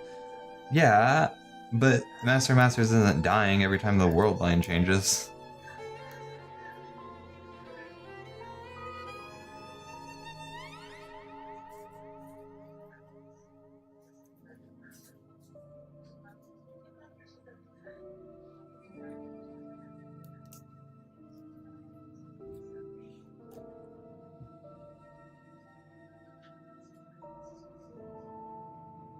He needed to prevent paradoxes for a reason.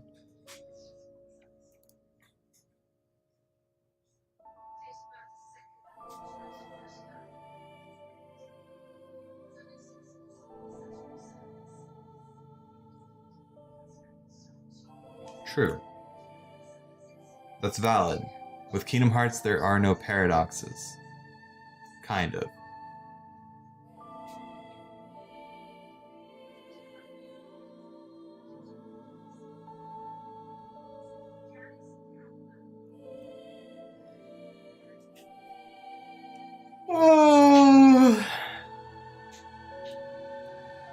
Alright.